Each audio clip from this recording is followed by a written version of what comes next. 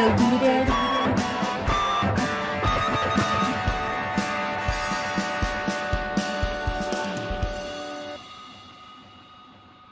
His horrible, horrible, horrible penis.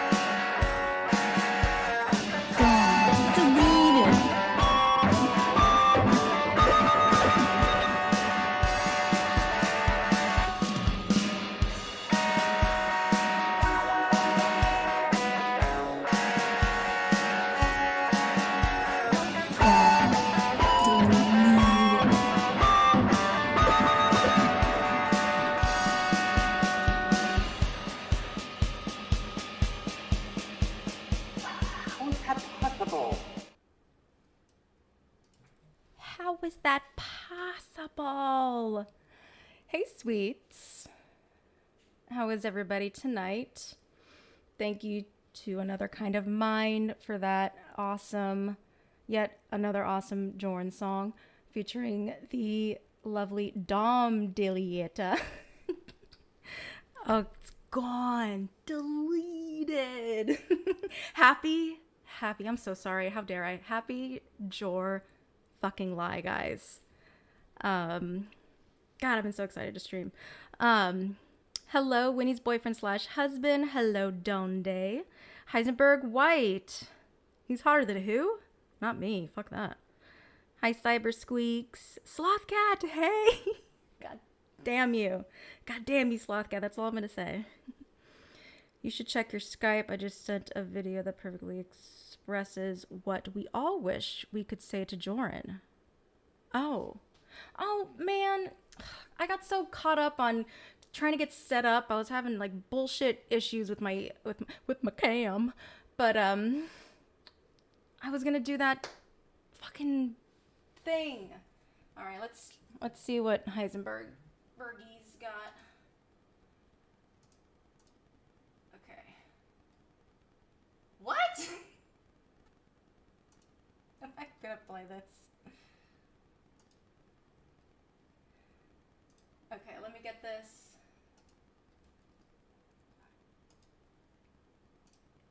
Yeah. What's stop. this, Heisenberg? How dare you ruin it for everybody else? Get out! No! No, you go. I'm not going anywhere, shithead. Get the fuck out of my neighborhood. Get out! Oh. You're no artist. You suck. You're a mediocre piece of shit. You can't even play. You suck. I've been playing 41 years. You suck. I'm a left-handed guitarist. You suck. No! No! No! You go. Get the fuck out! Get the fuck out!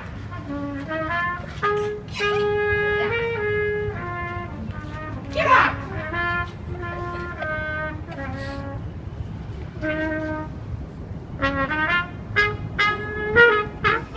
you!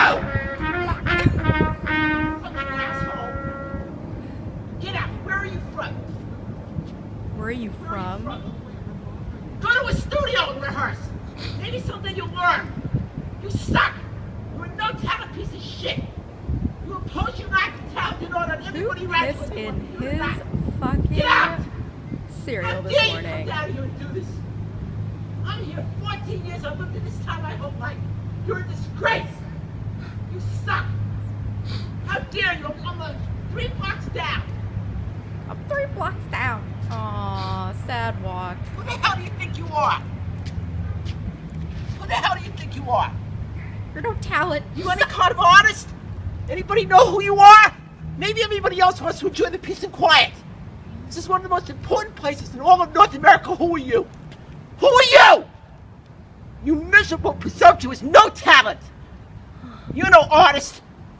An artist respects the silence. It serves as the foundation of creativity. Wow. You obviously don't have the talent. You don't have enough respect for yourself or other people, or what it is to express yourself. He's feeling himself In music right now. or any other form of creativity. And I'm an NYU film school graduate, sucker, and the School of Visual Arts, and the Academy of Art University in San Francisco. You suck. You're a no talent. If you really had talent, go practice and then get yourself a gig instead of ruining the end of the day for everybody down here. You disgrace. You're everything that's gone wrong in this world. You're a self-consumed, no talent, mediocre piece of shit. And I've earned my right to say it. I'm pretty sure Okay. he's around the corner now. I had 200,000 people with Bill Graham. In 1975, I walked Bob Dylan up on stage. Who the fuck are you? I knew the Grateful Dead from 1966. Who the fuck are you? You nothing. You nothing. Wait, Donde. That's the same composer of I Dream of Jeannie with the light brown hair? Like, this is the person? This is the composer. Hi, Shins Koala. Buongiorno, paisan. Mwah. You spicy meatball, you.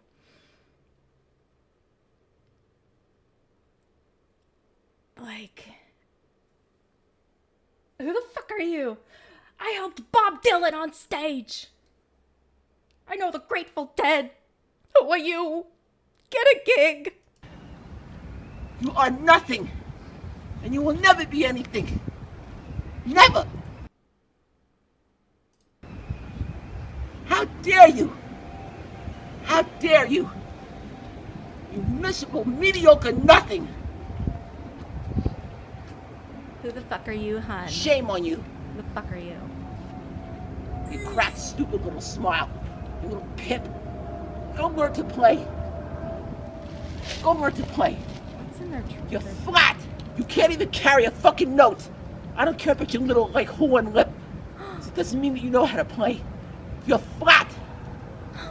I'm trained classically. I'm trained contemporaneously. All And right, you enough. suck. Go away. Leave me alone. No! No. No! You're flat. Nuggies. Oh shit. Not Tam Tam.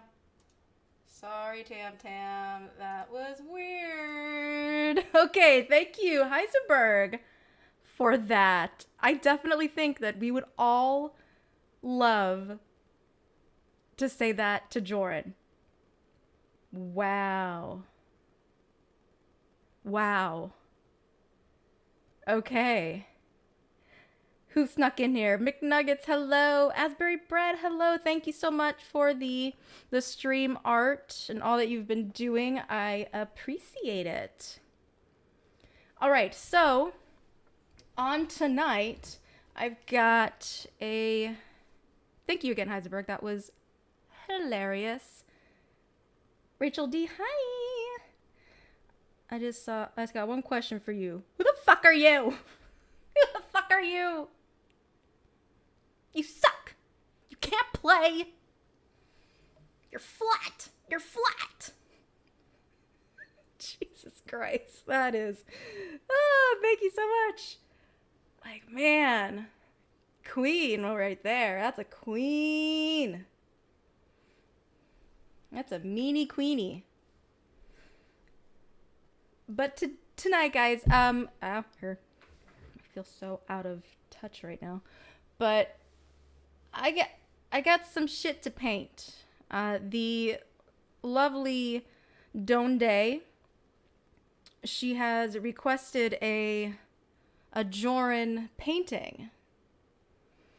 And do I just have talk chat on? Am I like that much of an asshole? Yeah, I'm that asshole. Anyway. What do you call this painting? Shit, I didn't think of a title yet. I think we'll cross that bridge once we start seeing some color on it.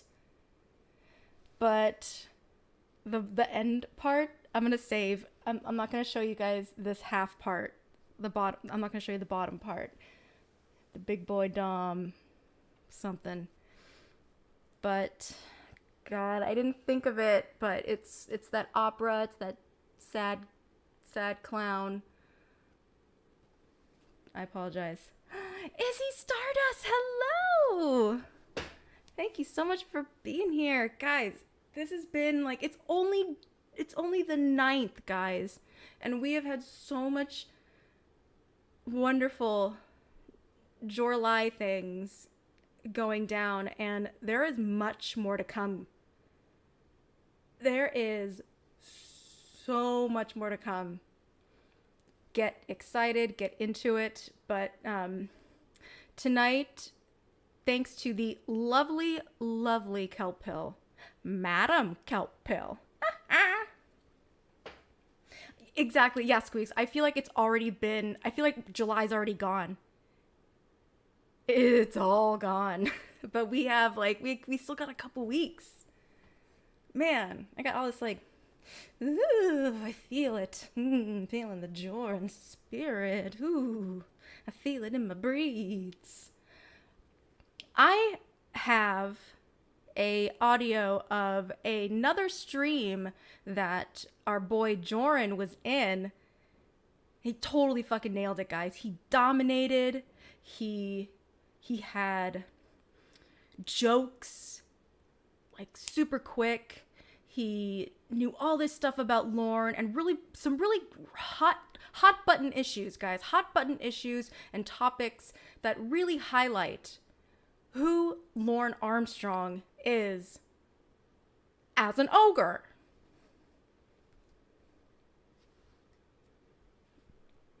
Ooh, I sound like Joe. Cross your fingers that I can finalize my divorce during July. Hey, well, cheap date. Sean McClure, hello.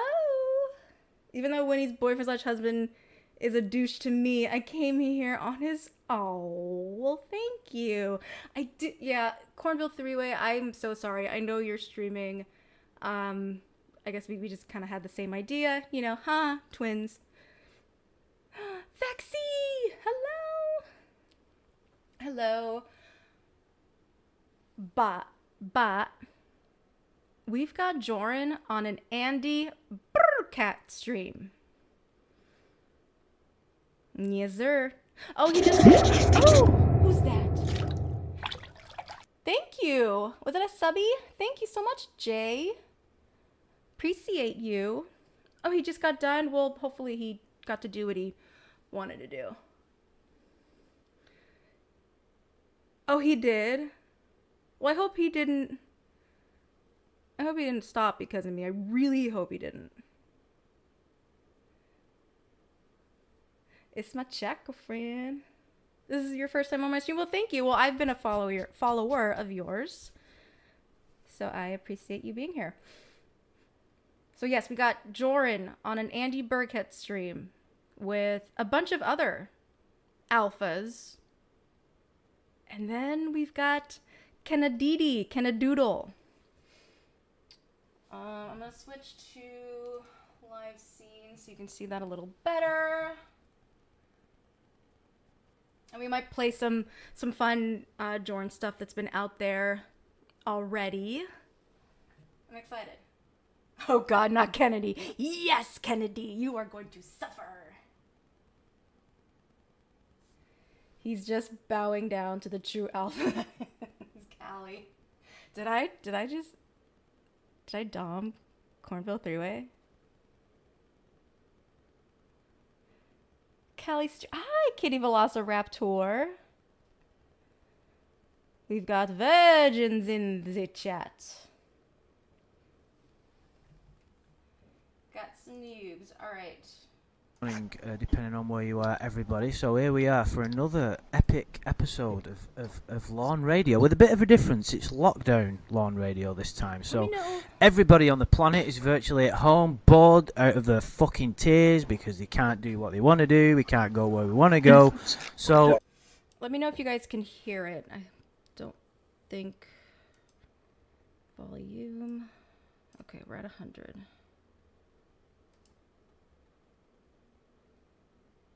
if there's any cure for this obsessive fucking morbidness that seems to be overtaking the planet at the minute, let's have a laugh at our favourite sex offender. That's what seems to keep the world turning, and I've got some people with me. I've got my usual group of friends here. I have Mr. Shins Koala and Tiffany Lockhart here. Who is also Italian. Hello, guys. Hello. Hello, Cookie Whoopie Pie. Hi. Vex is very alpha. He's alpha, very alpha. Well, very well said, Andrew, by the way. Get there. Now, it may get a little bit crowded here. We've got quite a number of other people here as well. People that you will know from the community. So we've got... Oh, have fun painting your wall, Vexy. Thanks for hanging out. I would call this painting, but Dr. Horstink. I'm Pachi. I can't say that word. I'm horrible. I'm bad at opera. I'm looking that up so I can say it properly. Because I don't want to be stupid.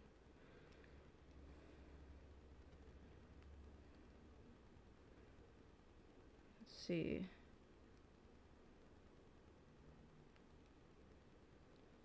I'm stupid. Let's see.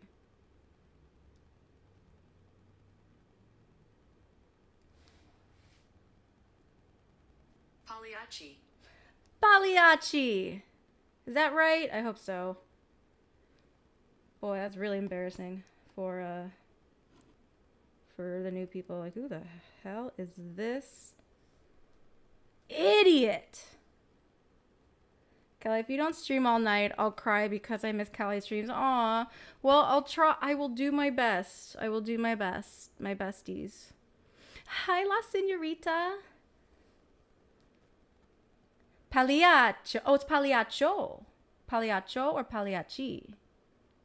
Wait, now I have to say the joke. Heisenberg. I'd like to call this painting, but Dr. Horstink, I'm Pagliacci. So, Italian. First of all, I'll go in the order that they appear on my Skype. So we've got Wes Most, who appears in the chats quite a lot, and we've known for quite a bit. Hello, Wes. Hello, everyone. And how's it going, dude? Pagliaccio. I mean, as good as it can. It's going pretty well. Good. Well, thanks. Thanks for reaching out to me, because I put my Skype details on the advertisement for the stream. So I asked the same predictable question to everybody who comes on the streams who we've not spoke to before. So would you just like to explain how you got into this fucking? Yes, Cyber Squeaks. A stream with Wes and Jorrun in the same, not in the same room. Jorrun wishes. My God, his mouth would be moist right now. Ah, there's Wes. Speaking of Wes, hey, what's up, dude? It is on. Yeah, Jorrun is on with all the greats, and he thought that he could stand. You're gonna hear all the people that are in here. He thought that he could stand in this den of alphas and Kennedy, and hold up his own. Hold up on his own. Chi is for the Pagliacci, and Cho is for Pagliaccio. Okay. Bizarre community that you can't tell any of your friends and family about, and explain how you stumbled across my fucking stupid videos. So I'm kind of interested, really. Hi, Jason Spears. Cookie Woopa. How could you be ashamed of not pronouncing things correctly when listening to Jorrun abuse the English language? Yeah, I guess I kind of feel a little better about myself. Hello, Michael Mendoza. You did get here just in time, Wes. Oh, yeah, so I've always been into TCAP since it first came on, and I used to have it on a jump drive, and I would just always watch it, like every month or so I would watch it, and people I worked with would say, why are you watching that show again? And, I just really enjoyed seeing these guys get busted. And I never watched YouTube, really, and a couple years ago, I just, on a whim, decided to look it up. And then I was just kind of amazed at this whole community. And so at first I just started off watching. Who heard that, Jordan? I heard it. The TCAP episodes, and I thought all the other stuff was really weird and stupid. And I had no interest in Lorne or any of it. And then I just started watching those things. And I said, but I'm never going to listen to the Holy Lornography, the base shaman, 32 chapter or whatever. There was no way I was going to do that. And then within like 2 weeks, I was falling asleep listening to the shaman Holy Lornography. So that's when I knew I was one of those weirdos. And I reached out to Baked Salmon because I wanted to do some work with him. I didn't have a channel at the time, and that was basically it. Well, you're in good company with the rest of us weirdos, dude. Yeah, no, I appreciate it. Thank you. No, and then, that's why I found your channel as well. Sorry about that. Oh, yeah, you got to shout out to it's the great to cheers for coming on, man. Right? It's just good it's really good to get hear people we've not heard from before and get other people's perspectives. Yeah, he can't help himself, but also mute your shit if you've got a tickle or make it a word or a blow. I don't know. Wes was like, this guy needs to shut off. I wonder which origin story he's gonna go with, guys. Is he gonna go with? I'm pretty sure Andy's gonna be in there just so he can, a little bit. But let's see. Let's say he talks about Mr. Gigi. Let's put that in there. On it because we all, it's like I said, we all have this bizarre fascination with this guy and this kind of Danknet, maybe. This TV program that was on fucking 13, 14 years ago. But it's not something that we can really explain to our friends and stuff, is it? And they just look at you like you're fucking insane. I've been talking to girls and not got laid because I've mentioned my YouTube channel. You know what I mean? That's dedication right there. Of course. You gotta wait till afterwards. Jorrun just had to say something. You just had to say something because he was talking about dating and never change. Never change.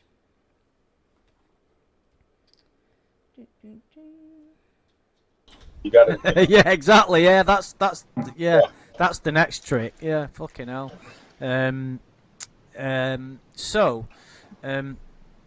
Cheers for coming on, dude. So next on my Skype list, I think this is just in order of who's joined. Jorrun Comedy, dude. Thanks for joining us. Oh my. Andy's like, I am not saying Jorrun's name for any reason. I'm not saying his name next for any other reason, just because in the order of who appeared in the little chat group. How dare he? My pleasure. I wanted to be here since the beginning. Yeah, I know we've been speaking about it for a while. So, same question I put to Wes can I put to you? When did you get involved in this? Here we go, guys. In this little escapade. Tuck in. Sure. Well, I'm absolutely the baby of any group. It's been 8 months, 9 months. I first discovered it. I'll give you the quicker version. I discovered a channel called Frederick Knudsen down the rabbit hole. From there, he got me into Chris Chan. Chris Chan led me to the Jorrun Comedy dude. Yeah. This is some dude. I don't know. He's been up in my DMs, just begging to be on my stream. So I was like, all right.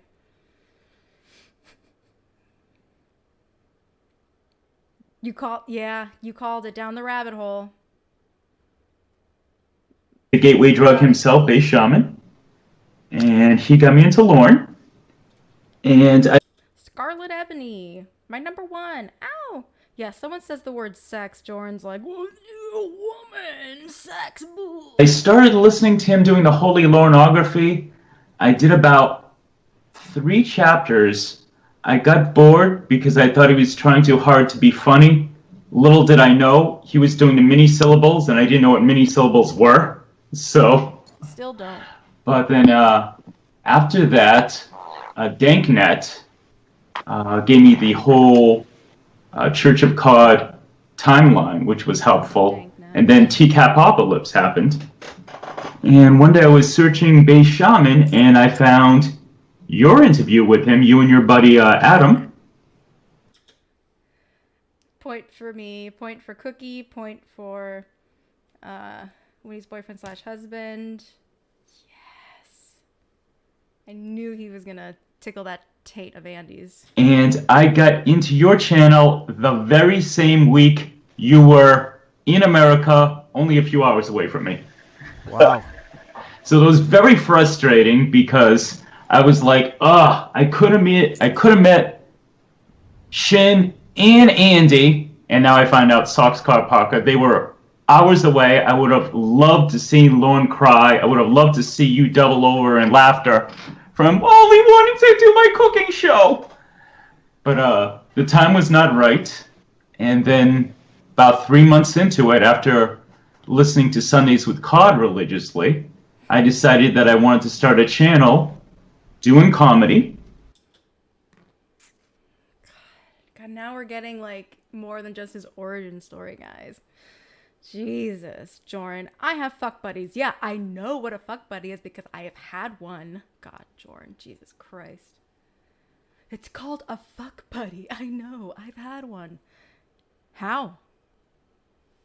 Shit, I don't have that set up. Anyway, I don't have one of those fancy schmancy dashboards like everybody. Or soundboards, whatever. So good. Oh my God. The dashboards. God, you guys, it's so good. This is so embarrassing. Jorrun, please. This is embarrassing enough. The first idea I had, actually, Andy, was the idea for you. The teaching your children one I did. But I had reached out to Klava first, and he was super encouraging. And from there, January... Keep throwing Klava under the goddamn bus. Jesus Christ. It's all his fault. It's all his fault.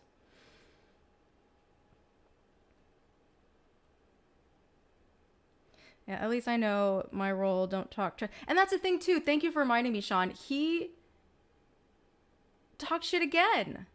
Like, I couldn't get through the whatever. Like, he always has to throw shade. Like, wherever there's light.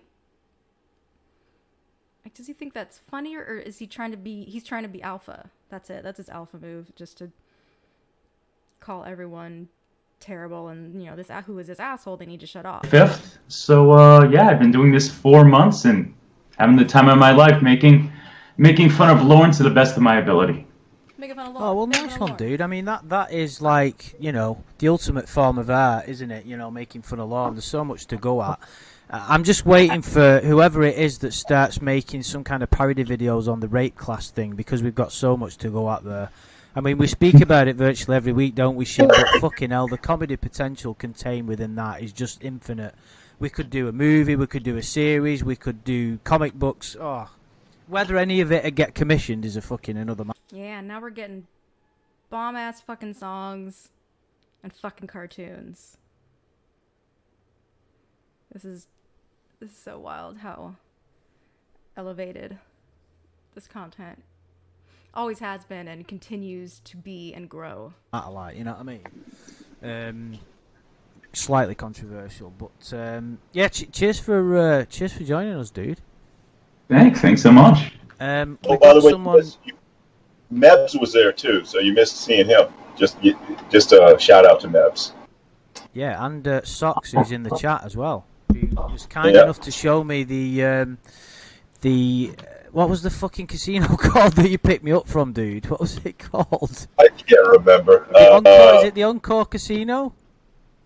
Yeah, that's what it was. Yeah, the Encore Casino in Boston. He kind of got me a cheap room there, and we stayed in probably the most luxurious pad I've ever fucking seen in my entire life. Really was amazing. Such a great place. I know I keep harping on about it, but it was just an amazing experience to see Boston and drive up to Maine. It was a great few days. So next, a guy who doesn't need any introductions, but I'm going to introduce him anyway. And it's the first time. When was it? It's Mr. Clobberized himself. How you doing, dude? What's going on, Andrew? Thank you for having me, man. Oh, you don't need to thank me, dude. I should be thanking you. But we don't really. Our sort of streams don't really coincide very much. You always start when I'm going to sleep, so we don't really talk. Yeah, I know. Because of the crazy time zones and whatnot. Yeah. But I remember you. Hello, Cornville Foreskin. Hope you're having a good night as well. I have a friend with benefits who touches my knee then leaves. But it's a sexy knee. Clobber. Right when I first started making videos, you was about in the community. I remember. I just remember your comments appearing quite a lot. I don't think I did live streams back then. But No, I don't think anybody really did. No, that's right. Because when did the live stream thing start? When was it? As far as Ooh, wait, Donde. Clobber and Jorrun both made their Andy debuts at the same time. Is that what Andy said? Because I swear I feel like he's been on... I've listened to a stream where it was just him, Clobber, and somebody else. But I'm usually wrong. My dad is in Maine again, and he sent me a picture of a whoopie pie at a market. He has no idea why. It's funny. A whoopie pie and a cookie whoopie pie. And we have cookie whoopie pie right fucking here. All we need is another rhythm divine. Recap live streams, Shaman and Ember started Whoopie pie and cookie whoopie pie. doing those in like maybe 2017, probably. Yeah, I think didn't Nathaniel do them as well? He used to do. I don't remember. I think he used to do drunk. I know he was a bit of an arsehole, but he used to do drunk sort of streams, didn't he? Well, I don't know if they were TCAP live streams. I know he did his day trader shit. And That's he right. Yeah. He did the poker live streams. Yeah, poker and Lorne, but it had nothing to do with Lorne. Right. But cheers for joining us, dude. Anyway. Yeah, my pleasure, man. Thank you. I've heard a whisper. Someone told me about all the what is you have basically it's you that's put it all together, dude. Well, it's not you know you're the one that kind of has managed to do all the streams that's gathered all the money for Betty, I believe. Did you want to just tell everybody what the total is and what's happened with the Betty situation? Because it's just fantastic. Yeah, we just eclipsed. Well, we're right at 23,000. So, yeah. Well, I mean, we really never thought that we would have been happy with 5,000. You know what I mean? But all these amazing people in this community have really like. Hi, Honest. Hope you are well. Did Jorrun just say Heisenberg? I don't know if that. Well, I heard that. It didn't sound like Jorrun to me, but I could have missed it. It's. I don't even have the words to describe how much I love the people in this community. To be honest with you, man, like, this surpasses any of our wildest dreams for real. Aww. It's fantastic, isn't it? Like, I mean. It's a strange situation, really, because people know my thoughts on the trolling and all, you know, the catfishing and all. That's nothing we need to get into at this point, because, you know, we've just got some fun today. But all of that, is, you know, a huge part of it is accumulated with Betty getting loads of money back. So it's kind of, I'm a bit of a kind of conflict with that, because, of course, you know, she's been through hell with what Lorne did to her, like, and, you know, her husband passing away, and for her to have some kind of a, you know, some kind of a comfortable period of her life because of all this, it's kind of a remarkable situation, really, isn't it? Yeah, I think the one thing we can all agree on, though, is, you know, whether you support the trolling, whether you have a problem with it or not, I think we all share the same opinion on Betty. And, you know, if this is getting her back to health, I think that's something that we all want. Yeah, and it's exactly, it's something that, you know, we've all, we can't, luckily, Lorne's never, you know, Kayla wasn't real. Unfortunately, Betty did get scammed, but some of that money is getting back to her at this period in her life. So it's something that we're able to sort of mop up a little bit after Lorne, the whole community, and of course, you doing your streams, and people enjoy listening to the call so much, and they enjoy listening to your commentary on it, and everybody gets involved, and that's why I do these things every so often, to get to talk to people that we've not heard from before. And I think it's just part of the sort of the sort of community aspect of it all. There's so many different little communities out there on YouTube, but this is kind of a little niche that we all share together, isn't it? Yeah, and there is one thing I do want to make sure that people are clear on, that this fundraiser does not absolve or excuse Lorne's debt. We are not paying down. Lorne still owes, 29, or I think they settled at 20,000. Of course, and it's important 19,000 for. Yeah. We're not doing this to bail Lorne out. We're doing this to help Betty. So, as far as we're all concerned, Lorne still owes that money. But he may as well not do, because we all know he's never going to pay it. No, of course not. But Am I clear? But of course it's good that it's important that you said that, because what we don't want to happen, I don't think it'll happen, but it'd be important that Lorne doesn't get to hear about this, because if he did, not that he'd pay it anyway, but Yes, Shins, this is Lockdown Lorne Radio Live with Jorrun, Kennady, yourself, Westmost, of course, Andy. I think I got everybody. Clobber. It'd give him some kind of he'd be able to buzz off it in his own head and say, oh, well, I don't have to pay that money now.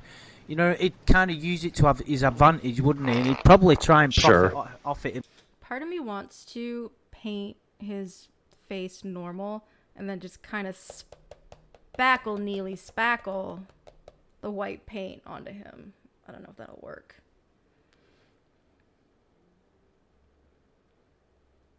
I'm pretty positive Kennady is on. I'm surprised that we haven't heard her voice yet, but I think I heard a ting, and she might have just joined in. But I'm pretty positive she was in this.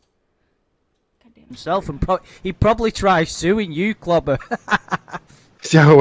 Yeah, Scarlett. Early 2020, back when I didn't know genie fetishes were a thing. Good times. Yep. God damn it, we still have stupid fireworks going off right now. Are you serious? He's talked about it. Yeah, exactly. I know, right? When he's boyfriend / husband, I she hasn't talked yet. I haven't heard or the hey guys. Yeah, he's gonna come after me. He's more about my fictional T-shirts store. That's what he really wants to take down. Because you don't like fucking Derek. He does not like Derek. Oh, it's so funny.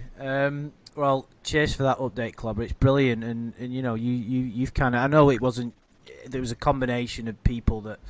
Lots of people. Yeah, exactly. But you're doing the streams every week. Getting people involved and getting people paying it. Your contribution can't be underestimated. So, I'm sure everybody appreciates that anyway. But well done to you, dude.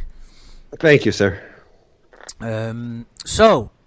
Somebody else who's been very active in the community over the last few months from the streams that we've done, Amanda James herself. Now, I want to ask you, Amanda James, I think, is responsible is the catalyst for Lorne's catfishing behaviour. Why did you decide to do that to such an innocent person? Fucking disgraceful. He was just such an easy target, and I had to get the Dale Earnhardt merch.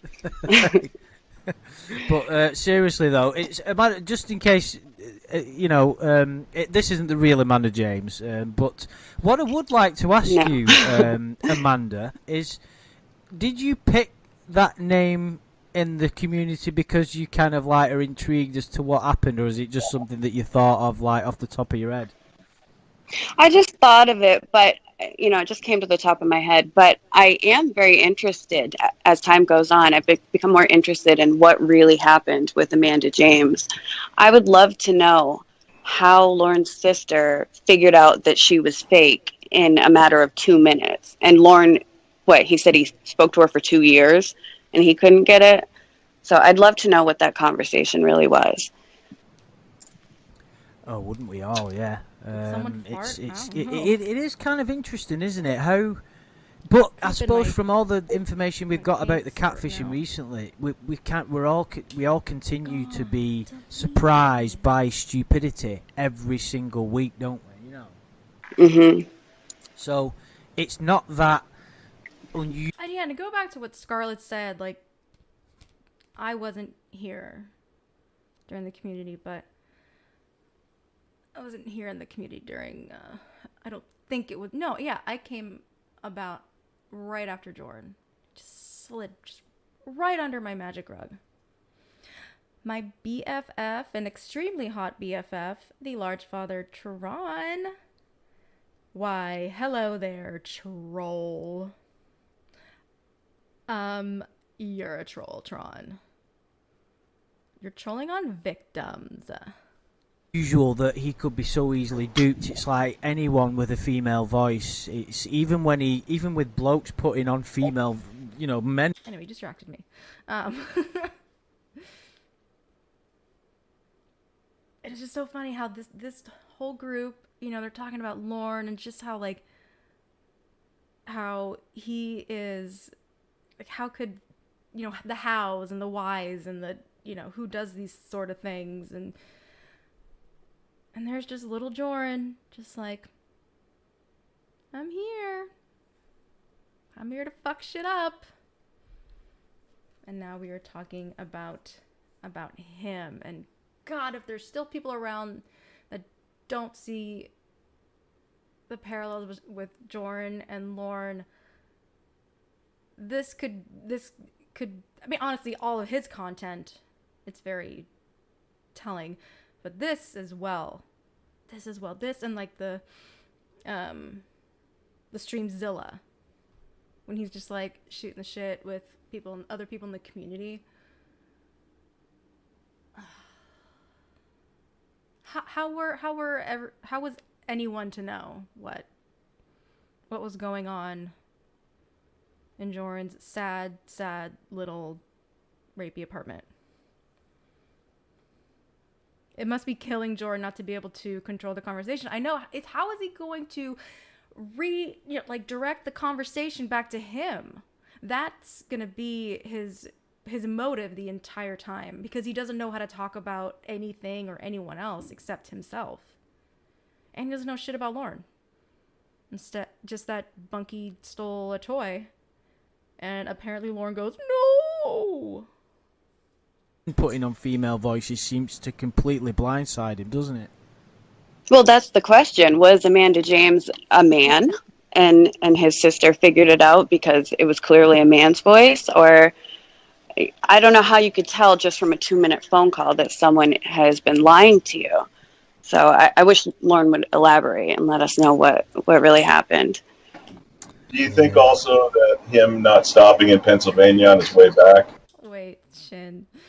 Andrew scheduled this stream as a call-in show in order to avoid having Jorrun on the whole time. Okay, interesting. Thought people were just gonna come in, come out, turn yourself about, and introduce yourself. So maybe Kennedy Dijon comes in maybe a little later, since it's a call-in thing. So people are coming and go. I'm pretty sure. Oh, he kept bothering you guys to get on? Of course he did. Of course. And you guys are super nice. And you're just gonna, if he's... Honestly, I don't like that. That's just me. Just, unless it's like not a free-for-all, whatever. I think Mike Pence is the only person that I think it's fine to do, is to just randomly jump on a stream or like beg to be on the stream. I think Mike Pence is the only one that can get a pass on that for me. If you're just like, hey, put me on, it's like, go away. I don't know. Mike is kind of weird too, or part of that? Well, he didn't know where she lived, if I remember. I'm not sure if there's a train passing by right now. I don't know. I don't remember. I remember being at the grocery store when I was listening to this. I don't believe there are any issues with the sound, but I totally could be wrong. I think the last time I listened to this was like a year ago. Correctly. So he could stop in the state of Pennsylvania, but and that's true. At least Mike Pence is funny. Yes. He's not going to find her. Which is interesting that he doesn't have that information too. So, right.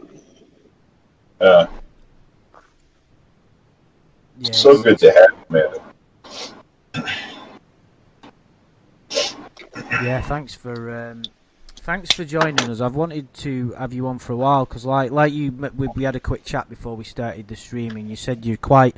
Did you describe yourself as being quite disagreeable? Shall we say? I can be. Yeah, I can argue sometimes when it's not really called for, but yeah, I like to look at all sides of. Oh no, Shins. It's my fault. I let Kennady in because those guys were intentionally they were ignoring her. You didn't know. Shins, you didn't know. It's fine. It's fine. Man. Situation or an argument. That's why sometimes being a bully pays off. Yeah. What about how did you get involved? Did you already ask that, Andrew? No.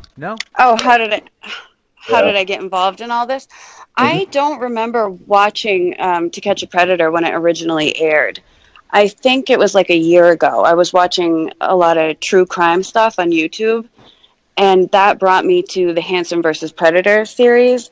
So I watched all of those, and I loved them, and then moved on to TCAP and loved those too. And once I had gone through all of the stings, I started watching analysis videos, and I probably saw some of yours, Andrew. And I know some of the first ones I saw were Isaiah TCAPs. And the only reason I even was interested in Lorne was somewhere I heard that he was from Maine. And I wanted to know what part of Maine, is he near me and my friends and family? So I searched Lorne Armstrong on YouTube, and I found a Ramona call. It was the kelp pill call, and I had no context. I thought Ramona must be his real girlfriend. I had no idea there was any catfishing going on. I remember listening and being like, this woman sounds kind of normal. Why is she involved with this guy? And then I listened more and learned it was this whole catfishing thing, and I've been hooked ever since. It's kind of a unique situation. This is what... when it first started with the Ramona situation, with none of us well, I'm sure there was a lot of people that did, but most of us didn't know exactly what was going on, so it was incredibly intriguing because I'd always fascinated about Lorne. Like, what always interested me the most was how did someone plight so much? How did someone stoop as low as him? You see, all the predators stooped as low as can be, right? To turn up to the house and be humiliated like that, I can't imagine anything worse. But not only did that happen to Lorne, he made it like 20 times worse by breaking down in tears like a little girl. God, I bet Jorrun is so bored right now. No one's talking about him. By proposing to her, by, getting sort of put on the floor by the cops in such, like violent circumstances. His hat falls off. It's a total humiliation on every level. It's like, and I think he had the biggest chat log from the whole show. Yeah, it wasn't sleeping just on the floor too. Yeah. He wasn't just put on the floor; he was sleeping on the floor too. Yeah, exactly. It was. Shins. He's in his basement right now, putting a body in a deep freezer. We know. We hear you, Shins. We hear you. The chat log, the things that we knew from the chat log. The things, like you said, things like sleeping on the floor, doing the karaoke, all the pathetic aspects of his life, he opened up everything. So we got a full detail about everything that had gone on. And he was kind of an interesting character at the same time, so that intrigued me. So when he was getting catfished, I'm like, oh my God, we're getting to know... Turn myself up a bit. Yeah. Let's see here. Okay. I turned up the gain a little bit. It could be because I'm moving around and painting, so I need to make sure that I'm actually like saying something. I'm up to the mic, and I could be kind of talking quiet. I don't know. Sorry. Oh, shut up! Stop! Ban. About to be banned. What if some people call you Slash? Perish. Goodbye. Hello, goodbye. All right.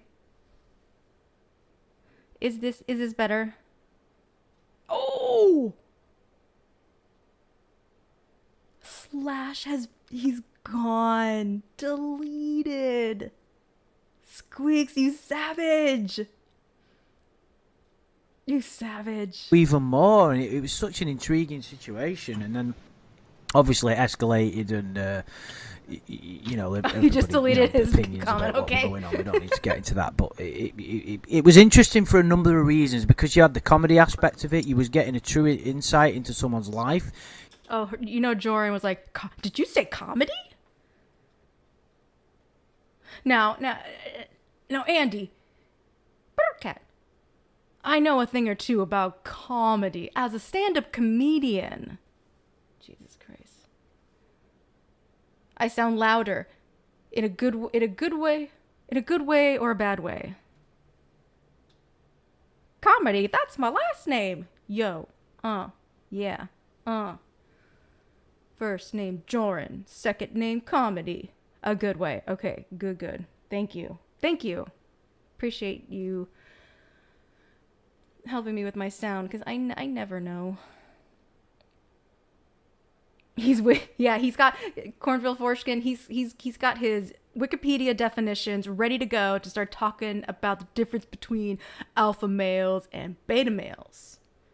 And Lorne is a beta. Well, no, he's an ogre. I bet. Okay. That was weird. Okay. I bet that Jorrun is going to talk about alphas and betas. He's going to talk about calling Lorne an ogre. I don't know if he came up with that concept yet. He really likes to act like he was the one that first called fucking Lorne an ogre. I'm sure it's not. It's not. Yeah, I think he really, like, I don't think he actually talks that much, so really these are just kind of little gems we're going to hear, but this is, it's a fun topic. We've got Lorne conversation going as well. But I think he is way too scared to talk, because I know for a fact, I mean, this is a spoiler, he's going to do his little, excuse me, can I say something? That's what an alpha does, guys. You sit back and you politely ask, may I say something? Excuse me. Excuse me. Excuse me. God. You was like dictating someone's life, and then there was obviously, there was questions about whether it was the right thing to do or not. That got brought up, and everybody had an opinion, and there was like an ethics debate. It was a very, very interesting situation, I thought. Really, kind of an unprecedented situation as well, to have a group of people that were brought together to then be dictating how this guy's life was going. Do you know what I mean? And it was all being broadcast live on YouTube. What a strange situation. Mm-hmm. And funny. You know what I mean? Definitely. And that's why we're kind of here, really. So to try. Well, part of it he was an extremely was It's 4 o'clock. See, Shin has no problem just being like, just going in. Like, it's really hard to talk, especially if you're in like in a call with different people, like with sound, it's skipping. Like, it's hard to get it. You kind of have to like. It's like playing like jump rope when you got to find the right time to step in. And Shin has it down. And everyone else does, except for Diesel and Jorrun. Eager participants. I mean, he basically had his life online or with the catfish. Well, what's up with your mic? I don't think there's a problem with your mic, Shins. I think because you're in the basement, chopping off a body, wrapping it up, and putting it in a deep freezer. I think that's it. Because the sound in garages or basements, it's hard for the sound. I think that's what it is. I think you forgot. Hello, clobbering DD. We are listening to the stream that you were in with Andy, Tiffany, Amanda, Wes, Shins, Jorrun, and Kennady. So, I mean, and he was so willing to open up about things and really reveal a lot of things about himself we didn't know. A lot of stuff that Tiffany found, a lot of stuff, all the stuff that a lot of us are interested in about his life. Yeah. Ooh, nice. Some grapes. Grapes in the chat for Clobber and Vexy. But he was more than a willing participant, and that helps. So, and it's not a situation where somebody's calling him and harassing him and he's saying, please leave me alone. It's totally different. No, he totally wants to participate. He's so lonely and desperate that he'll hang on for dear life. If he thinks there's a vagina at the end of the tunnel, he will just hang in there. And ooh, and we got tickle pea shivers. Hi. Do whatever these girls want him to do, whatever they want him to say, whatever they want him to divulge, he'll do it. Oh, of course, yeah. Yeah. That's why Tiffany was able to get out of him what she did with regard to the I am a predator calls that Tiffany was involved with. I fucking love them so much because there's no. Of course, there's the whole catfishing thing and the ruse that brought him to that. But that was just, let's try and get into this guy. Let's see if we can figure it out, and let's see if we can make this guy. Oh my goodness! And Kelpil's here. Hi. I'm sorry. Thank you again for having this available. I was looking for it and it was gone. Deleted. Guy see some sense of reality because everybody's got the different opinion on how Lorne should be treated and his lack of responsibility. But there's a part, I think, in every one of us, regardless of how you feel about him, and that's, I want this guy to see himself for how he really is and to see the truth. We all want him at some point to realise, to cut through the shit. And I think Tiffany tried as good as anybody and still didn't get anywhere. No, she didn't. He just said what she wanted to hear or what he thought she wanted to hear. My favorite Tiffany call, and I go back to the Tiffany calls a lot. I really like listening to her tell him what a piece of shit he is. My favorite call is titled Pedophile. And I agree. It's like, yeah, it's 90% Tiffany telling him what a monster he is and what a horrible person he is and how he could have damaged this child and how he could have damaged, every aspect of her life. And it's 10% Lorne making excuses for why he's a scumbag. Or saying, I know. Yeah. Well, he says, I know I said stupid shit in that call. That's one of the lines that really frustrates me that he said. Nobody hates him because he said stupid things. People hate him because he said horrible, damaging things that could, destroy a kid. Yeah. And also the fact that he was exposing himself too. Jorrun, he tried. He tried to step in there, but he was just half a step out of beat. He missed his little window. Stupid move. A good thing that Jorrun's here because he's really carrying this stream. I don't know what Andy's doing. He has no idea what he's doing.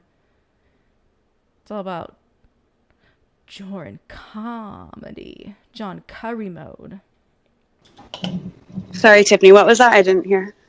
No, I was just saying that he was also exposing himself and masturbating at the same time. Right, of course, all of it. Asking her to touch herself, telling her to keep these secrets from her parents and get a lock on her door and all of it. Well, and I don't think the Debbie calls, like you're talking about the MySpace calls, those are not that's not a catfish. At that point, the Debbie character never gave Lorne any illusions that there would be any kind of relationship. Yes. In fact, quite the opposite. Said that there is no way. Jorrun has no idea what Clobber's talking about. Yeah. He's just agreeing because it's Clobber. In hell, I'm going to be ever dating you. So Yeah, Clobber, I agree. He thought, you know what? I wonder if he wrote a script, all the fun little quips he was going to say, and, make it fun of Lorne. And he didn't get to use none of them. None. Because he was too scared. Crime Watch Bailey. Hey guys, non-sexual hugs to you. I think there's a distinction between. That was his motivation. Yeah, I mean, despite what his motivate, well, of course it's Lorne. He's talking to a female. He's always motivated by his dick. That's not. I just think that there's an important distinction between the Casey / Winnie / Ramona calls and the Debbie calls. Oh yeah. Why did Jorrun laugh at that? Well, because you mentioned, dick, dink. And Jordan's just kind of like, wait, what? The guys are not? I'm all about this peen right in here, baby.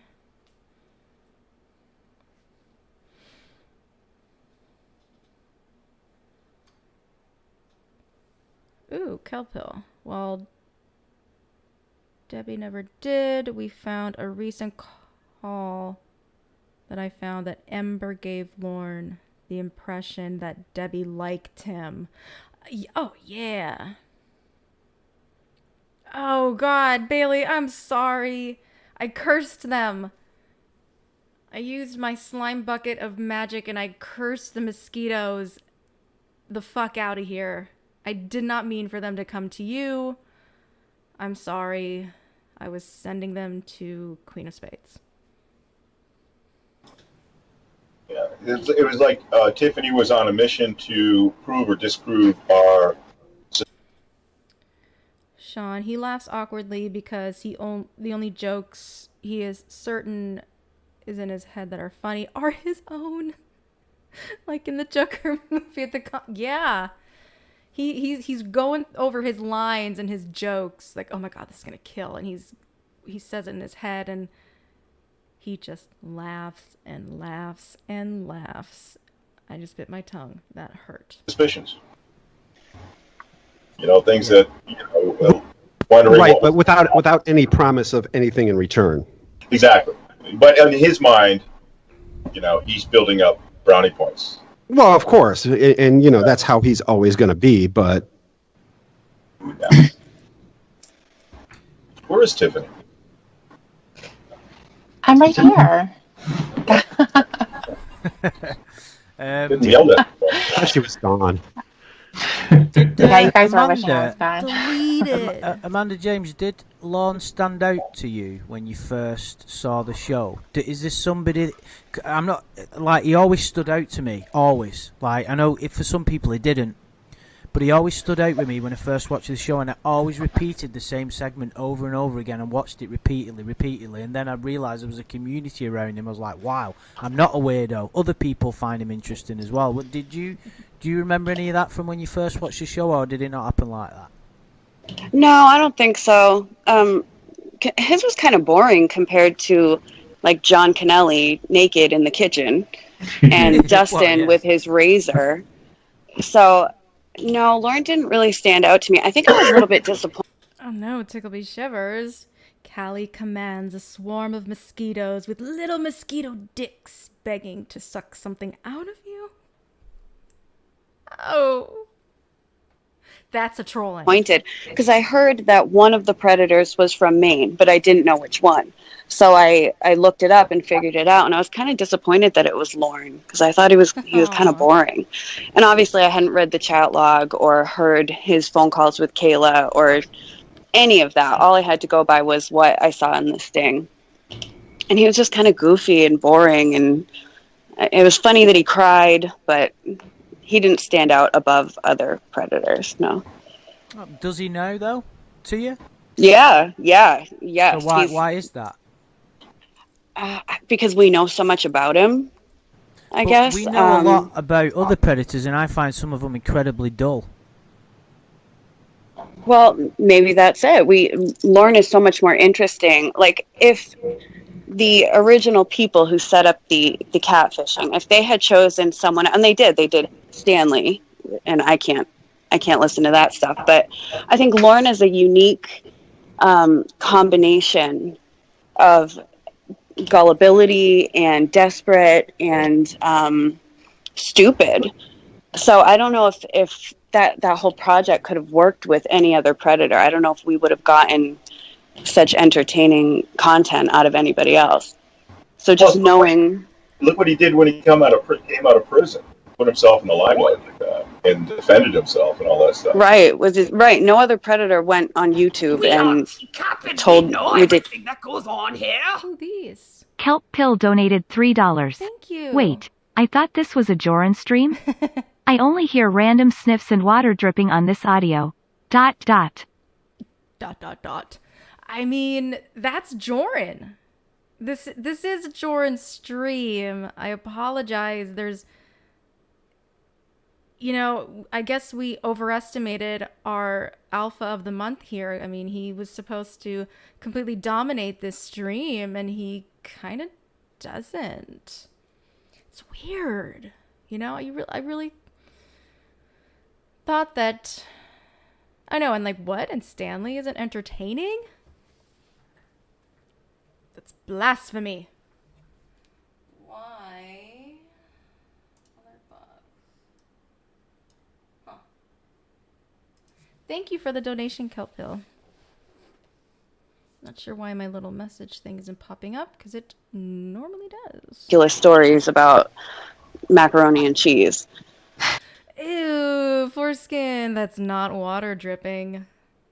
When it came out, it went drip, drip, drip. I didn't know she had that G.I. Joe Kung Fu grip. That was definitely a highlight. There he is. Something that we don't really talk about that often. There's so many golden nuggets in this story, and that's what I wanted to sort of go into, really. I mean, you know, what I've been having conversations with Shin and Tiffany and that, and we were trying to see. That's the whole purpose of this stream, right? Because it's all been done before, but it never seems to get old. It's very strange, but. What the fuck is it that makes this guy so amusing? Why is this disgusting, despicable man so funny?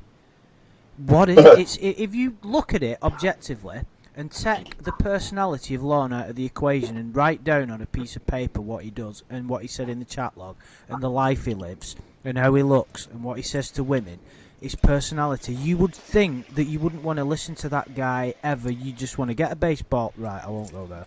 But you know what I mean? You want to do him harm. Why? Why is this guy so funny? What the fuck is it? Anybody? He's a fucking weirdo. That's what makes it hard to explain to other people, like people in your real life who are like, what are you listening to? What are you talking about? You try to explain to them exactly what's going on with Lorne and why it's interesting, and they're like, you're weird. That's gross. Why are you watching that? That's unhealthy. I really thought that Kennady was in this, man. I swear. She must pop in. Can't wait. I know you guys can't wait. Healthy to But this is a Jorrun stream, so let's hope Jorrun talks more. think about that and listen to that. It's really hard to pinpoint what it is that makes him so fascinating. But I mean, isn't it kind of like the Truman Show, but if everyone hated Truman? Because he's just like this straight man character in his own play and he's so blissfully unaware, but he just plays the role perfectly, and you set it up almost like an improv scene where Okay, thanks, Jen. You accidentally let her in later. Perfect. Yeah, I bet Kennedy's gonna take over, and Jorrun just stays quiet. We will get a couple. Excuse, Mother, may I? Daddy, may I? You don't have the actual script written, but you know at the end you want him crying or screaming. We are So you just set up different we know scenarios. everything that goes on here. Slurping Stanley donated $1. Ooh. Anyone who can't listen to Stanley has a weak bloodline, and they should be eradicated for the good of humanity. Slurps aggressively asterisk. I agree. Slurpin Stanley, thank you. I will say that I definitely listened to a good amount of Kelp's Stanley Orama stream. That was the most Stanley I've ever heard, and I actually got to understand Stanley a little bit better. And what I've really come to really understand is he's fucking disgusting. That's not news. We know this, but holy shit, is he a piece of shit. That's all I gotta say. And then he'll just take you down that path. Yeah. I think also the strength of his delusion makes him really funny. Delusions, rather. Yeah, that's one of my favorite. You know, I mean, Lorne. here's the thing about it. And the other thing that makes it funny is everything he does is designed to portray an image that's going to be attractive to women. So everything he does, even in his own mind, his best person he can be, he's being. And like there's, this is what women want. They love men who love their mothers, men who love dogs. We know It's just everything that goes on here. Shin donated $10. Aww. I can't listen to Stanley. I'll see my way out. Aw, don't leave. We're not talking Stanley here. Thank you. Appreciate you. But no, we're not talking Stanley. Not on tonight. that, and it's almost like watching an animal video where you don't have that, is this fake, is this set up, or now it's real. And it took us to go to court for me to finally get it in my head that this is not just a reality show, this is real. That to me is the amazing part. And he does it to his detriment. Everything he does has a punishment to it. He goes to prison. Hello, Joey's teacup. Stanley, no. No, I meant, I know, Shins. You're good, I got you. Oh, God, son, are you getting ready to pop? Come on. A real prison. Can I jump in here, Andy? There we go. There's Jorrun. Excuse me, can I jump in here, Andy? What does he say? Let's see. Of course. Sorry? Oh, I just asked if I could jump in here. Oh, of course. Okay. With me, it's the combination of the huge ego, plus the delusion, plus the lack of any kind of ability. And when we get back to the famous question that everyone likes to debate, whether or not he's a virgin, it really is the fact that he doesn't have any charm, he's not smart, he's not talented, he looks like an ogre, but at the... He said it! He said ogre! Ooh, score! He said it, holy shit. I know, and he's totally talking about himself. Does he not see this? Can he not hear out of his ugly, misshapen fucking ears that he's talking about himself? Huge ego, a virgin. Always gotta hustle in that fucking ogre shit. And it's like, that's not even like the most creative thing you can like really call Lorne. And he even gives like, I don't know, what the fuck does he say about like, when he, in his director's commentary, he was just like, well, the thing about ogres is, they're big, they're scary. I think he even called them smart. I don't know. It's a bit of a blur with all the Jorrun stuff that just runs through my mind 24/7. But stop trying to shoehorn this fucking ogre shit. They eat children. The way Jorrun says children, it's almost kind of telling to me because he can't say the word children without feeling something between him down there. So it's like children. Same time, he only goes after the best looking women. You know, he went after a woman who he thought was the living embodiment of a Barbie doll. He went after a young supermodel black genius. And he never, quote unquote, A young supermodel black genius. Like, okay. Always got to make sure.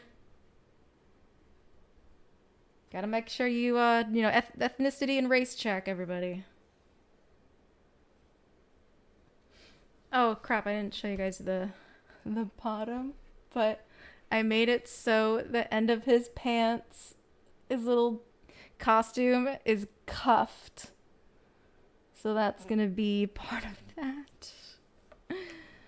Little cuffed jean, little guy with his little legs. slums, nor would he. And that, plus the fact that he probably smells bad, is why he's going to remain a virgin. You're definitely. I think he sees him. Oh, firmly. Oh, by the way, one other thing. For months now, I've been joking that I would never do a stream with Amanda James, and the reason for that is because. Exactly. You know what? You do have a point. Black geniuses do have the best black people barbecue. That is true. It's cuffing season. Time to cuff those jorts. Gotta cuff those jorts. Keep going, Jorrun. Don't stop talking. Any stream I do with Amanda James realistically will be her saying something and me going, yes, I agree, for 2 hours. Wait, what? Hold on. We are just such on the same wavelength. In his own mind, his best ability. Okay. And when we get back to the famous question that everyone likes to debate whether or not he's a virgin, it really is the fact that he doesn't have any charm, he's not smart, he's not talented, he looks like an ogre, but at the same time, he only goes after the best looking women. You know, he went after a woman who he thought was the living embodiment of a Barbie doll. He went after a young supermodel black genius. And he never, quote unquote, slums, nor would he. And that, plus the fact that he probably smells bad, is why he's going to remain a virgin. You're definitely. I think he sees him. Oh, firmly. Oh, by the way, one other thing. For months now, I've been joking that I would never do a stream with Amanda James. And the reason for that is because any stream I do with Amanda James realistically will be her saying something and me going, yes, I agree, for 2 hours. We are just such on the same wavelength that she says something, I'm like, yeah, that's exactly. Okay, so you and Amanda James are you guys are same braining all the time that you would have nothing to say? Come on, Jorrun. He's no charm, not smart, not talented, looks like an ogre. You were in Andy's channel once with Kennady. What was it like?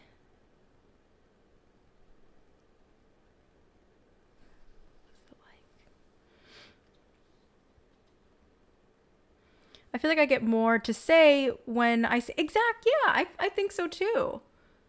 If you guys are like on the same wavelength, the conversation should flow. It should flow a little bit. He'd at least ask her to go in depth about her ancestry. You know what? She does kind of share a little bit. I'm sure this was before Jorrun started streaming on cam because he would have said something about, well, also me and Amanda James are not only under the same, we think the same, we're same braining all the time, not only because we're both intelligent, but we're both Portuguese. You know, he would, if he knew that, then he would have definitely put that in there somewhere. Hello, Omega. Is he hitting on her? Shins? I'm pretty positive that he is. Pretty sure. Hello, Anthony R. This flow is too slow. Now I'll go fast. How I feel. It's just talking. I don't see. It's a question. That's a good impression. Thank you.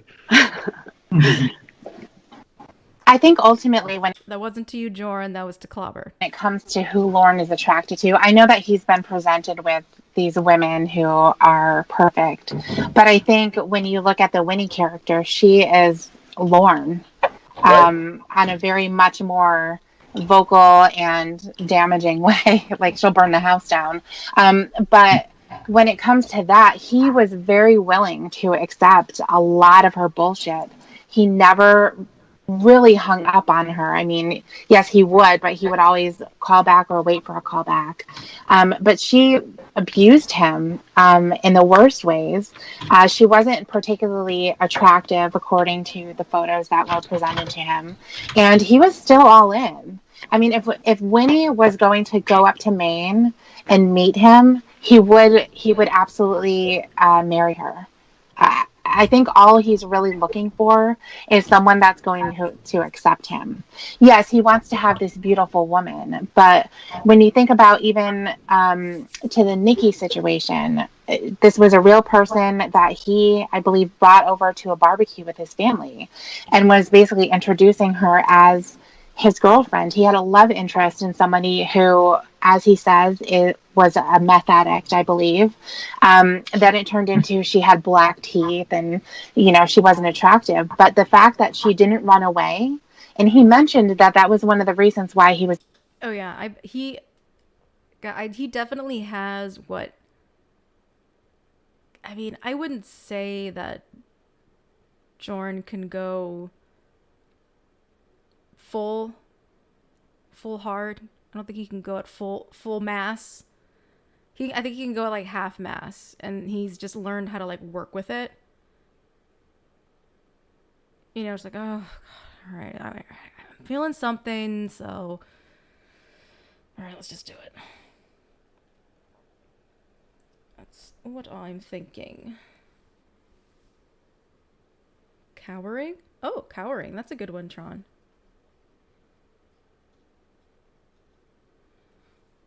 This might have been Foreskin when I think Jorrun and Tiffany just bonded so much that they just became like honorary siblings.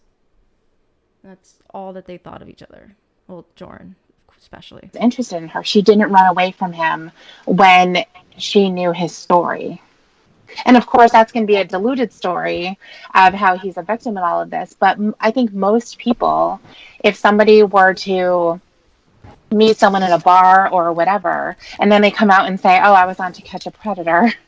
I was talking to who I thought was a 13-year-old girl. Well, I mean, immediately that conversation is going to end, I think, for most people. But you're going to have someone who is going to be willing to accept that, and that's all that Lorne is looking for. I think they have to disclose. Was Jorrun hacking a hairball, or was he moving his desk? Which one is it? That before they have a personal relationship. Not that they want to catch predator, but they were on the RSO. I think there might be. Bailey, you don't have to be full mass to coom in defense of Team Real Coom. If you're going to be Team Fake Coom, that's fine. If you want to live in Delusion Island, that's fine.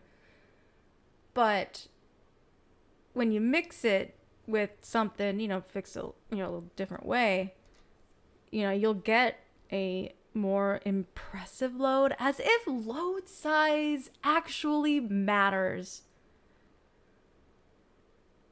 Honestly, like the less the better. Okay, here we go.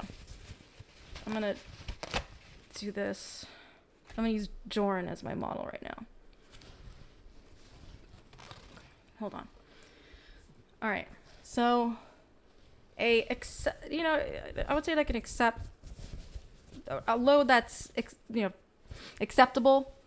All you would need to do is just a little bit of this. Dab, dab. Dab, dab. And that's it. That's it.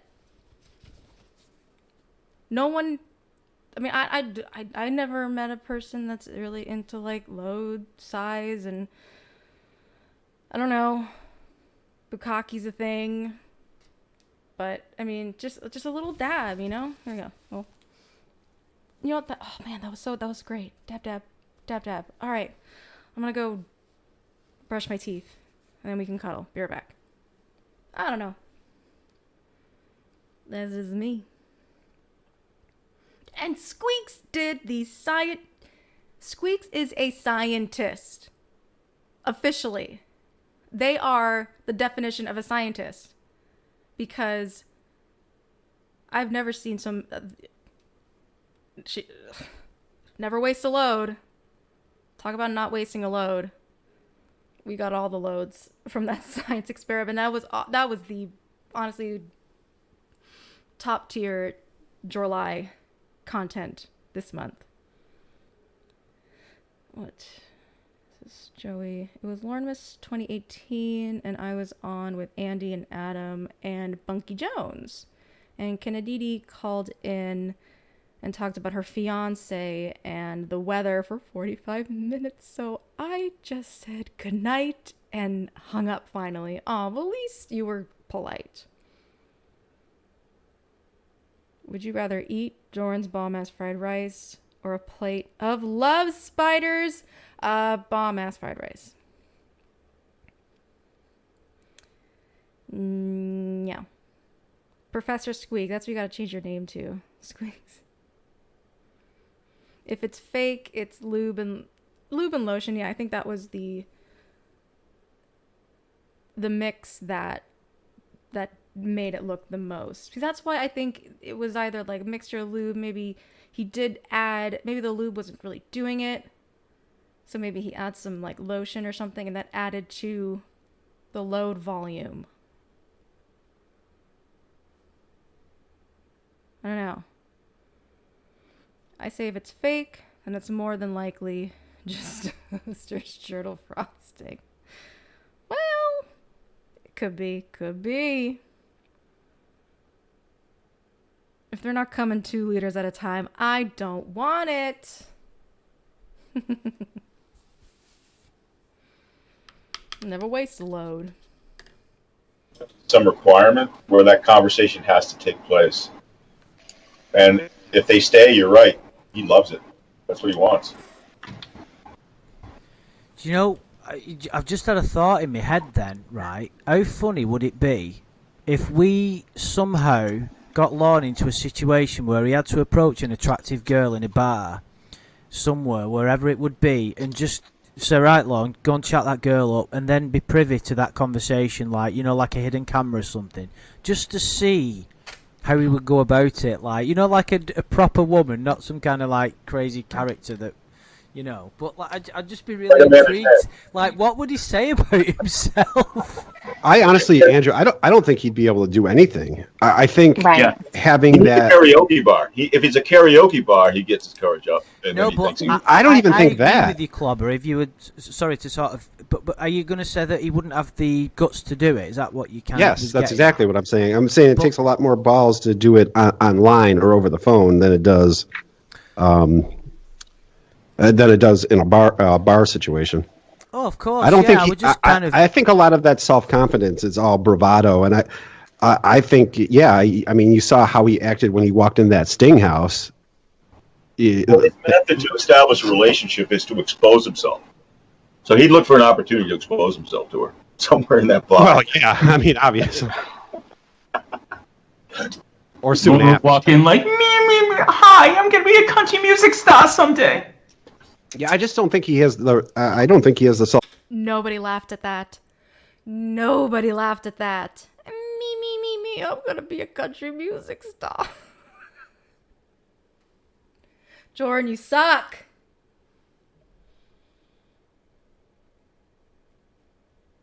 My God. Dear Christ. Cringe. Exactly. That was... you Shins. That was such a good impersonation. He took a knee. He took a knee for that because it was so funny. Jesus Christ. You got June bugs eating your garden. Those cock fucks.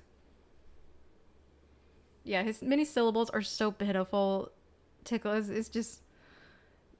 We've all said it. It's Beaker from the Muppets. That's what it is. Self-confidence to actually approach somebody in a bar. Well, no, it's like you said. Look at how he was in the Sting house. He went from being very dominant in those phone calls with Kayla to completely submissive to Casey, who Yes. made him sit almost like a dog, and he's just sitting there waiting for her. She was supposed to be ready to go, have all her stuff ready to go, come outside when he got there, and he came right in the house, sat down. She's sitting on the edge of a chair, and he's asking her if she's nervous while he was, probably shaking. Right, and she was supposed to be a sure thing. Yeah, you're right. He thought he was gonna have everyone, Vex, in like stitches with that one. I'm gonna be a country. Come on, Jorrun. You do the same bullshit and say, I can't do a good Jorrun. I can't do it. Sometimes if I'm in the moment, maybe. Like, hey, this is Jorrun Comedy. Hey there, lady. I got a guitar. Show me your breets. Half Beaker, half Fozzie the Bear. Oh yeah, you helped set him up for that joke, Shin. So you guys might be really good, like, like little wingmen for each other. God, I would love to see Shin and Jorrun at a bar together. I don't know why. Just imagining them at a bar. Jorrun would be silent the entire time. I don't know if that would work to your advantage, Shins, or to your detriment. I have no idea. I have a question, though. What do you think would have happened if Chris didn't come in so early? It looked like he was starting to get a little more, his feet under him a little bit. See, I was asking for the kiss. No, I think asking for the kiss was the extent. That's him, bringing up everything that he has and asking her for that kiss just to get over his own nervousness because she was kind of standoffish with him. People think that he recognized immediately that she was a different person. I don't think he recognized any of that. But he did recognize that everything that he had talked about, this sexual fantasy, none of it was coming true yet. None of that stuff was happening. She wasn't wearing the skirt she was supposed to be wearing. And he needed something to, let's just bring it back to what it was. Can I at least have a kiss? And if she wouldn't have given him that kiss and she was still sitting there, I think he would have just had more awkward conversation until Chris came out. The only thing that was missing from that is Chris should have had a fucking birthday cake. I mean, I think that was good call. I have a question. What do you think Lorne's next line would have been after he said, you can have a seat, and she said, I like to sit on the edge of chairs, and he said, do you? What do you think his next line would have been? You can sit on the edge of this chair. I think it would have been just right by him. Right by everybody. more awkward small talk. Like, what's going on? Damn. No one reacted to that. Damn, tough crowd. You guys are a tough crowd. How is that not funny, guys?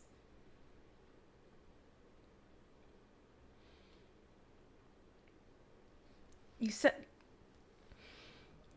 Shins, you're giving him pearls, baby. You're giving him pearls. I mean, if you didn't set any of these up, he would have just been quiet the whole time. So you're very good at helping others along the way that want to join in on the conversation. Very, very, very good, Shins. On the whole time. Sticking with that theory, yeah. But is there a chance that he would have done with Jorrun? Ooh, Wes. This was when I told Heisenberg if he had him on the 24-hour stream, I wasn't doing it.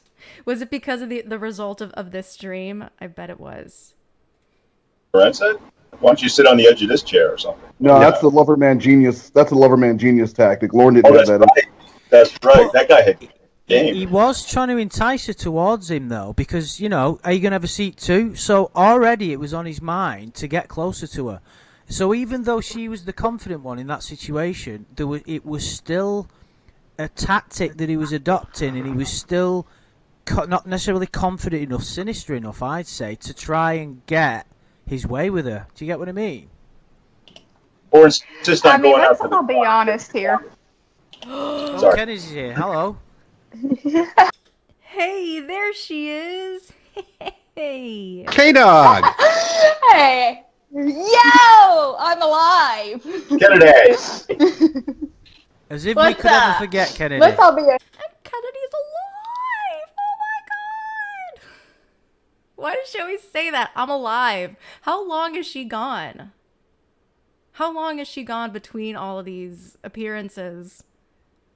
Don't worry, guys. I'm not dead. Jesus Christ.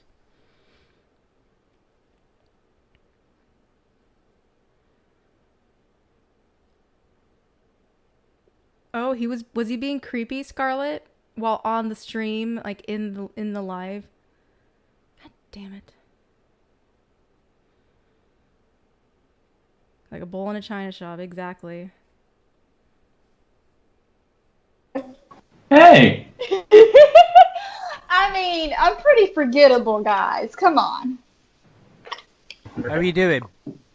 Oh, I'm very pregnant. Congratulations! That's how I'm doing. This is the first live stream I've been on since we found out, and but let's all be honest, Lorne probably would have just like started getting pissed if she wouldn't have sat down in the chair. And You know what? I stand corrected. Her audio is terrible. Andy is not happy. Ooh, I heard that. Oh, I heard that in his voice. Kennedy's alive! She's small and from the South, y'all. Scarlet, he wanted to know how, oh God, how kinky I was. My God. I'd have been like, I kinked my hair. Oh, something stupid, just not to give him the fucking satisfaction. God damn it. During the 24-hour stream. God, I remember watching that. I don't think I watched. Did I watch that? I don't think I watched that live because I was after. I think someone was like saying Jorrun's name, but you can't see him because his channel was gone, deleted. Yeah, I mean, when's the Jason Blaha conversation gonna happen? Fuck Lorne. I have no idea who Jason Blaha is. I want to learn more. like demanded her over to him because Lorne has a fucking hairline temper, and that's the person he is. Yeah, a lot of people, comments have said that. He was starting to get maybe impatient. But I think Clobber might be right. He's okay with the long game. Yeah, Not that long of a game. Oh boy. Oops, Go sorry, ahead, Tiffany, what were you having? Tiffany. Were you just about to agree with me? Please. I was, and I really, I feel nauseous right now. But I do agree that it would have been a lot of just awkward small talk. I think he did recognize that. Oh no, someone said small. Shit. Kennedy's gonna say something about her being small. Minuscule. That this was not the person he was talking to. She looks absolutely nothing like the photos. And he was analyzing those photos. He was able to distinguish that one of them had a little gap between her teeth, and he was wondering why those were different. But he was okay with the fact that they were not the same, even though she denied it. So I think that the only thing that saved it was the fact that she was outside waving him in. I think if she was just standing outside, he wouldn't have pulled in. He wouldn't have gotten out of the truck.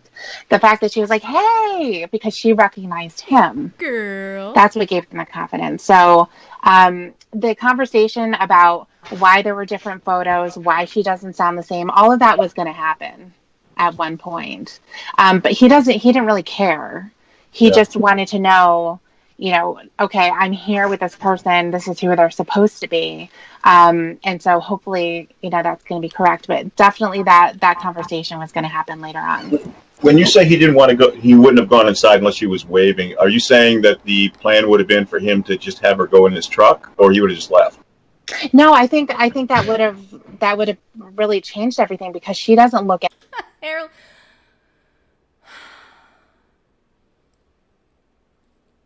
A hairline temper. That must have been a South thing, guys. I think you're right.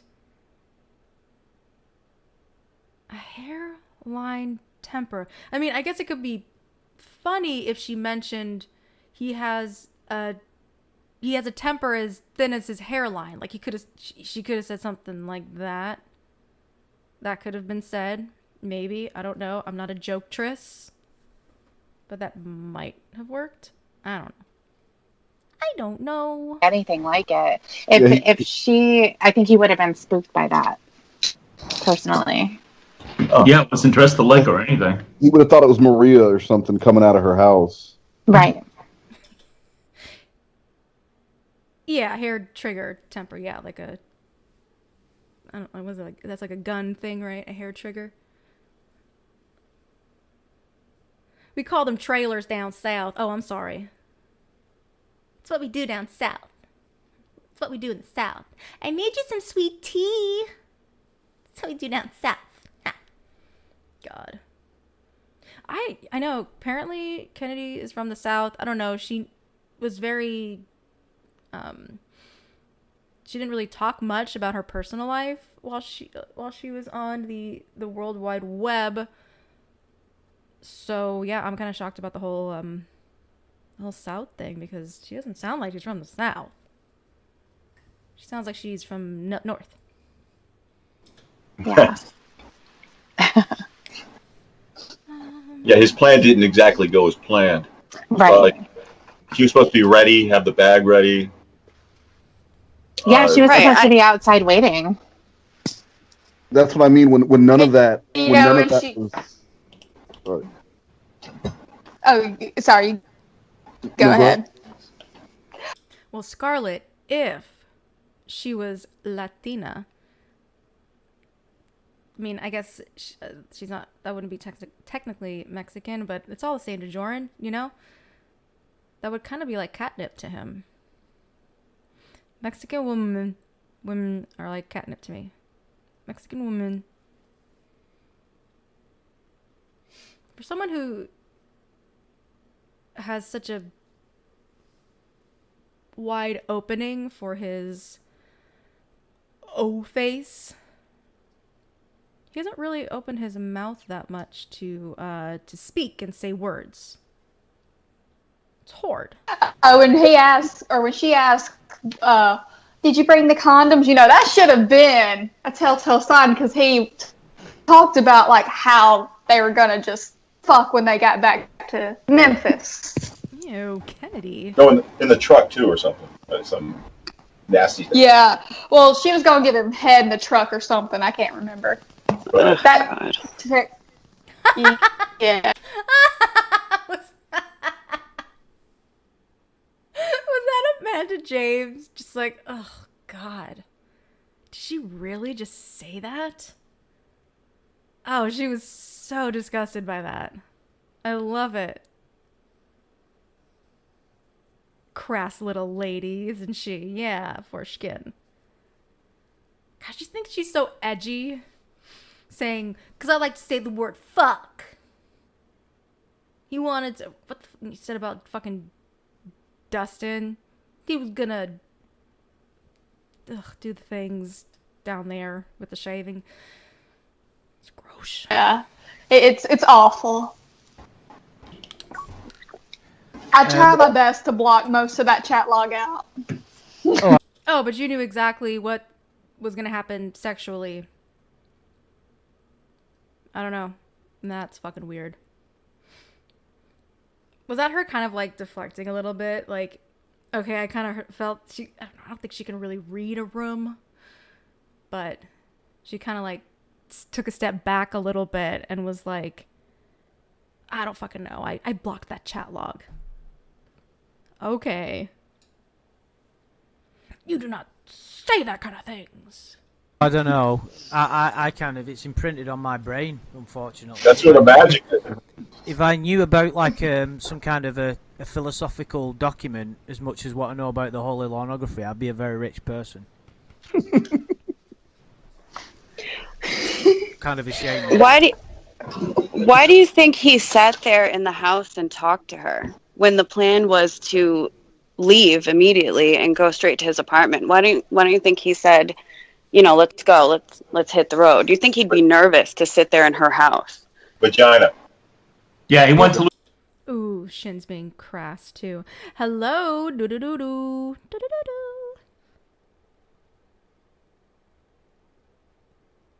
Oh yeah, I'll be putting in a little more color to this. From the images that I saw about I'll alpha it up a little bit. You know, I mean, I'll help Jorrun out a bit, and I'll spruce him up a little bit, make him a little more alpha. But I don't know. I gotta see what I'm gonna do with the background. I kind of have an idea, but I'm not sure. Yeet. Right. Yeah. But he never seemed nervous at any point. Like when Casey said, when they interviewed her, and he said, you know, he came in very proud, very excited. There was no hint of like any kind of fear. There was nothing. He was was so there? nervous. He was so nervous. He was nervous. Yeah, I don't think he was afraid. I'm sorry. Well, I'm just saying, like, you meet some girl that you've been talking to for 30 days, right? Like every day. And then you go to her house, and she like walks ahead of you, and you just follow her in. There was, you know, like he didn't try and go in for a hug on his own or anything. He was very nervous. Nothing was the way it was supposed to be. Like I see nothing but nervousness in that guy, even from his questioning. That's right, Wes. They were supposed to hug first or something. They were supposed to immediately embrace. Yeah, there was nothing. It was very cold, and so. No, I think he was, even with his doya, the way he said it, like everything, he wanted her to sit down so they would be on the same level. You know, like that's why kings were on thrones, so that they were sitting above you. Mm-hmm. So when he's sitting in that chair, it's by design so that when Chris Hampton comes out. Agreeing with Wes, like, yes. I do know about kings and queens.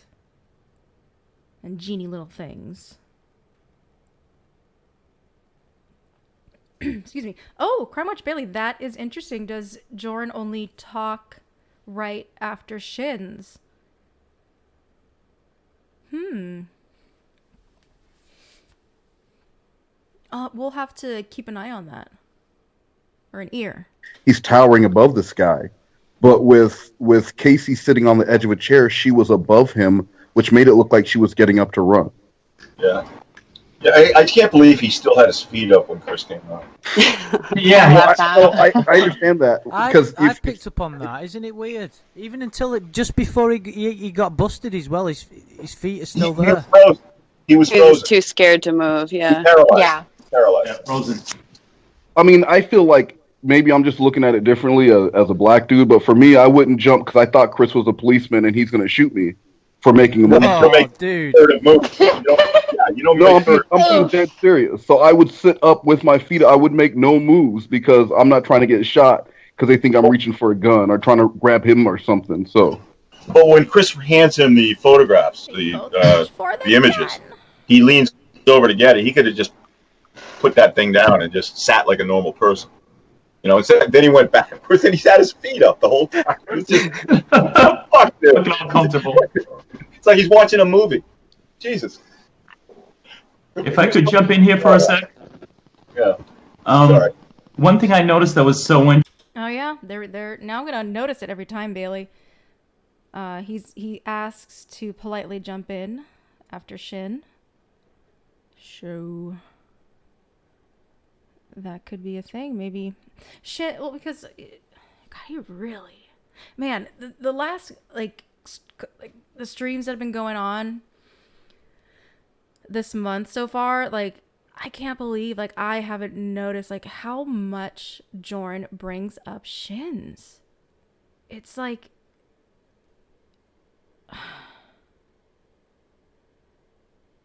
he did do that in Streamzilla, Clobber. Oh yeah, he did. Excuse me. May I jump in here for a little bit, please? May please? But we were thinking, oh, that he was in love with Wes, but I think he really had some strong feelings for Shins. Like very deep. It's sweet. Or maybe he thought that he and Shins were like on the same level, like alpha wise. That could be it too. I don't know. What's up, boo? What's up, Doc? Everyone say hi to Jirok. The word is. Hi. Hi. Hi.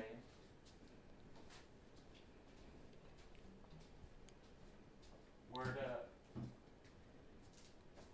You word up. That means what's up, fool? Okay, foo. Good new. Maybe lose my train of thought. But yeah, he had like strong feelings for Shins. First name can't even say Jirok. I keep wanting to say Jorrun. Last name Kennady. No. Not really. I always have another fucking guy there with you. Is he in there near you? Cheating on me with other fucking guys. He knew you. He knew you. Thank you. Enjoy. Everyone says hi. Hi, everyone. Can you do something for Squeaks, please? Thank you. I'm sure they heard that. Hi, Dr. Cassandra.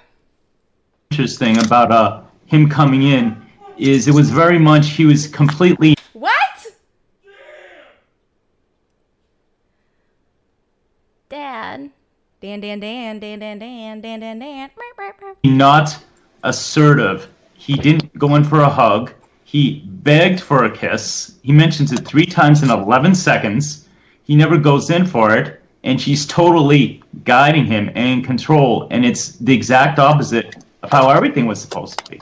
Between her appearance and her clothes, he was scared. He comes in looking confident, but he absolutely was not. He was pretty confident, or at least showed confidence in the first "Can I have a kiss" first. I haven't had a kiss first, and then after that, you see his confidence waning every time, and then it became a beg in the end. Yes, he had a whine in his voice. Can I have a kiss? I don't know if he was confident, Shin. He seemed a lot more like testing the waters, or like like being a flirty 12-year-old to me, as opposed to showing any kind of confidence. Shaking his head, kind of like trying to put on a facade. Let's put. Well, yeah, with that stupid look on his face. Kiss, yeah. Even talking like that. Clobber. Check yourself. Check yourself, girl. That was way too many syllables. Okay. Side note. What is it with lol cows and the clapping? We got Jorrun. We are definitely going to do a Lornography meetup. And then you got Kennedy. Hey, guys. You got Muse. I'm a published model. And then you got Queen of Stains. Check yourself, girl. Check yourself. What is it? What is it with that? God, anyone else? I think that's... It's the clapping. What is that? Help me understand. Yes, Wes, thank you for catching that. He said exactly what you did, but he kind of mixed it up a little bit so his brain and his mouth could say it better. But yeah, I hope you turn down your mini syllables there. It's how they keep you awake during their conversation. Oh, that is true. I like that. That's perfect. That's the answer right there, to keep us awake, because what they say is fucking boring. But he gives her Let's be honest, Club. We're both on the same level of Lorne was a virgin. Lorne has always been a virgin. And Lorne has the mentality of a 12-year-old. Me and you are on that team. We sure are, Kennedy. So. Oh, yeah. You guys are the same. Same Z's, Clobber. I ran a gang that did corner doo-wop singing. We did a lot of clapping. Well, that's the thing. Well, you guys were a cappella, right? I'm going to assume the doo-wop, the corner doo-wop, you guys were a cappella. I mean, sometimes you got to add a little snaps and little claps here and there just to kind of help keep up with the rhythm. But what they do, don't do that. You and Kennedy are so vibing. Did you guys like have a conversation after this and you completely encouraged her to start doing content?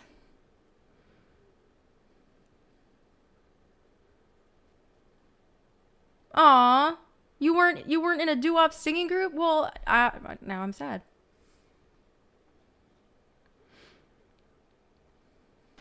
You know, for this girl to be built like Casey at the time was built like a brick house. Like, she was sick with like 3 C's and a K.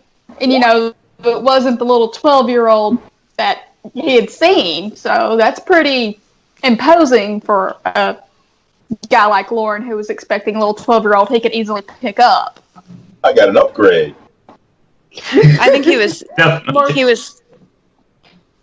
he was really thrown off by her confidence. He wanted a scared little girl that he could control and sort of run the show with. Definitely.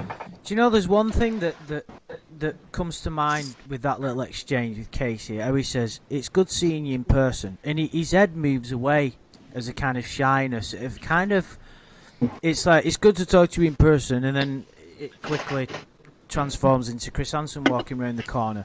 There's like a sentimental part of him there, because in his own twisted brain he's related to Kayla, but only because it's himself that he was talking to. That's the extent of Lorne's relationships. They don't extend beyond his own mind patterns. He can't form real relationships with people because he lacks that kind of ability. Hello, voice to voice. You are from the South? Is that what you do down south? Klaba said to Kennedy, "If you're thinking about doing content, just fucking do it." God, such motivation. To be good to people, really. It's all around him, but I think there was a little part of him that was kind of like, okay, here it is, glad that he was finally meeting this person that he'd spent a month talking to. Because don't forget, in Lorne's world, he'd opened up to Kayla like he'd probably never done before. Well, I mean, we don't know to what extent the other victims, shall we say, but he didn't love this person because there's nothing to love, but in his own twisted brain, I think he thought there was something was going to happen with her. You know what I mean? Oh, he totally did. He thought he'd got her where he wanted her, really, didn't he? Definitely. You know, he thought the fish had bit the hook, and then that was it. He got her exactly where he wanted, but there was just that little exchange where he went, "Oh, I like seeing you in person," and he moves his head away and can't look directly at her. Like, there's a little bit of a shyness, and I found that quite interesting. So I think he actually there wasn't much. that. Yeah, Sorry? there wasn't much eye contact in the very beginning when he's walking in, and he had a lot. He was able to shift his focus to that stupid little remote control thing that he was using. He kept staring at that and talking, looking up there, and then when she finally settled into the arm of the chair, that's when he started looking at her. I mean, he was sneaking peeks every now and then up to that point, but. You're right. When he talks, a lot of times he says something, then looks away. Says something, looks away. And that's definitely I need to shyness ask there. something. Okay, go ahead. Do y'all think, because he asked Casey why the seat's getting hot, do you think the entire time he was getting interviewed by Chris Hansen, his ass was on fire because he had the the heating part of the seat on? So, like, literally, his ass is probably, like, sweating the time that he gets up. I wondered that too, or not necessarily about the heat function, but I wondered if he was getting a massage through the whole talk with Chris. Yeah, he shut off the heat though. I thought when Right. the red button. Yeah, but the massage must have still been going. I didn't know if he... So either he was getting a nice hot ass massage, which he probably got a lot of in prison, or he was just getting an ass massage. Yeah, I like to think that he was getting a massage the entire time Chris was waking up through the calls. Isn't it amazing though? Like, you've got somebody who Lorne thought he was going to have the best time of his entire life. Everything that he fantasized for a month. Within an hour, he was inside a police station, like literally with a camera in his face. I like Wesley's birthday cake. I like that. That would have been great. In a split second, it went from his absolute best birthday ever to the worst day of his life. Exactly, Yeah. and then that was I was going to say that was the start of his downfall, but if I'm being... Kelp pill. Am I am not. This is Dome Day's request. Oh God, I'm gonna say it because I didn't say it. I forget when I fucking A.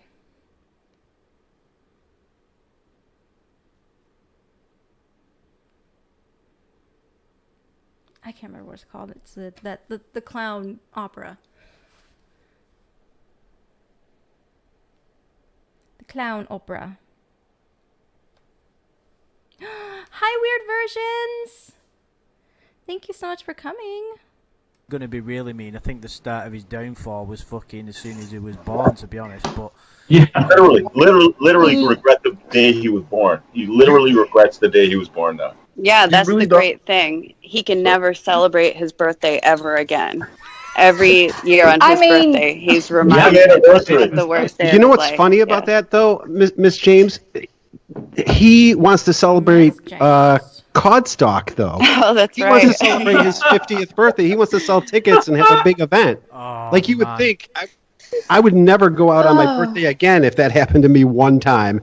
And Yeah, now he I wants changed my birthday. I would officially change it. Never think about that day ever. Thank you, Foreskin. Yes, Pagliacci. I think that's how you say it. Pagliacci.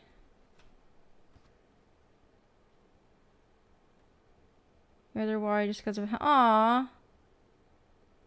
Aw, thanks, Don Damn. Well, this is all for you, girl, so I hope you're liking it. I couldn't decide if I wanted to do watercolor or the acrylic. And I decided on the acrylic just because I haven't really done it that much this year, and I kind of want to just keep up with it. Pagliacci. Ever again. That event sold out, by the way. Completely sold out. So. Could you imagine trying to go to Lorne's house with all the printers and shit in the front yard? The trailer of failure? All I know is I'm going to Clobberstock. That's where all the merch is. That's the place to be. That's the place to be. I have Clobstock merch. That was like the first, like, any type of TCAP, Lorne channel, like any like merch. That's the first thing that I bought. And of course it was the Lorne painting with happy little accidents. The Bob Ross. Hey, Club, and now that I have you on the line, can I ask you to bump me up to the main stage at Clubstock, please? Have I proven myself? Yeah, man. Yeah, man. You can get on the main stage, sure. Have I proven myself? Has he shown you guys his magnificent content at this time? Because I don't have like the actual, I just have a audio recording of this. Thank you again, Kelp Pill. So I can't remember exactly when this was streamed because it's gone, deleted. Oh, the most worst is here. Hello. Boy, did you take Miss Queen of Spades to task. Oh, so good. Yeah, all 4 people there will really enjoy it. So I would go to Clubstock. See, why is Wes ruining Clubstock? There'll be plenty of parking, and you guys will be able to social distance from 100 feet in between each other. No one's going to Clubstock. Everyone's going to Clubstock. What the fuck? Lorne's not even going to be allowed to go to... Okay, 2 guesses. Is that Kennedy or Jorrun making that fucking noise? Yeah, you really should have had Nuggies on there. That probably would have saved the stream and not make it so embarrassing. No, I can't even like joke about that. That was so fucking funny. She's a mom with CPTSD. Whatever the fuck it is.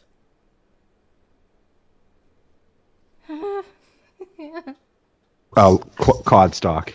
It's so Kennedy. I just, okay. we were talking about Lorne's, where he could point to his life falling apart, but do you really not think a lot of that started with the Betty situation? Because, Lorne talks a lot about his septic business with a lot of pride, and you have to think that whatever happened, he went from having some business that he says was successful to screwing Betty over to running away from Maine with almost nothing, sleeping on a floor, no TV, and he's a telemarketer. And I'm sure he was just the worst telemarketer.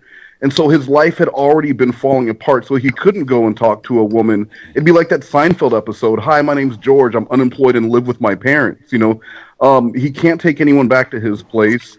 He's really has nothing going for him, so talking to... Okay, so I know Jorrun has a little more white in his beard, but I'm going to add a little more colors because then once it's dry, I'm going to splotch on the white makeup, face makeup. So it looks like he's in character.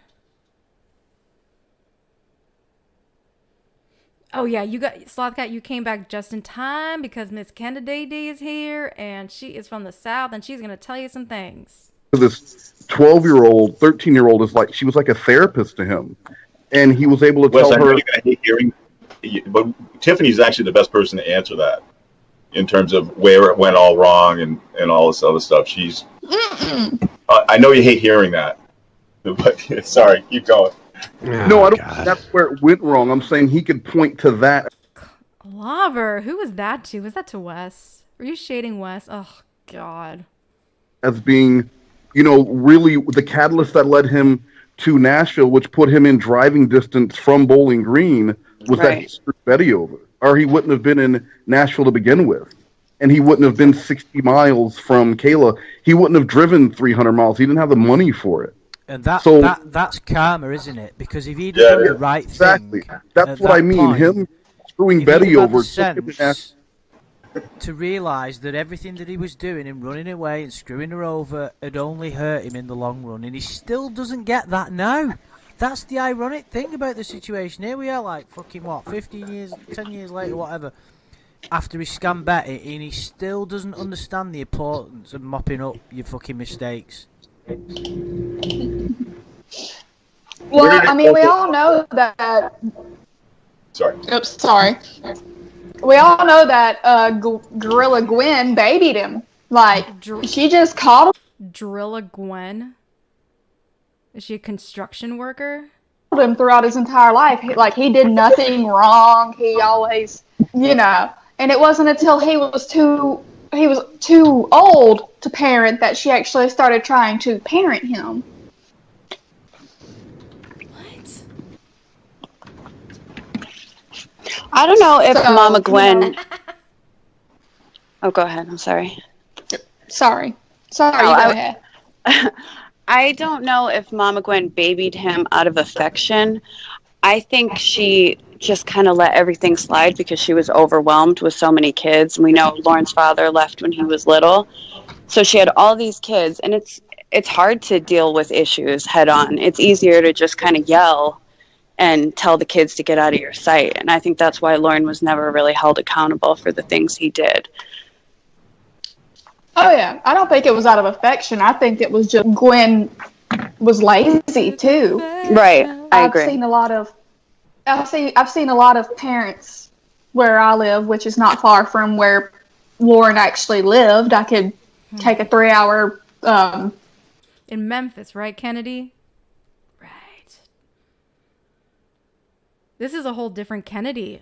In what way, Clobber?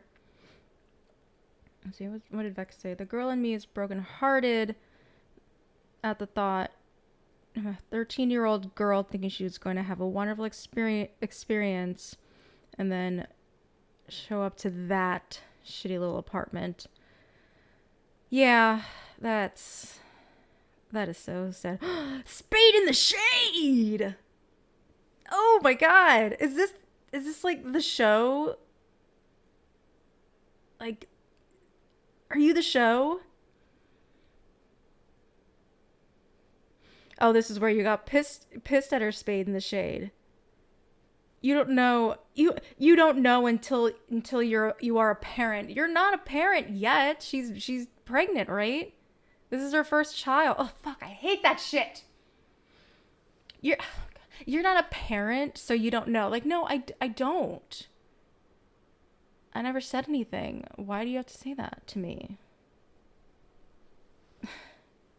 car trip to literally go to the old apartment buildings where Lorne lived before the bust. Big fan. Spade in the shade. Spade in the shade! That's just the way a lot of people are, is they just keep having babies and none of their... Sorry, we're totally ignoring Kennedy. I feel bad. But there was someone kind of mentioned merch. I would totally buy some Spade in the Shade merch. Hoodie, just saying. We are teacup and we know everything that goes on here. Donde_Lieta donated $10. Pagliacci is an opera about a homicidal clown who gets cheated on by his wife, for a baritone no less. Gasp. They are clowns in a traveling act, and in the middle of a show he brutally stabs her and her lover and say, La comédie. Oh god, of course it cuts off and I need to say this. La commedia is finite. Oh my god, thank you, Donde, for explaining that, because I'm stupid and didn't research Pagliacci, a homicidal clown. Okay, so that's what, cause I was looking at like images and shit and saw some blood and it's the song that's like that's that. I think that song is in it. A traveling act in the middle of a show. He brutally stabs her and her lover. Her lover. I mean, of course she would leave him for a baritone because baritones are great. All their babies are like little wild heathens. Thank you so much, Donde. You really didn't need to donate, but thank you for giving us the synopsis for the opera and for the idea. This perfect idea. It's all you. Like, you just see him out in the front yard, shirtless and shorts and no shoes on in the middle of November. Yeah, I kind of get that impression that Mama Gwen didn't really pay a ton of attention to her kids, and they didn't have a lot of supervision. Maybe that's why just my guess. She still mops up after him, because there's a little bit of guilt, maybe? Maybe. I would certainly feel guilty if... Ooh, Nuggies. I found an original portrait of a clown at a thrift store for like $3. It's really good art, and... Oh, you named the clown Franklin. Aw. You'll have to share that. If you ever want to. It's funny because I see Kennedy in moo barefoot and smoking in my head outside of the trailer. Yes, with like those like sponge curlers in her hair and maybe like a hairnet. She's got like a face, like little avocado mask on or something. We are totally teacup see and that. we know everything that goes on here.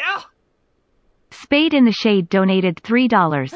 Queen of Spade issued 2 more copyright strikes in an effort to take down my channel. What? I probably won't download my content because it's too much, but I set up this channel. McNuggies said it wouldn't be a troll. She is Negradamus. Not. Get it? Sarcasm, Breet. Good. Thank you, Spade in the Shade. That's a great idea. To do that. Said it wouldn't be a troll. Man, I hope she didn't try to go for Sloth Cat. I mean, honestly, like, instead of the, besides the little brown spot, I would have been flattered.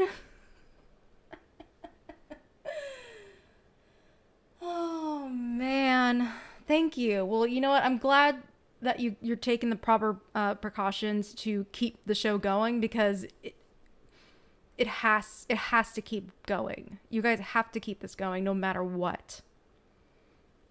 Absolutely. Well, she said it wouldn't be a troll. She can't remember her name. Aw, well, I guess that's a good thing, Sloth Cat, but got him. I can't get that fucking song out of my head. My cat may need a way. Gotta eat my ass like a souffle. That's why we fuck always. That's how I got a ring. Ugh. And I swear, the opening in that song where she's doing the fucking sex noises and there's like a little voiceover. I swear it sounds like, that's my mom. That's weird. If my son grew up to be Lorne, I would ask myself every day what I did wrong. I would feel guilty, whether it was my fault or not. I would still feel responsible in some way. Would you disown him? I would disown my own child. I'm sorry, I'm pregnant right now, but if my own child was a sexual predator. She mentioned, I'm pregnant right now. We know, you said that was the first thing that came out of your goddamn small mouth. Bedazzled Moo Moo? Does somebody have a bedazzled Moo Moo? I love it. You got Dan to bedazzle it. Oh, okay, Nuggies, nice. Slothcat, it was shared on YouTube. She can file it, but you can counter and YouTube will drop it. Okay, well, that's good. I'm sorry. She thinks all black people look the same. I mean, she does like to talk about how dark people are and like compare them. It's really weird. I don't get it. I think she is pregnant. I don't know. She kind of said it. I love doing, honestly, I really do love doing Queen of Spades voice. It's actually kind of fun. I like recorded stuff, but I don't know why. I don't know. I just think it's dumb. When I'm like done like doing shit and I'll listen to it, I'm like, this is fucking stupid. I'm not releasing this shit. But yeah, if anyone ever needs Queen of Spades shit, hit me up. Your new one is. let's wait down the line. Mother's Day, guys. Yeah, I don't think so. I don't know. That's really hard to say, but no, I don't know. I really couldn't answer that. Probably not. Couldn't, Yeah. Amanda, until you would ever be faced with that situation, and then you'd have to look at it. You can't put yourself in that position because you'll never have a Lorne, luckily. But let's just say that there's some basically twist in the universe. You'd have to look at all of this. So you'd have to look back and say, right, okay, did I make mistakes? Okay, identify what they were, what they were. What has he done during his life? Has he really fucked up? Is he sadistic? Is he you know, it's a very complicated issue, isn't it? You know, do you have? I think it needs to be said that every time if someone does like a full body of Jorrun, fuck, I can't see the shoes that much. His feet have to be super tiny. I don't know. I kind of like saw him as his character is kind of like he's about the size of like Napoleon. I don't know. That's what I kind of saw, and I wanted his feet and his little legs to be kind of tiny. You can't really see it because I have this stupid thing. Let's see. Whatever. You'll see it later. But yeah, tiny feet, little cuffed jorts here. I would have to mute myself if I was on a stream with Kennedy. Will it be because Bailey, because you're just like, you know, fuck this, I'm just gonna be here? Or would you, if you weren't on mute, would you like bitch her out? Turn your back on your child. Roll up them pant legs. It is very complicated, and my immediate feeling is no, not for anything, not for any reason. But if your child hurts other people, innocent people, I don't know. It's really hard to answer. Put them away. I put them away. It's very, very. If your child tries to prey on another child, like a literal actual baby almost, like she was 12, 13, that's bad. Like a baby. He's gonna try to take my baby. I was watching her stream when she watched the Sloth Cat video, me too. And on one of her Simps comments, something along the lines of, well, at least they got your colors right.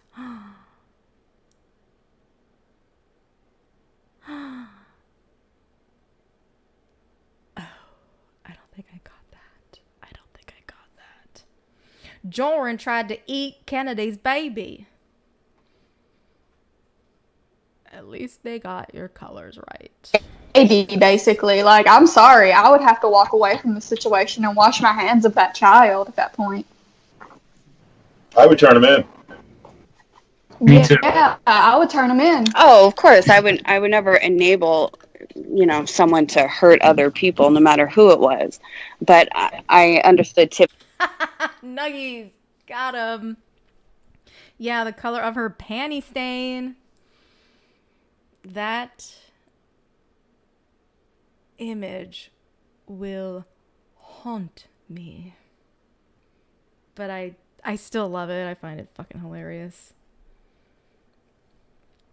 I'm a victim. There.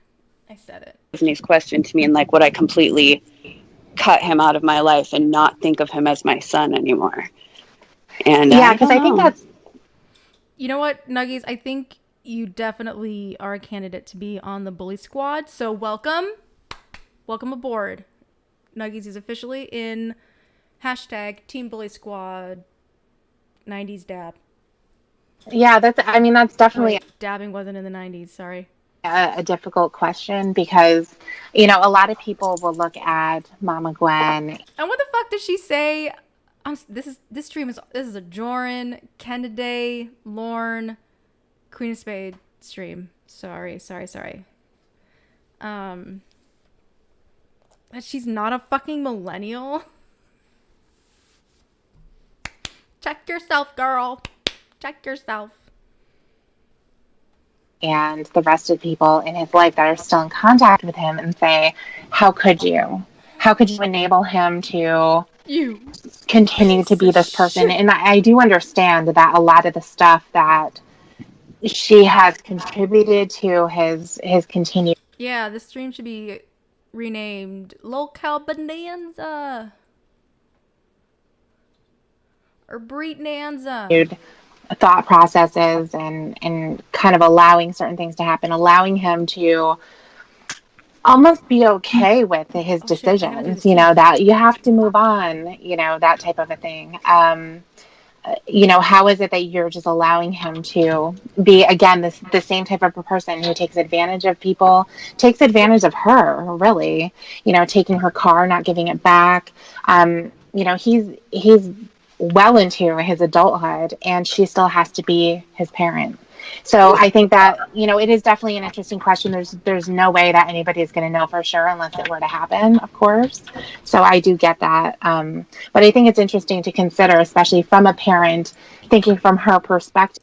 Okay, I want to play, before I really get deep into those canines, I have to play Weird Version's new thingamajig. It's been stuck in my head.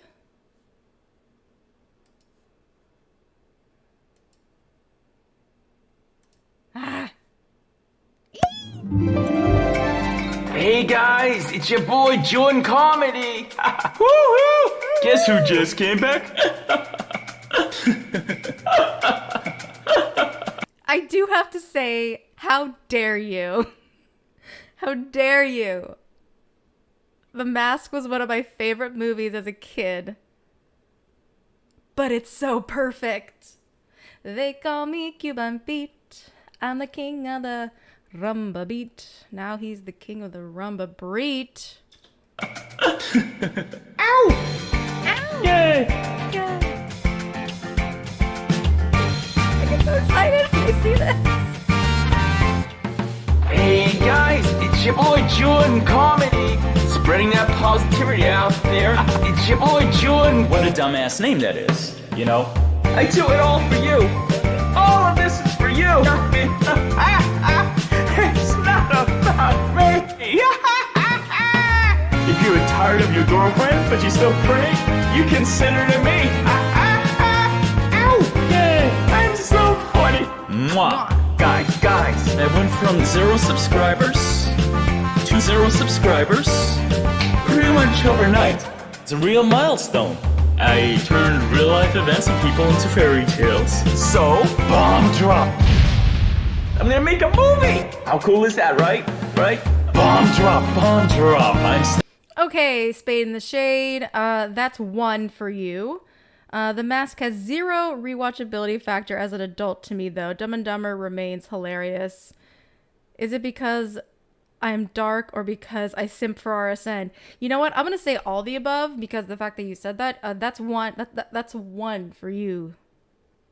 Spade in the Shade. That's all I'm gonna say. I mean, come on. There's some adult. Look, here's this one. Sorry, wrong pocket. We got some adult humor in here.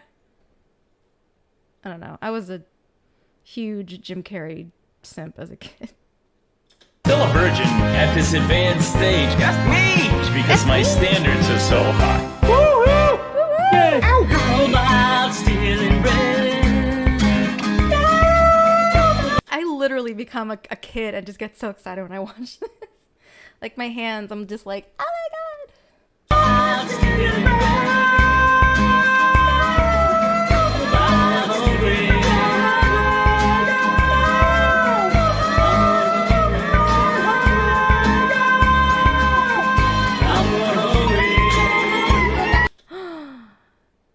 You timed it, clobber.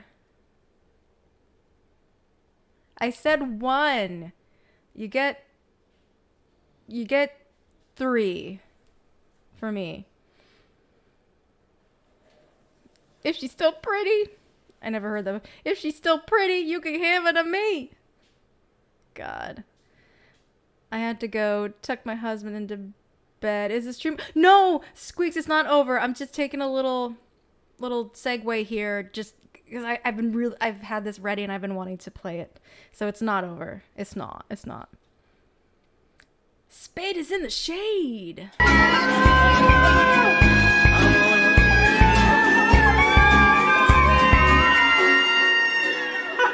How cool is that? I'm gonna make a movie. My precious princess is here. Mwah. Where is she gone? Hey guys, it's your boy Jorrun Comedy. Spreading that positivity out there. It's your boy Jorrun. What a dumbass name that is. You know? If you're tired of your girlfriend, but she's still pretty, you can send her to me. Ow! Yeah, I'm so funny. Mwah. Guys, I went from 0 subscribers to 0 subscribers pretty much overnight. It's a real milestone. I do music, I do original sketches, I do a bunch of stuff, and I will do a bunch more. Ow! Okay, so that's the video. Yay! I look forward to all the support I will be getting from all you guys. Ow! I might need to get a lawyer. Oh, that makes me so happy. God, we don't deserve you guys.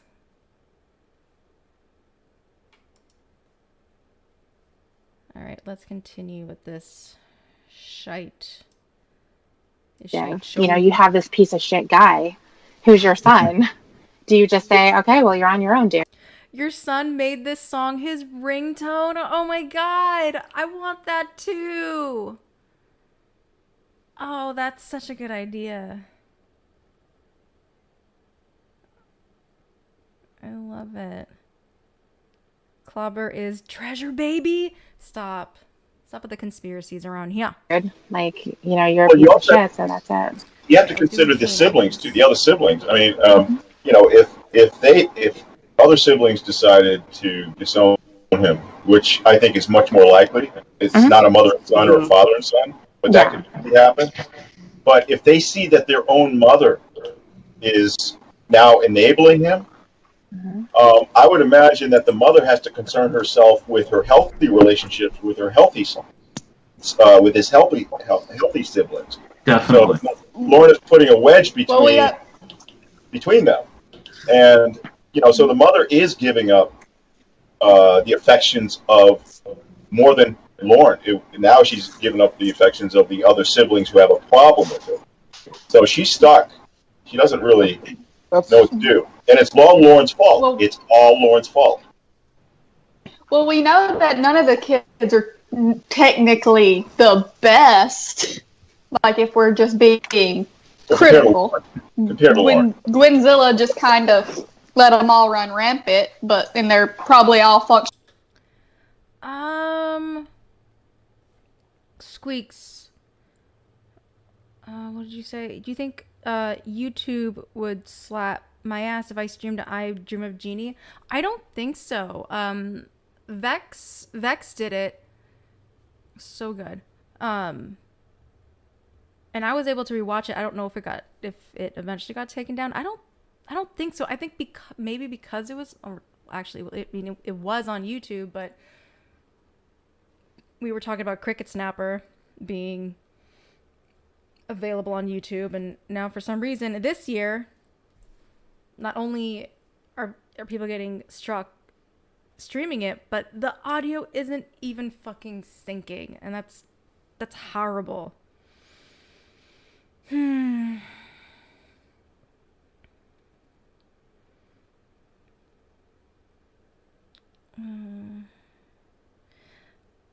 Like, it's a shame. My husband legit has no idea what it is, and I wanted to show him for July. Has it been long enough that it's considered public domain, Wes? Maybe. Last time I checked, it was on Prime or Hulu. I can't remember. And yeah, Clobber is probably right. It depends on the episode. Maybe like the first season might be okay. So honestly, you got a so you got a warning for Cricket Snapper, and that's the thing. Like, you didn't even get to the nudity. You or Squeaks didn't even get to the freaking nudity part. It's like they knew. It's like they knew. How did they know? Isn't that like 100 years or some shit? I don't know. 100 years would be considered public domain. That's a long time. What the fuck? What the fuck, bro? This is like your Aria. Functioning alcoholics, except for Lorne, who's just a non-functioning alcoholic child predator. Mm-hmm. Yeah. Well, Ralph and Lori do. What, Squeaks? You looked it up, and the nudity term now has a clause for fetish acts. That's offensive. You live in the future. Yeah, that's worth. So. And to be fair, that's quite an achievement, isn't it? Yeah, I mean, you got to give him credit for that. You build a DeLorean in a fucking time machine. Why wouldn't the mother worry about losing the affections of her other children who would disown her? Why wouldn't she be concerned about that? No, that's too hard. I think that's... You know what, Bailey? That's a great idea. That someone should back up Cricket Snapper just in case. That's really not a bad idea. I don't know how to do that, but someone needs to do that. It's too difficult to even consider. I mean, and it would be really selfish of the siblings to expect a mother. I would be really. I have a teenage son. I would be incredibly disappointed in him. But to ever think of disowning him, I would never support him. I would not enable him. I would not be, giving him refrigerator hams. But he would always be my son. Right. And for his brothers and sisters to expect his mom to just wipe the slate clean like he never existed because he's a disappointment, that would be incredibly selfish of them to do. So no, but what if they see him they see her enabling him to her detriment, losing her money, losing her, all that stuff, draining her. I completely agree with. But as far as the question being, would you cut him or would you disown him? I hope they wouldn't expect her to disown him, but yes, they should be mad at her for allowing him to be a 50-year-old child. Because it keeps him in that mindset where, he's just going to stay. He's going to be this way till he dies. Yeah, yeah. I stand by the fact that I would disown my child if they did something like Lorne did, because I would have to get into the mindset of I need to protect my grandchildren from this monster. I guess it's because I grew up in the foster care system, and I've seen,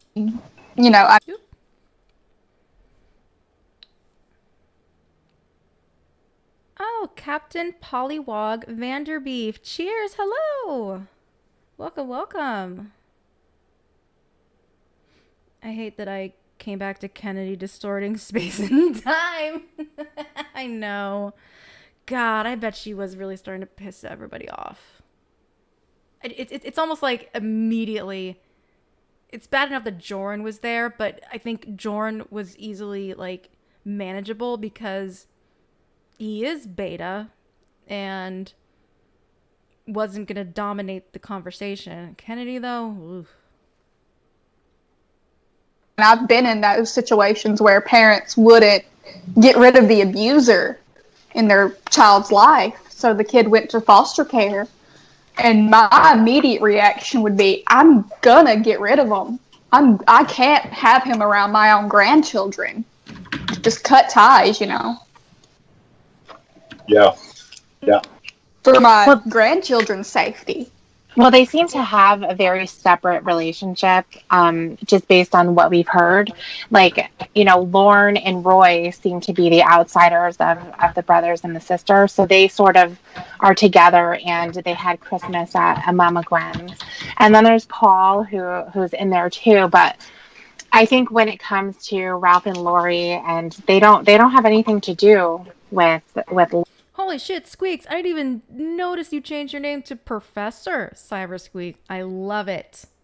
Lorne at all. And you can hear that when they have different holidays happening. And Lorne's not invited.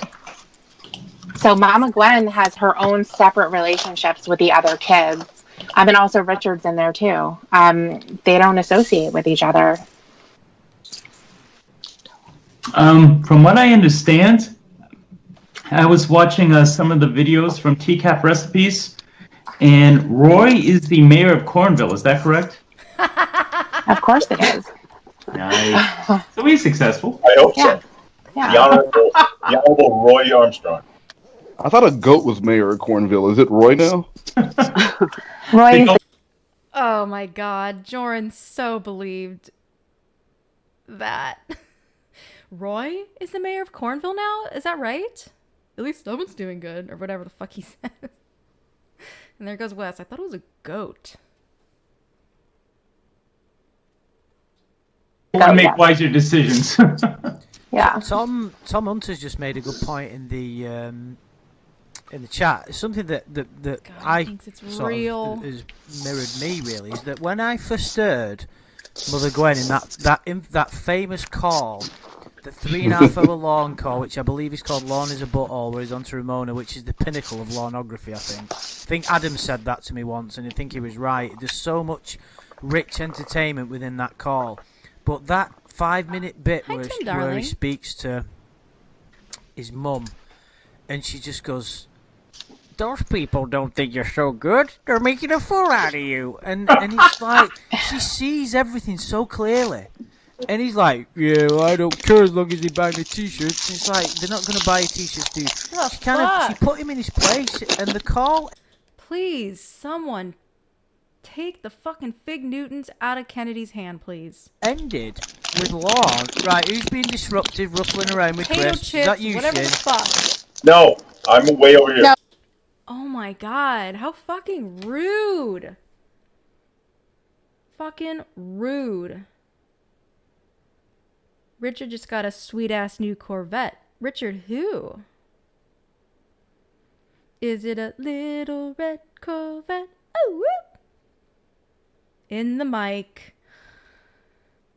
It was her with a popsicle on purpose. God. I bet she really wanted someone like, oh, is someone eating something? Yeah, I'm eating a popsicle.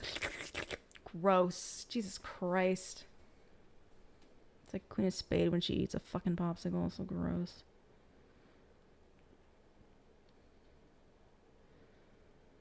Jorrun is Jaikovasaur. Yes, he is. I do definitely agree with you on that, Squeaks. The fucking...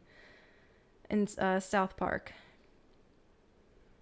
That voice is so fucking annoying.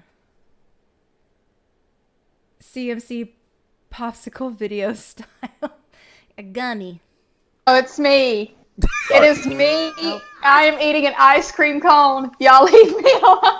She's pregnant. I'll mute Right, myself. just mute yourself, Kennedy, just for a couple of minutes, please. It's funny how it goes. She thinks she's being cute.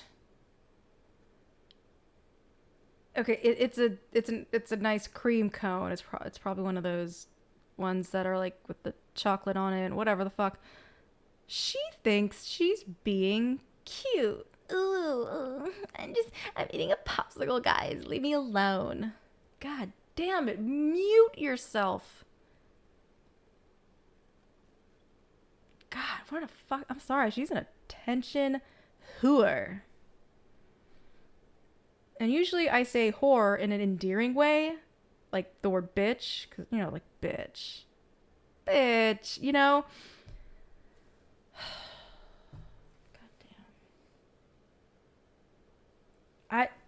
I guess they don't have ice cream in Argentina. Is that where you are, Scarlett? I think so. I think that's where you're from. They must not have Ath Queen there. Ath Queen. Goes right to me, huh? That's good. You see, you just got shin bollocked for nothing then. I'm sorry, Shin. I'm a fat ass. I should have taken the heat. Sorry. It's okay.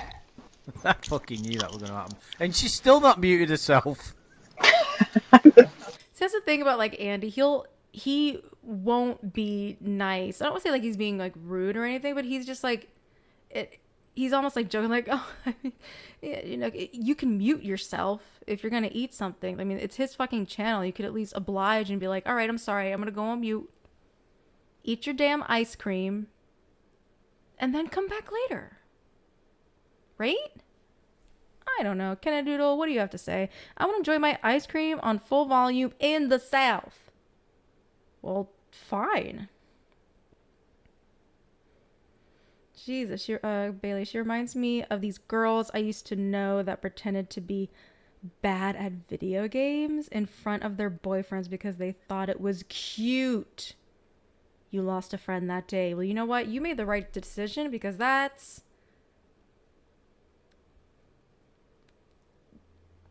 Don't do that.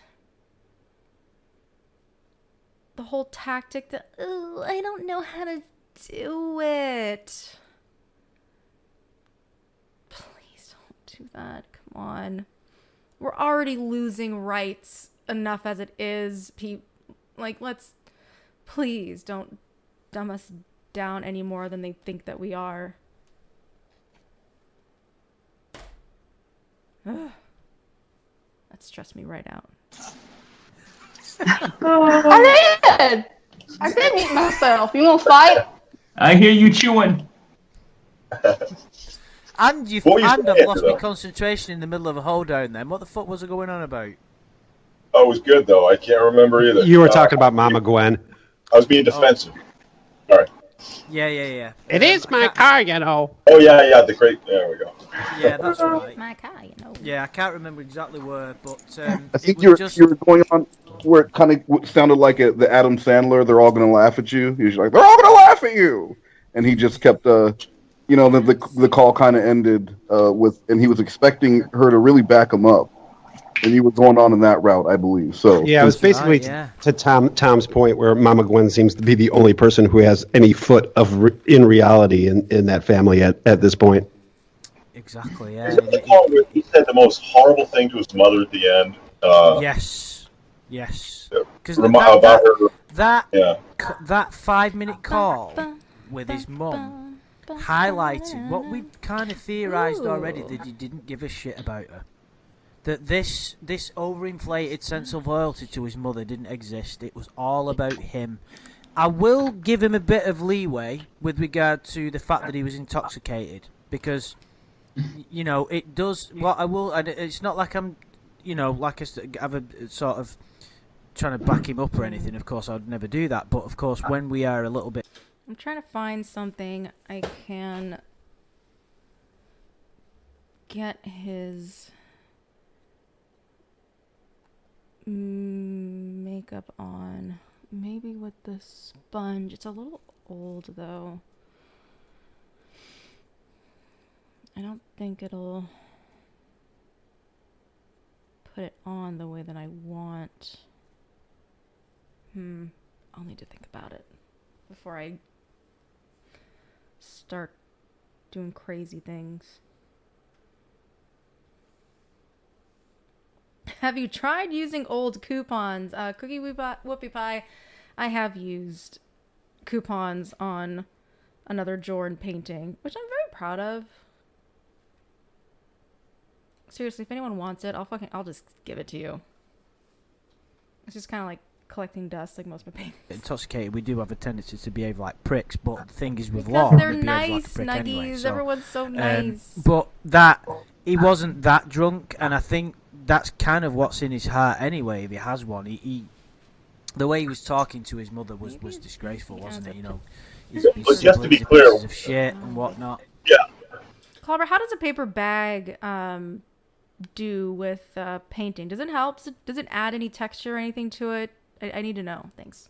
Well, but just to be clear, at the very end, he said he was comparing Ralph and Lori, who I can't remember if they live in the future. Squeaks, I'll send it to you. It's yours. Sure, they don't live. I can't remember where that was. Can't live in the past. There's too many people over. But then he threw the parallel in. Ralph and Lori are just like your ex-husband.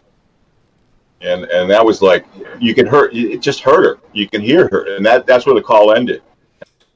Let's see how a paper towel would work.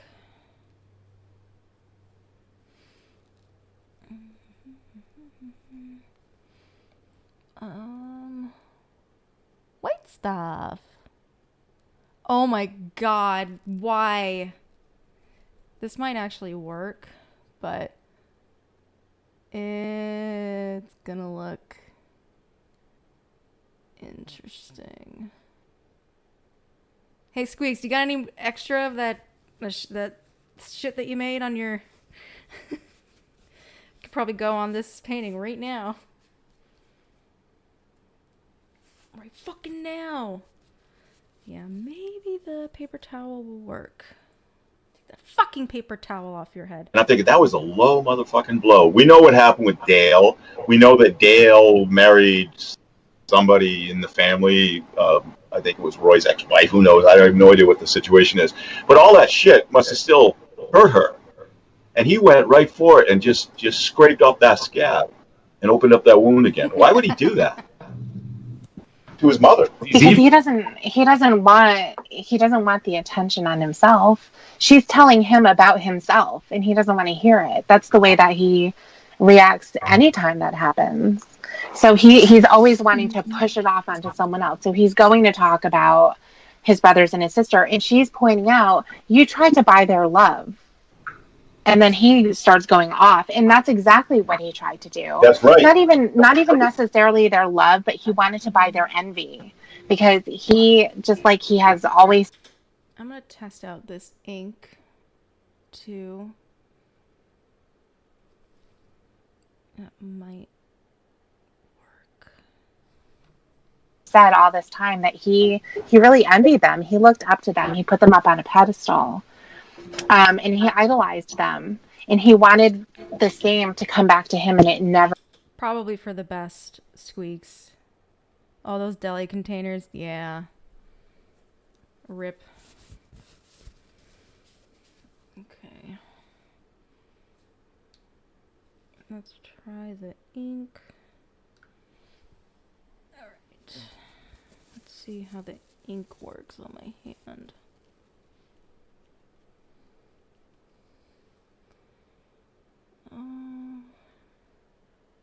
That doesn't look too bad either.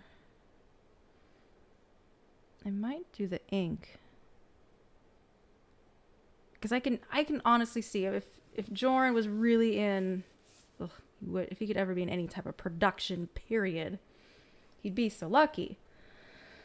But I don't know. We'll see, guys. We'll see how this works. Did.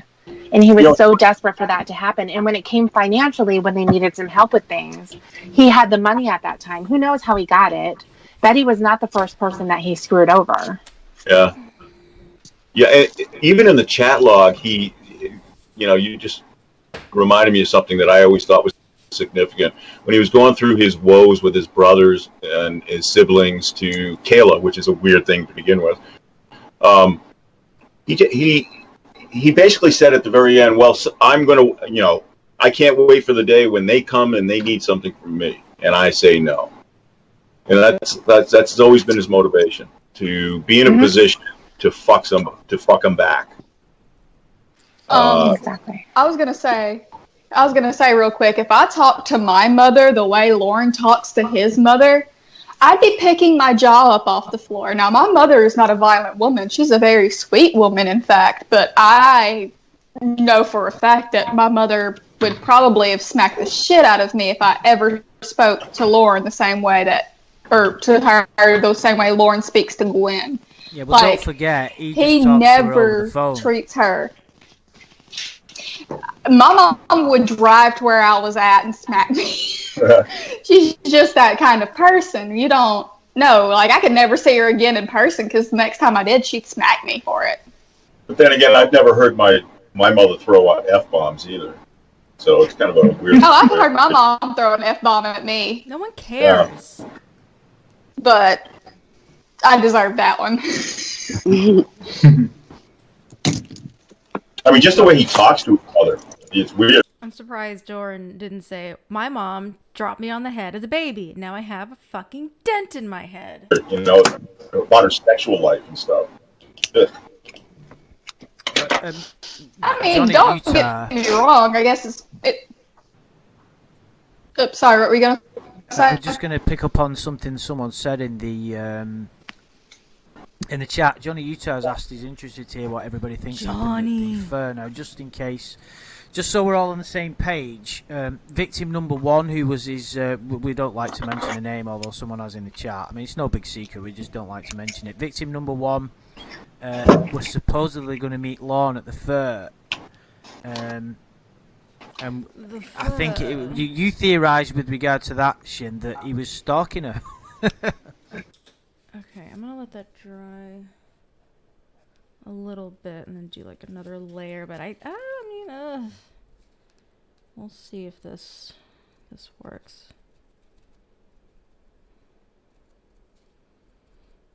This isn't face makeup. I don't have a pill bottle. It was a kelp pill. I was taking a kelp pill. Yeah, but Tiffany should give the background though. She got it out of him. So if anybody's not aware, it's just a nice little theory we like to put together. We like our little Lorne theories, don't we? You know what I mean? Love them. Yes. I mean, we have to have them too because we're never going to get the real story. At least not. Do just shows the delusion. A piece of shit would be child rapist that has taken control of Ma's car, can even think he can act anyway, high and mighty, is batshit crazy. Exactly. I'm sorry, Clobber. Madam Kelpill. Not all of it.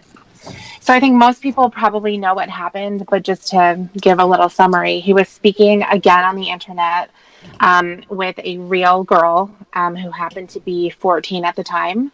He said that he met her in a country music chat room, and she's the one that approached him. I don't believe that at all. I think that he absolutely approached her just in the same way that he did with Kayla. And they had a chat. There was webcam stuff where they were exposing themselves. He certainly, I think we can all agree that he probably had the same type of a conversation with her as he did with Kayla. Certainly it's going to be a little bit different because she was a real person. It was probably more conversational, but he does explain that she had a lot of problems at home. She had an alcoholic dad that she was dealing with. Talks about being in a new school and feels a little uncertain when it comes to having friends. And so he did a lot of the same things that he did with Kayla. He was drinking very heavily. He would want her to be on the phone all the time. And they made plans to meet. The way that he explains it is that they wanted to just see each other. Even though they were seeing each other on their cameras, he explains it that they wanted to see each other in person. They were supposed to meet at this fair that was happening, and she was going to be there. He was going to be there too at the same time. They weren't going to speak. They weren't going to interact with each other at all, but they were going to be there. And I guess that was supposed to prove some point. He says that it didn't. He says that it didn't happen. He said that she had called the hotel or the motel where he was staying because he did drive up there. Unfortunately, he had an accomplice with him, his buddy Tony, and drove up there. And also just to make note too, Tony was very much aware of what they were doing, who he was talking to. So they go up there. He says that she tracked down the motel where he was staying, said she made a mistake. It actually had never happened, or the fair, she said it was the following day. She made a mistake with the date. So they weren't going to be able to meet up with each other. Of course, that raises the question, why wouldn't you make arrangements to go somewhere else? If you're not going to talk, if you're not going to interact at all, why wouldn't you just have her stand outside at McDonald's or something and drive by? Why does it have to specifically be at the fair? And he never had an answer to that as much as he was pressed for it, because obviously I tried to ask as much as possible and try to get him to say what happened. Why are you unable to say why you wouldn't figure that out? Tiffany, was there a double date situation for Tony mentioned in that at all? I really don't know. He was there. She was going to be there with at least one friend. Mm-hmm. I don't know if it was a double date because one of the things that he had said as well when it came to Tony, I think he was asked at one point, well, were you nervous about Tony being there? Would she be interested in Tony? And he just kind of laughed like, no, he's ugly. So I don't think I don't think that All right, pot. he was necessarily going to be involved in that way. I don't think that Lorne would ever imagine that her friend would be interested in Tony. Her friend could probably be interested in him, though. So that's kind of, I mean, it's kind of a loose theory when it comes to the double date situation, but I'm not really sure that it happened. So what I'm thinking when it comes to what do I actually think happened, I think that they did meet each other. She knew where he was staying. She could have made arrangements to go there if that would, but of course it was going to be based on what she wanted to do because he didn't know where she lived. He didn't have her phone number. But she had made contact with him. And I don't think that he would have driven all of that way in order to just turn around and have Can I ask you nothing a question happen. real quick? Do you think that he asked her where she lived and asked her for her phone number? For sure. Okay. And so we do know that she didn't give it to him. So He did not have it. Yeah, he definitely didn't have it. Now, do we know exactly what happened? No, because we're not privy to that conversation. But it certainly would make sense that he would. I mean, because he was when you think about when it comes to Kayla, he was saying, don't ever give any information out to anybody on the internet. But then he also says, well, if you want me to come and see you, I'm going to have to know where you are. Yeah. But she never got to that point where he even knew where she lived. I mean, so this girl, I should say, was smart enough to not give him that information. And there's a reason. She was either scared or she didn't trust him. Whatever it was, there's a reason. Or she didn't want her friends to find out or anything. Whatever it was, he didn't have it. Yeah, sure. So the only way he had to see her, I believe, is to know where she was going to be and be there at the same time. Yeah, absolutely. Or have her go to him wherever. That's never going to happen. You know that. I mean, she's 14. I mean, that's 3-hour drive too, by the way. Right? Well, yeah, no. I'm talking about when they're in the same town. Oh, yeah. And she's talking to him at the motel. Yeah, I mean, she certainly could have made her way over there at one point. Well, that's another fact. She never went over to see him. Well, that's what he says. Okay, Who knows what really happened I hope he's right. I really hope he's right about that. I hope he's right, too. I really do. But the fact is that when he returned back home, he was still in contact with her. He was still in contact with her when he went to Nashville, according to him. Yeah. Because she was going to go down and, visit or whatever, and they were going to see if something was going to happen then. Could she have saw it for what it really was, just an internet relationship, chat buddy, and that's all she saw it as? May I just interject a second? We know that victim number 1 was a vulnerable girl for various reasons of what she said about her parent. I think her father was an alcoholic, is that right? Yes. And we know that... Yeah. Dude, I just want to say this community is getting better and better. I love all the new content creators and streamers. Loving this July. Got to go do real life stuff. Wifey is nagging me. Haha. Oh my gosh. Well, I thank you for coming in, and I agree. So much elevated stuff is happening right now. And I think it's only going to get better from here, guys. Not from me, but we've got some awesome people that are new and old. Do. That's one of my favorite names to say, just so we can do the do. But have a good day doing IRL stuffs. Kind of people that Lorne and people like him seek out. People like that are very... clock. Sorry? That was my clock goes up. I'm sorry. God damn it, Shin. Stop interrupting. People like that are kind of are more receptible to have any friends that they can because they feel like they need some kind of moral acceptance support. So that they're basically less... they're less... Jorrun denied. What's the word I'm looking for? Less discriminatory when it comes to having friends. You know what I mean? So she will have been like, kept in contact with him, despite his behaviour might have been appalling. He might have gone completely out of his way to get his wicked way with her, but she at that point might have just stayed friends with him. I suppose what I'm trying to say is it doesn't necessarily give any indication of his behaviour, and the problem is with hearing his version of events is we know that Lorne makes up his own narrative when it comes to anything. You know, look at his version of events of the lawsuit. You read the lawsuit and what he says happens what happened at the Sting House and in the chat compared to reality. So if you take that same twisted reality and apply it to the victim number one situation, it was probably you understand what I'm getting at here? We've got very little to go on. Yeah, it was all in his head. It was all in his head. Oh, definitely. And the thing is too is that when he's telling this story, he makes it that both of them wanted this. They wanted to see each other. Yeah. So, I mean, he does. You know, I had a random thought.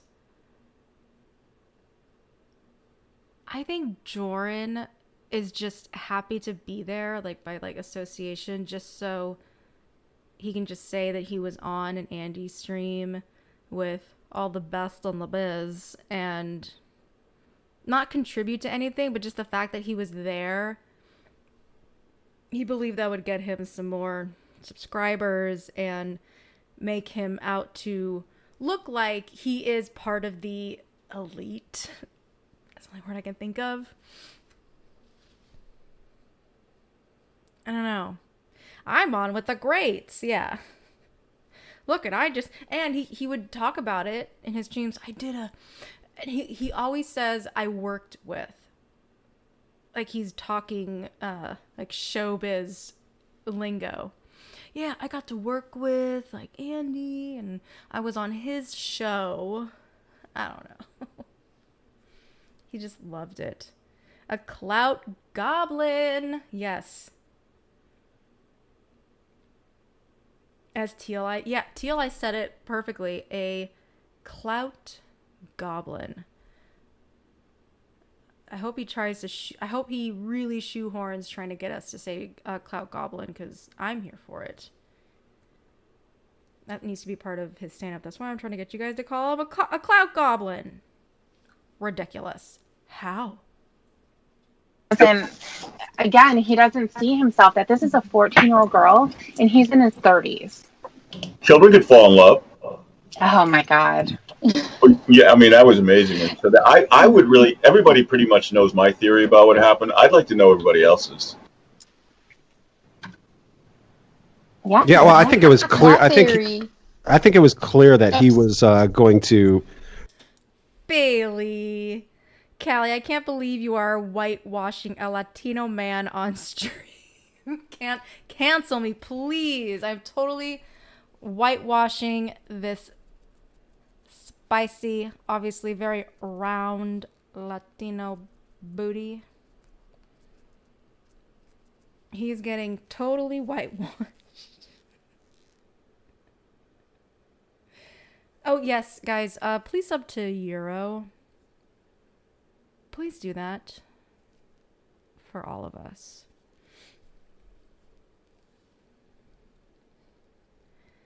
Let's see, that's exactly what he wanted. Okay, Donde says. Plus, he would ask everyone on Skype afterwards when he do streams with people and then make it his mission to get whatever he could from them. Yes.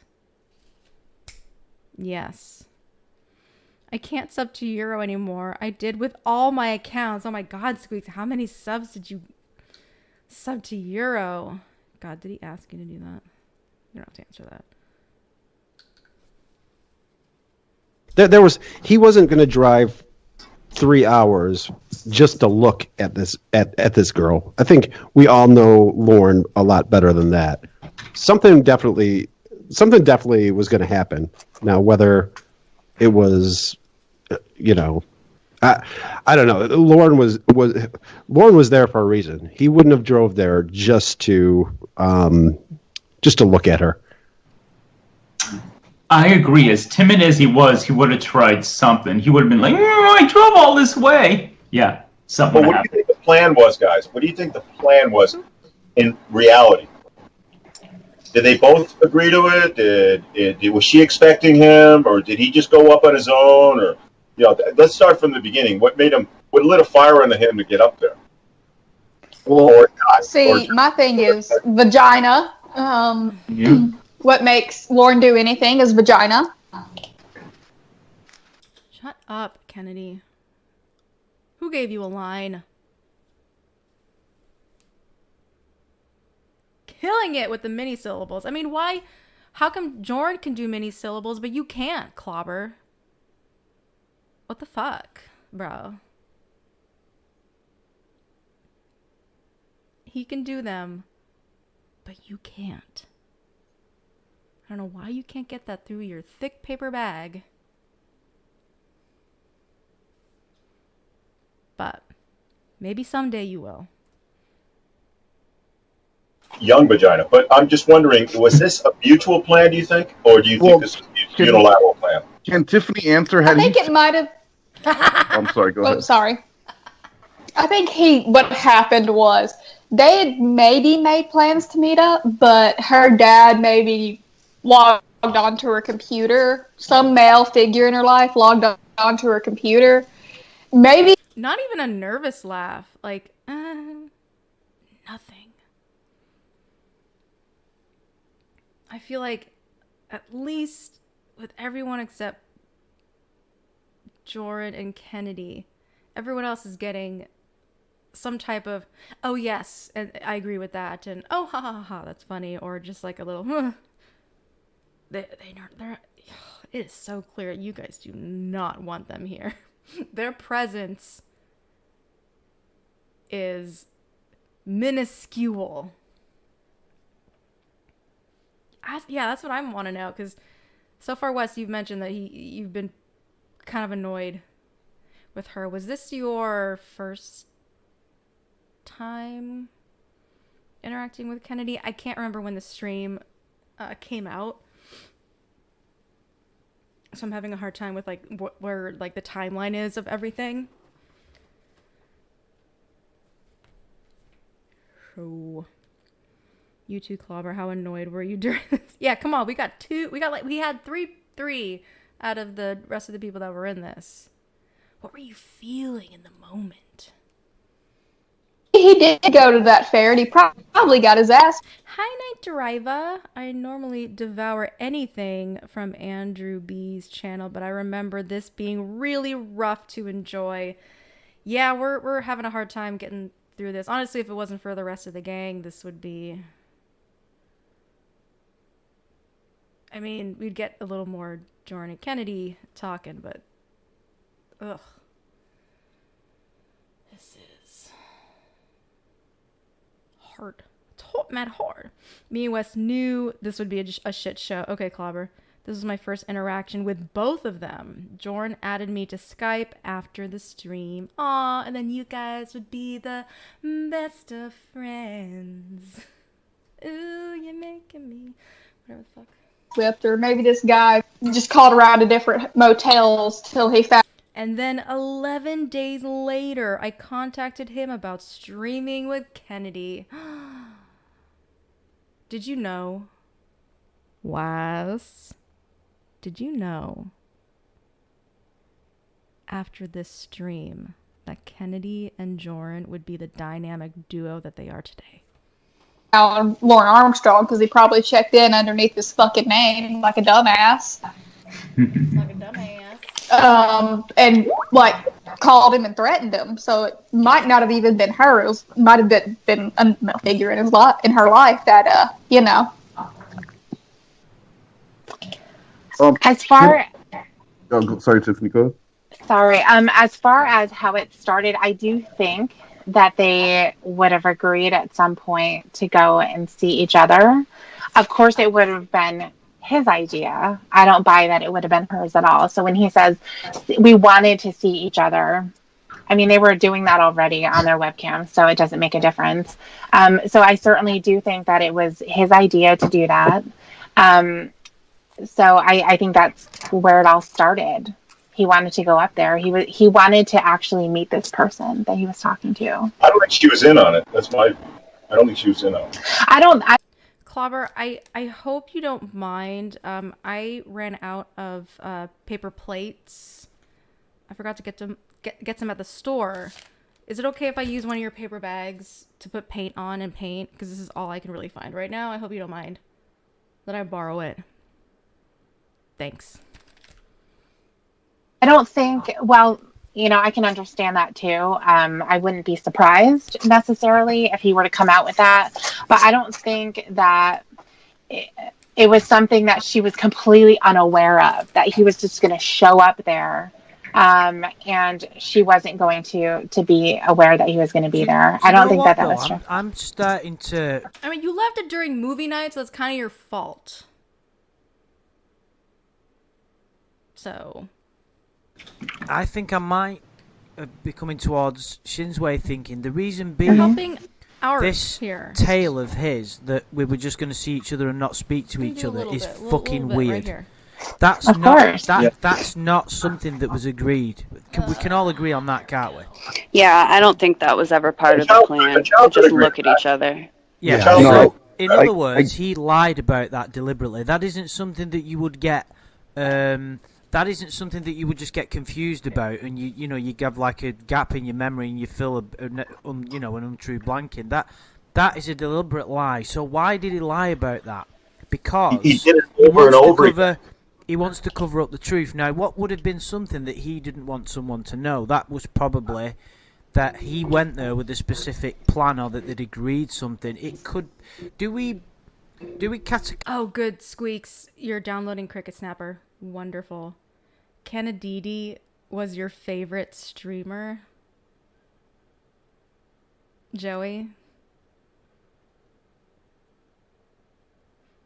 Why? Can we categorically say that nothing physical happened between them? No, I don't think so. No. It's a disturbing thought, and maybe we should not go there. But I would have. I don't think it did, because this is, and I know that this might sound like a contradiction in terms, because I'm giving credit to Lorne's weight. When there was he got upset during the Ramona call in the hilarious moment when he goes, "I'm not a fucking sex offender," which obviously is hilarious. He went, "I've literally never done anything to a kid." He said that. He wasn't lying at that point. When Yes, he was. Yeah, no, he was lying. He was lying, Andrew. He never considered... He was bold-faced lying. I don't think he... Sorry, go ahead. Sorry. I was just saying, I don't think he ever considered victim number one a victim or a kid. Yeah. He saw her as like an ex-girlfriend, someone who is very special to him. Mm-hmm. So when he said, "I've never hurt a kid, I've never done anything to a kid," he's thinking... Oh shit, Squeaks, if you can resync that audio, because I didn't check it out, but when you play it without streaming it, is the audio off, or was it just a streaming? Was it just for a streaming thing? Of a little child, and victim number one in his mind wasn't that. Yeah, they were in love. I don't think but right. But I believe though that if he would have gone through with the physical act, he will have, even him. No. Would have known at that point that would have been something despicable, and I think he would have been, even if he would have gone through in it, he would have been even more, this is the theory, he would have been even more disgusting in the chat log with Kaylee. It would have been a different and even more disgusting level of perversion. That's my theory. Well, look what Minnie she said, but then again, Lorne does do weird stuff like that. Like, I just want to spend time with you on the phone on Christmas, even though we won't be able to actually talk to each other. I want to just listen to you while you sleep. They did that, by the way, that kind of thing. All on his insistence, but he can satisfy just weird stuff like that. So he lies though. We know that he lies all the time, and in fact, he will say, "I never spoke to anybody underage except for that decoy," and we know that that's not true. Avant-garde. Psh. Avant-garde, my god. I guess it could be considered avant-garde. I love that Evil McNuggets mentioned Dadaism. I was like, holy shit.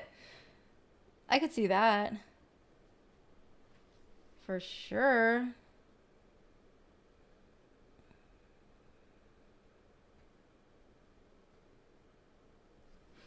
I mean, that Dadaism was quite a artistic movement in the avant-garde realm. Just her just going, oh my god, doing her fucking slurps and fucking shit. Scarlet, it was an artistic decision that symbolizes how we're all so out of sync with each other in our relationships. Oh. Scarlet Ebony getting all philosophizing here. Yeah. And it goes even further than that when we know about all the victims. I just perceived that particular rant of his that he actually believed he was telling the truth. Like Amanda said, it may be. I do agree with you there, Amanda, about he didn't necessarily equate victim number one with being a child in the way that we would. But every time Tiffany pushed him. You know what? That's... Who else would be considered an abstract streamer? Like Kennedy, if that's what she was. Abstract streamer. I don't know why. I kind of like that. Like, why would you do this? Why? What's the point? What's the point? It was always the same answer. We both agreed. I don't know. It was something we both talked about. It was something he kept pushing that point over and over and over. Ew. I think that's a telltale sign of a big lie right there. Well, it's very Jeff Sokol-like, in the way that you look at it as, well, back in the day, you could be 14 and get married. You would get married to a fully grown man. So if you can fall in love at that age, age is just a number according to R. Kelly. He doesn't want to become anyone, as far as I know. I think in Lorne's mind, they were more peers. He wouldn't put himself in the role of the adult and her in the role of the child, and therefore he's responsible for everything, no matter what she said or did. He saw her more as a peer, like a girlfriend. Absolutely. He says that she was special, and so I agree with your point there that he doesn't see this person as a victim. He doesn't see the other person who went to his house when his cousin was there, as a victim. He doesn't see any of that. And just like when you point out to him, you're an attempted rapist, and he gets really offended by that because he says, no, I'm not. I would, I've never hurt anybody, and I wouldn't do that. But the fact is that you are. That's exactly what you're doing. He thinks that because someone is... Okay, so we're at the 1:30 mark, and this stream is 2 hours and 33 minutes, so I guess we have about an hour left, and we are at what time? I'm just gonna keep going. I'm not really that tired. Kids can fall in love too. OMG, he really said that shit. Yeah, he did. Yeah, he did, Anthony. He really did.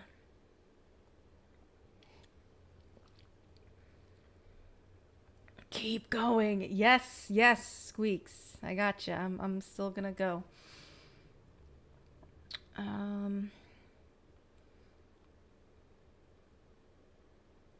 We'll just keep doing this, and if I'm still gonna go after this, then we could find something else to watch. A little more Jorrun centered. Is compliant.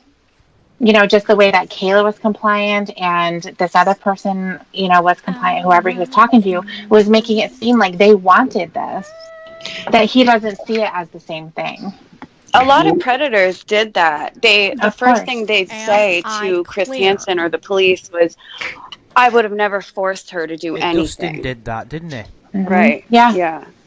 She wanted me to come. That's an interrogation technique. That's an interrogation technique they used on, what is that, Wolf and Bearskin or whatever that is, and they also used it on Jim Roush, where they said, well, let's break it down.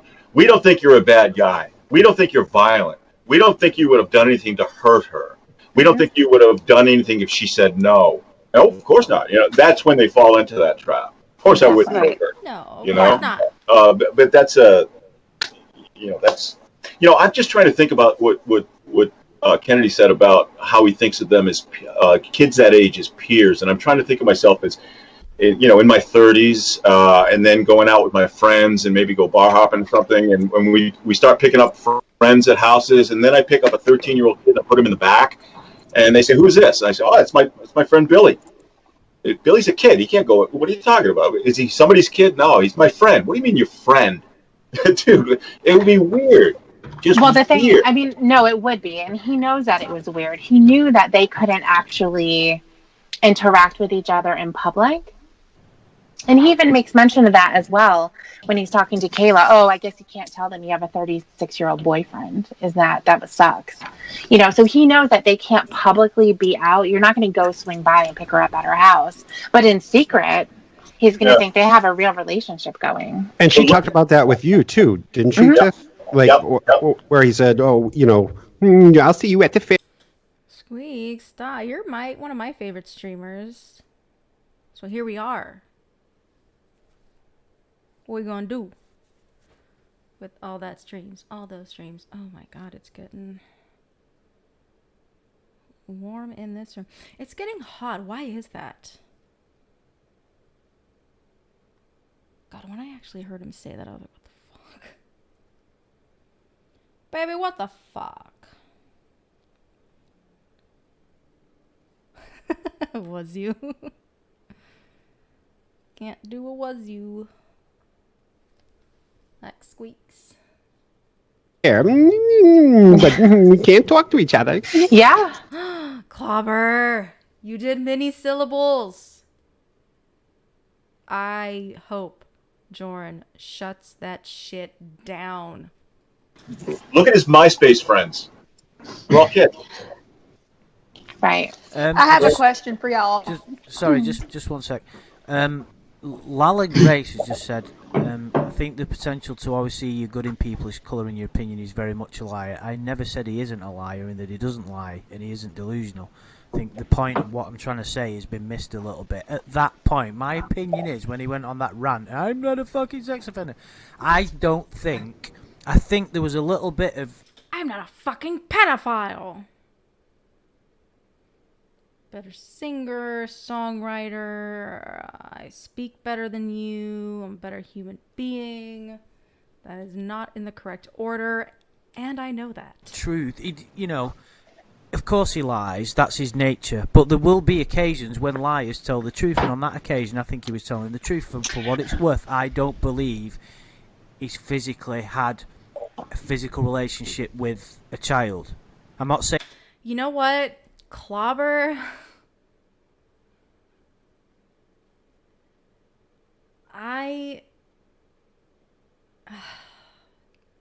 Wes is a pretty damn good streamer. Honestly, I feel like with the streams and like the trivia, like Wes is living his gamer host like fantasy, like not gamer, but game host fantasy. Like he was meant to do that. It's so natural. Coming up with all the little like DJ and streams and game shows. I'm engaged. It keeps me engaged. I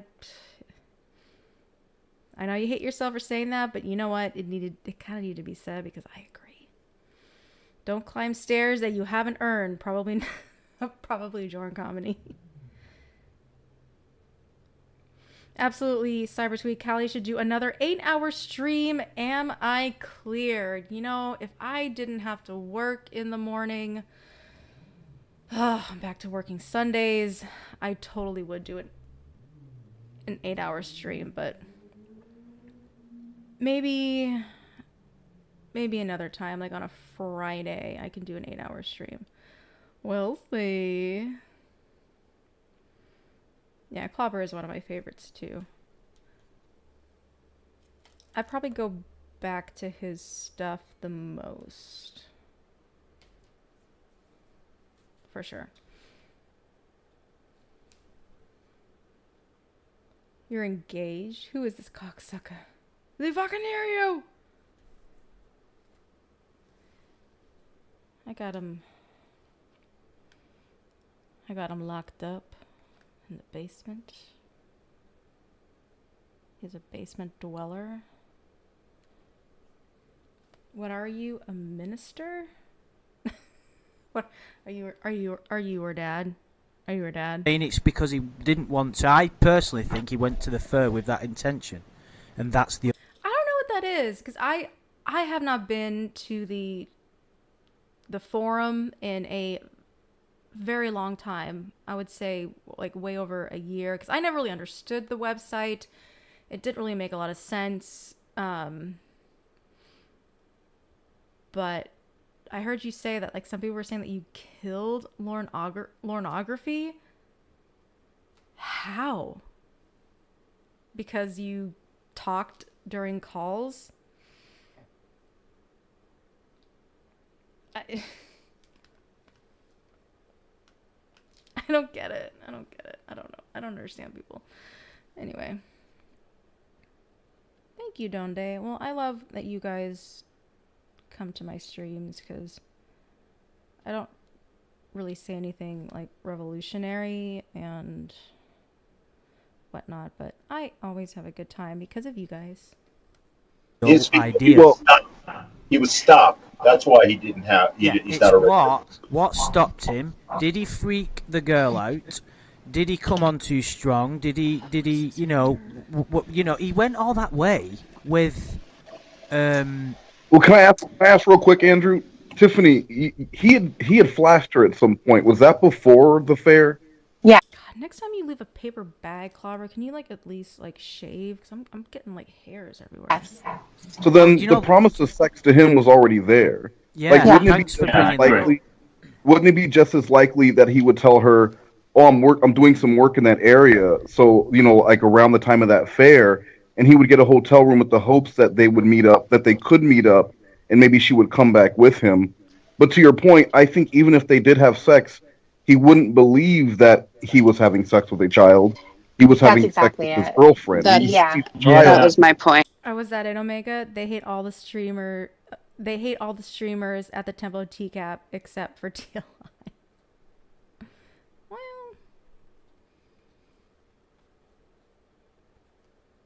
he's definitely one of my tops as well.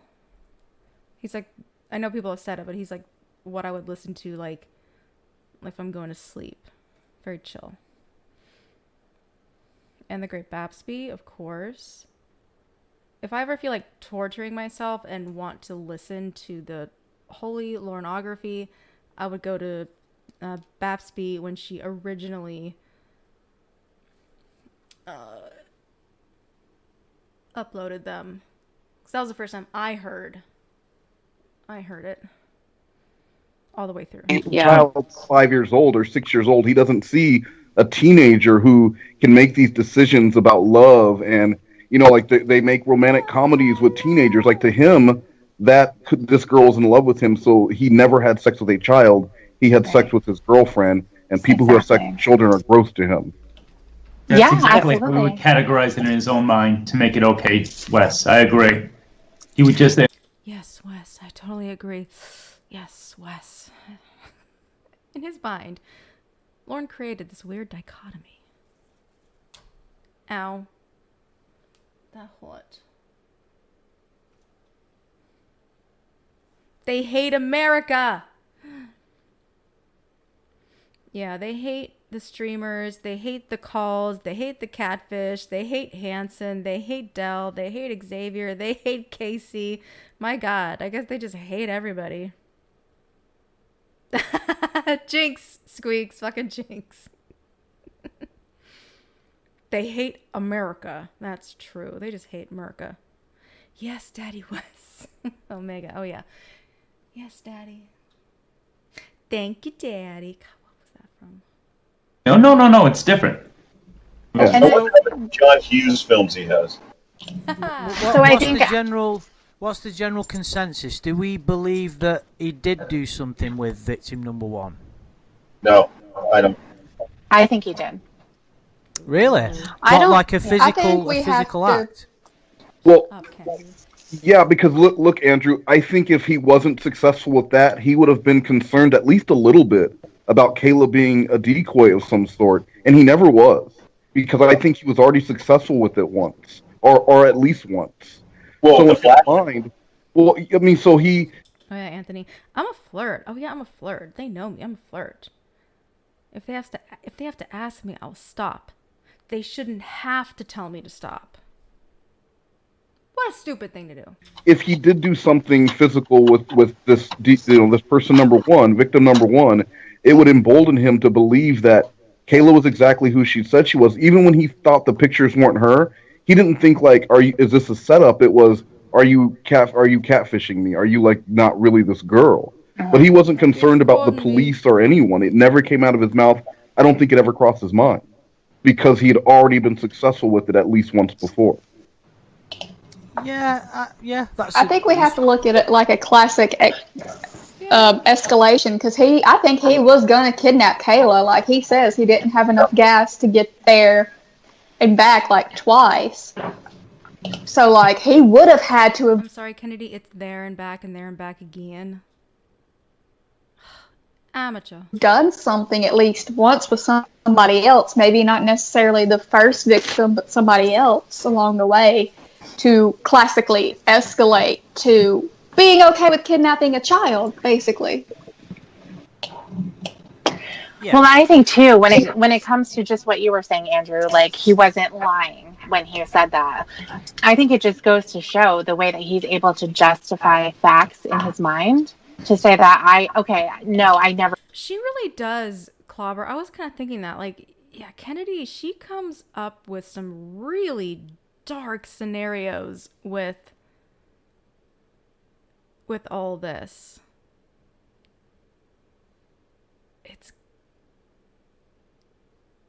I mean, there's nothing wrong with having like a dark.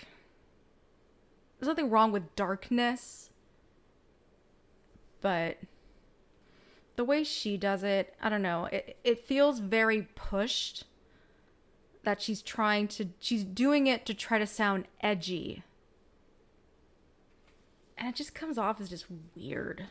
I don't know.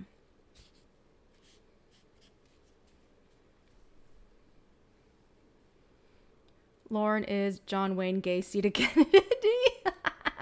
The Hobbit, or there and back twice. God damn it. Yeah, Kennedy is she's an edgy girl. Kennedy also repeated what I said. Well, I mean, minus the kidnapping part. True. Jorrun was after her unborn baby. Yeah, that's fucking dark. Who the fuck would want some? I'm sorry. No, thanks. Why would Jorrun be after someone's unborn baby? I don't know. I feel like in her mind,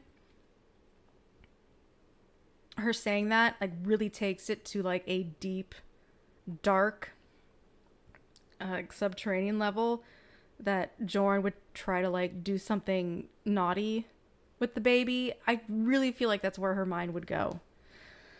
Ugh. Are we same braining tonight, Squeaks? I love that. She did that with the Jorrun. She did that with the Jorrun knew the names of all the woman thing. Oh, okay. Dustin was going to, chop up that girl and feed the remains to his dogs. My God. You can't put, exactly, Squeaks. You can't put genie shoes in an unborn baby. Like, they barely have feet. That's weird. I bet Kennedy, because he's an ogre, I bet Kennedy watches those stupid I ordered this off the dark web videos. I don't think I've seen those. I need to add savior of babies to my bio when I'm talking to Kumi. I even hit the button of little girls. God. Ugh. did that. And that's how he validates the things that he does, and he's able to live on those types of technicalities so that he can do things. Yeah. Of course, I agree. I agree with that completely. I just don't think on that occasion, for what it's worth, piecing together what I've heard him say, the evidence that we've got, I don't think he actually did anything with her. I think the chat log would have been even more sinister had he have already done something along them lines. That's just my opinion. Is that how grooming works, though? You can't treat if that's how grooming would work, though. You wouldn't. It's not all a one size fits all. That's why these guys work on it for so long. Oh, of You're course, groom but he got to a place in that chat log where he thought he was home and dry. He thought he could do and say anything in that chat log. When I say I don't think... What are they, Squeaks? Callie, they're basically clickbait videos where people will be like, I ordered this mystery box off the web. Okay. And the box will be filled with, like, socks. Or, oh, wait, shock stuff like animal organs. They're always fake. Interesting. The dark web is usually just a place where you buy guns and drugs and with Bitcoin. Is that still a thing? Bitcoin?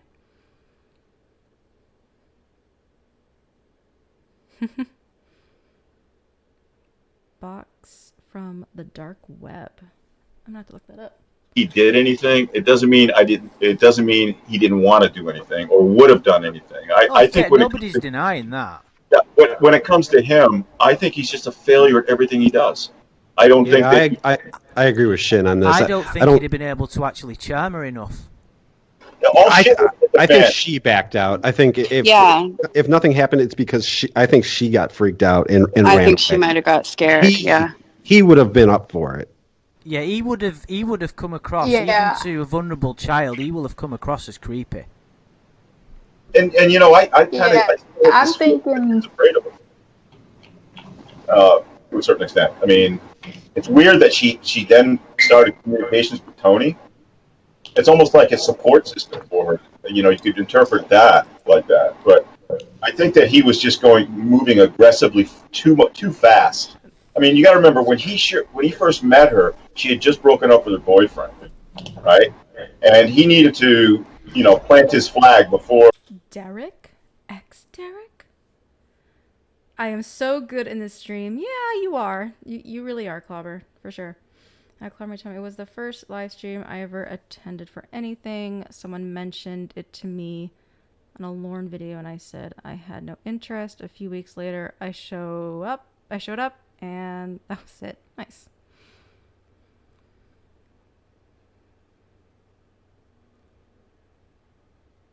You can't work. No worries, Squeaks. The dark web boogeyman.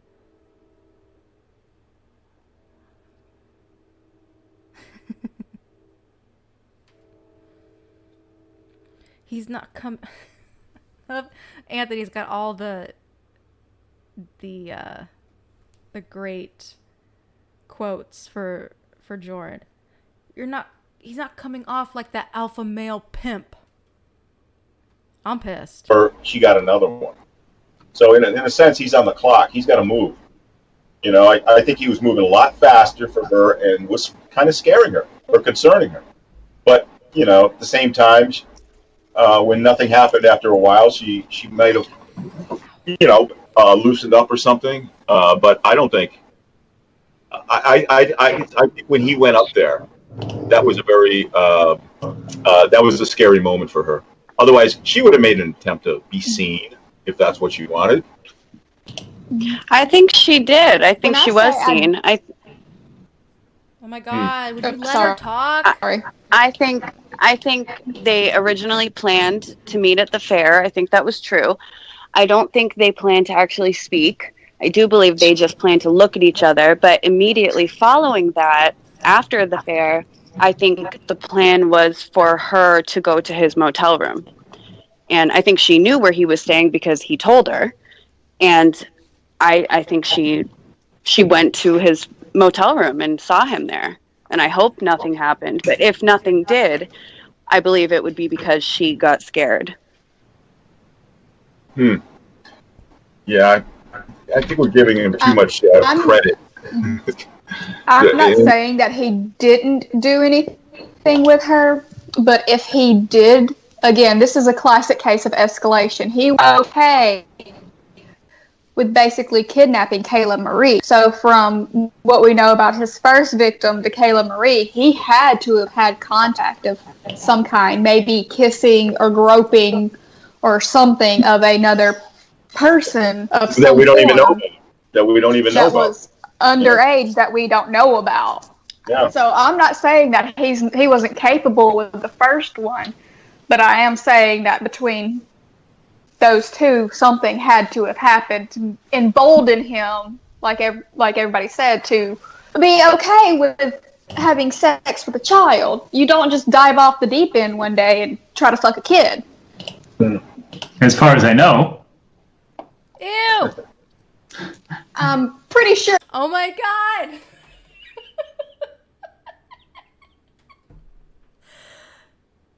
Awkward! I'm sorry.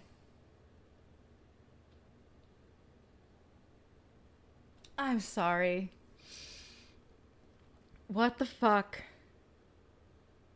was that? As far as I know. Have you tried? Is that what you're trying? Are you trying to be funny, or have you actually fucking tried? Jorrun. Wes, I bought a 36-inch O-face picture on canvas for my office, and my life has never been better. I love that. My God. Clobber, I'm not saying he wouldn't do anything, but he'd likely skin kill. I'm not saying he would do anything, but I think he would definitely want to like skin kill alive. Yeah. God, but what's that moment in is it Ted, the Ted movies? Fucking Mark Wahlberg. Why the fuck would he say that? Jorrun. No one reacted. Nobody, like, he even did like that little nervous laugh like he did with the greatest story ever told or whatever the fuck. oh, no one's laughing. Okay, I'm gonna shut up now. The pause, it's exactly, Bailey, and the pause spoke volumes. Everyone is Jigsaw to Kennedy. Hello, Kayla Marie. You know. Yeah, I think that's a I don't safe. know anybody who's woke up one day and yeah, it's a pretty safe bet. But As far then as I again, know, I've never female met somebody who powers just are a woke up thing. one day. Gotta watch out for those female powers. They're Shut- devastating.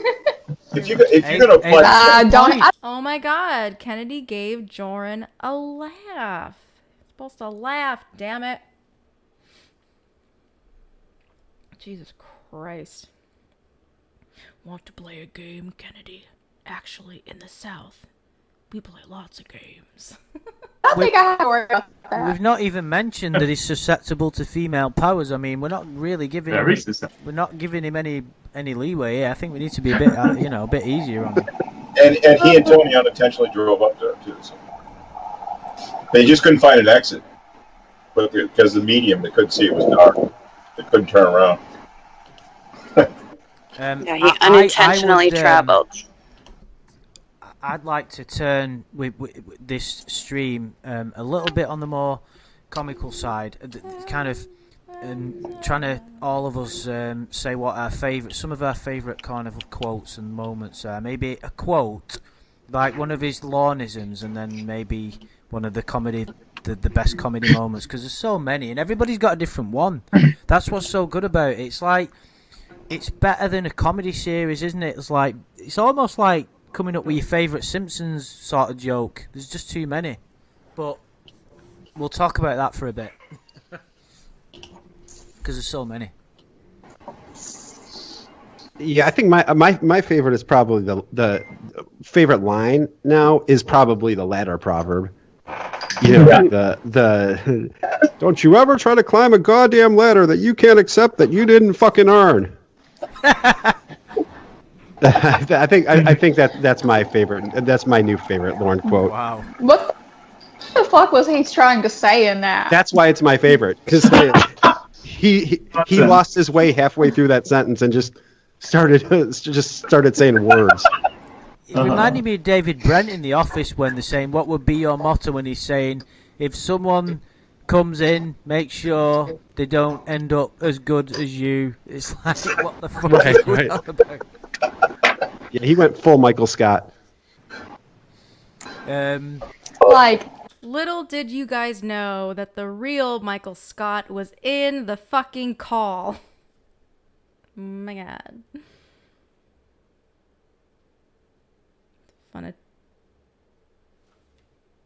In the South, we call games fun-activities. God, fun-activities. Goddamn clobber. my favorite moment will always be the reason he tried to rape a 13-year-old was the mac and cheese and meatballs. It's just... the way he says it is the same way my 7-year-old sister says, like, the reason I pulled her hair was because she was irritating me. Like, it's just so, like, I don't know, just the way he says it just cracks me up. When I first heard that, I thought it was a joke. Well, couldn't think it was a joke. I couldn't believe it was on. I didn't know it was going to be on that long. I didn't think it was going to stay up either.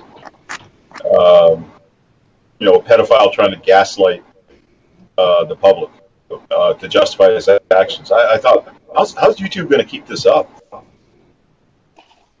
And one of the keeps things everything that it's not supposed to up. Yeah, I remember one of the things I kept saying was screaming at the TV is, "Did you read your fucking chat log? Did you read your fucking chat? Please read your chat log." That's what that was my wish list back then, and then Tiffany gave it to us. I think one of my favorite is when he, and this is in a Ramona call, and I think there's so many really funny lines that he has in there. But I guess this was when there was a video of Ramona having this Ramona sex tape, basically, and so he fucked her in the ass. he learned that she was having anal, and he's like, "So he fucked her in the ass." Yes. Yeah, it's the way that he says a lot of things that really make it. Welcome back, Captain Pollywog. Funny. You're right, Was. Jorrun also fell victim to mac and cheese, but his meatballs spoiled a long time ago. The meatballs are done, man. For most people to just say that, it's he has more a great comical delivery. than he does. He really does. Mm-hmm. Yeah, exactly. Yes, exactly. Yeah, I mean, mine was when he is talking to Debbie. I think it's Debbie, and he says, "Yeah, but you like bad boys," and it was such a defeated. He was trying to explain why he's why he's an alcoholic, and it was because Debbie likes bad boys, so he's going to try and impress her by drinking a whole bunch. And it was just the way he delivered that line. He was so sad, and it was pretty hilarious. I'm going to piggyback on what It Wes, reminds me of... because excuse me. it's fine. I was just gonna say it reminds me. Wes, was this the moment that you knew that Kennedy Doodle Gold card and Jorrun would be the perfect pair? Me of that Tinder quote, because I've been married for about 3 years now, but I remember Tinder being like one of the bio things would be, "Do you like bad boys? Well, I'm bad at everything." That's just Lauren's motto in life. I was going to say, piggyback off what Wes said, one of my favorites is, "I only drove drunk because I know you love bad boys." So some guys, buy a motorcycle or a leather jacket or something, but he's like, no, I'll endanger myself and other people to impress my fake girlfriend. That is only Lorne would come up with something like that. I there's so many, first of all, and there's big ones and there's little ones, and sometimes the little ones add up to something really cool, really big. And one of the little ones that I love is his mailbox story. I love that story. I love that precious fucking mailbox. I love that story because I can imagine him just like grabbing that mailbox and just hugging it. It's mine. I'm not going to let anybody have it. But it showed so much about him that is hilarious. So Shin, do you think he like pulled the whole post out of the ground, or did he? I don't know. I often wonder. I want to know if it was like an anger thing and he ripped it out of the ground, or if he got a screwdriver out of the back of the truck and he unscrewed it, and and he was. Little red jacket. Stupid chair. These two should just make out already. Exactly. Wow. I threw out a lot of porn today. You didn't need to know that, but it's true. God. Thank you, Capitan Polywog. Yeah, to piggyback on what Wes is saying, I'm gonna say exactly what Wes just said. That's piggybacking, right? I don't know. Wrapped it in a towel and placed it next to him on the passenger seat. All I know is whoever bought that house. Real. What happened? Whoever bought that house could have come back and see this stump sticking out of the house.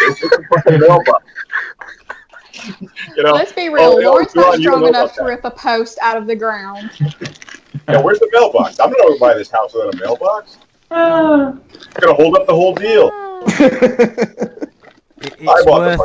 It's worth mentioning as well, like, it was brought up in the video we did a couple of weeks ago, and I was able to find that old video that me and Adam did where he freaked out at his own Facebook, he freaked out at his own post. So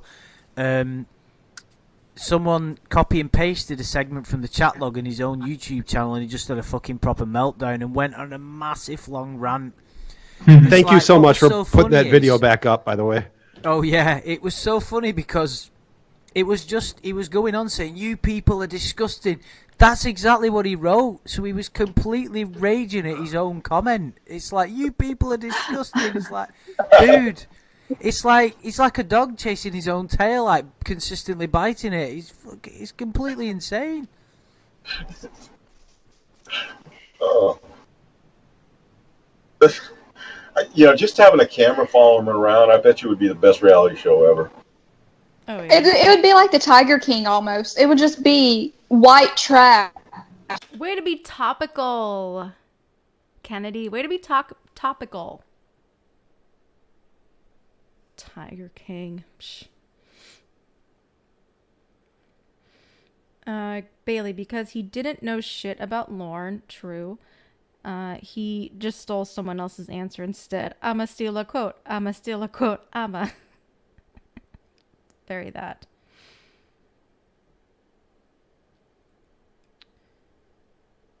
Yes, this is a painting for Mies. Dom of the year. Don't they? This is all for you. I do it all for you. Of America documentary. Because I don't know a lot about Cornville, Maine, but I can imagine it's almost as But I do know a lot about Memphis. bad as where I live in Mississippi.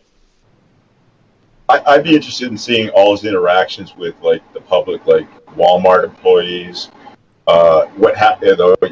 The 10-mile yard sale.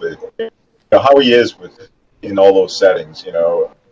How does he interact with people? Do people stay I don't away think from him? anybody associates with. Yeah, I was gonna say I don't think anybody associates with him. They all know that he's a fucking sex offender and don't want their children near him. But they're all probably as white trash as he is. I would probably assume. Amanda, do you know the area well? Have you been out there?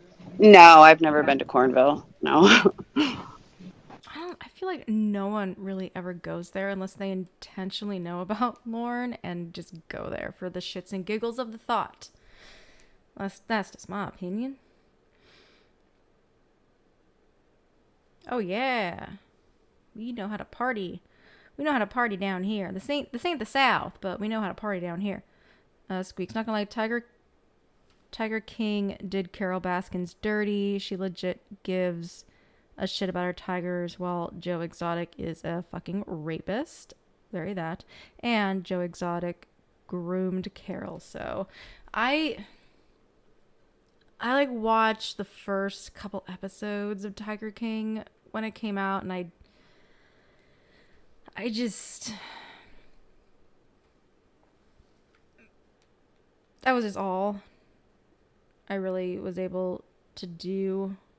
But there's like, they're gonna make a movie. I guess there's a movie about it coming out now, apparently. So that's cool, I guess.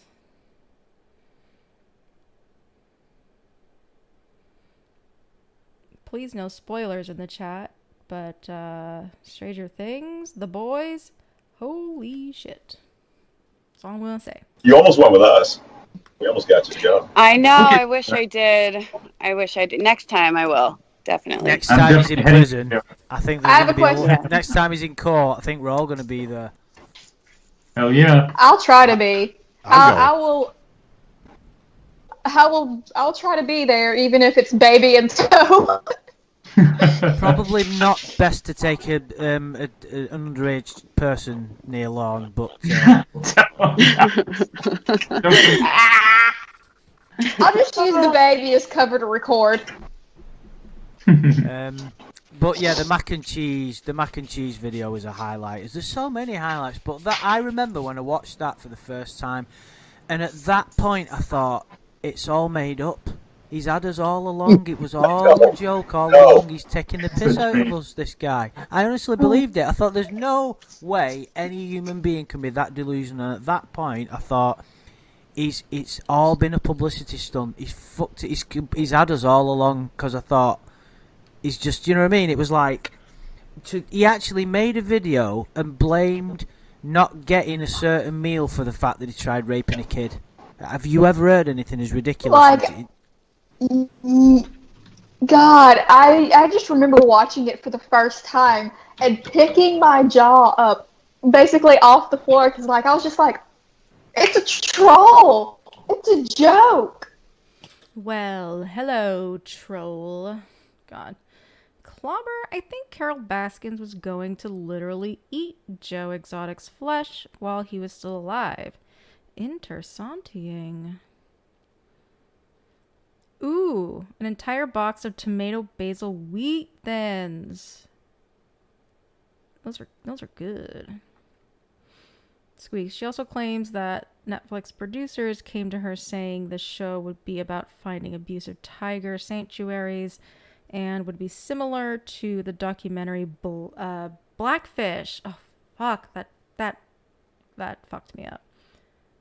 She also said they told her she wouldn't be featured too prominently. Interesting. I didn't know that. Oh, sorry, Clobber. Woo, that totally went over my head. That was your Kennedy Joe Exotic theory. Okay, I gotcha. Hello, all the way absurd. Thank you for being here. Where are we at with this? We're about maybe 40 minutes left of this. He's got to be kidding. And then I realized, because I came into pretty late in the game, that it wasn't a joke. He was serious. So, but I just remember laughing at first, because I was like, he's got to be joking. But it's just, I could not imagine trying to blame my failures in life for not getting mac and cheese and meatballs and deviled eggs. Clobber, you kind of have some experience with some of these locales, cows. Yeah. And some of these locas. I know the Chris Chans and I wasn't really familiar with that kind of material before until Lorne. How does Lorne stack up with those other guys? Oh, Lorne's the king of the lolcows, man. Lorne is the most deserving of all. First of all, you got to put it like that. Like a lot of these people, like your Amberlynn Reeds and your Chris Chans and your Darkside Phils, people like that. They're really just shitty people. But Lorne is, I mean, for Christ's sakes, he's a. I will be back. I am going to switch out my water, but I'll keep playing this. He's a registered sex offender. Is there anybody who deserves the lolcow treatment anymore? And he brings it. I don't know about that, Claude. I would argue no. No, of course not. And he brings the funny all the time. I would argue there's because he is karma and I would comedy. argue, Claude. There's a guy I found because I was bedridden for almost 3 months of my life who faked being a mercenary for the government, the U.S. government, who's almost as bad as Lorne because I'm pretty sure he's a child predator too. He just added stolen valor to it.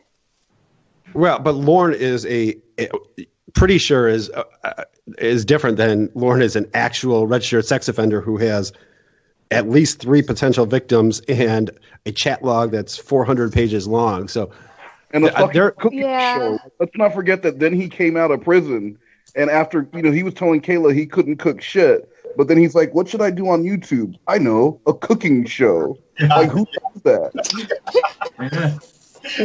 And don't forget the workout video. Yeah, I mean, like, he just ran the gamut of really bad ideas. I mean, he would have been doing, like, LuLaRoe shit and Etsy and everything else. Like, I'm so sad he can't be on Twitter. I would love to see Lorne Armstrong and how he would handle Twitter. Well, yeah, and he was wanting to sell T-shirts, too. He wanted to sell his guitar. He wanted to sell T-shirts. Used underwear as well, Clobber. Used underwear? Yeah. Signed. He was going to sign them. Yeah, to be fair, what it was about signed. the guitar? Do you remember the guitar that he put on eBay? Sure. And someone $1,000 worked out it was more expensive than a Dolly Parton signed guitar.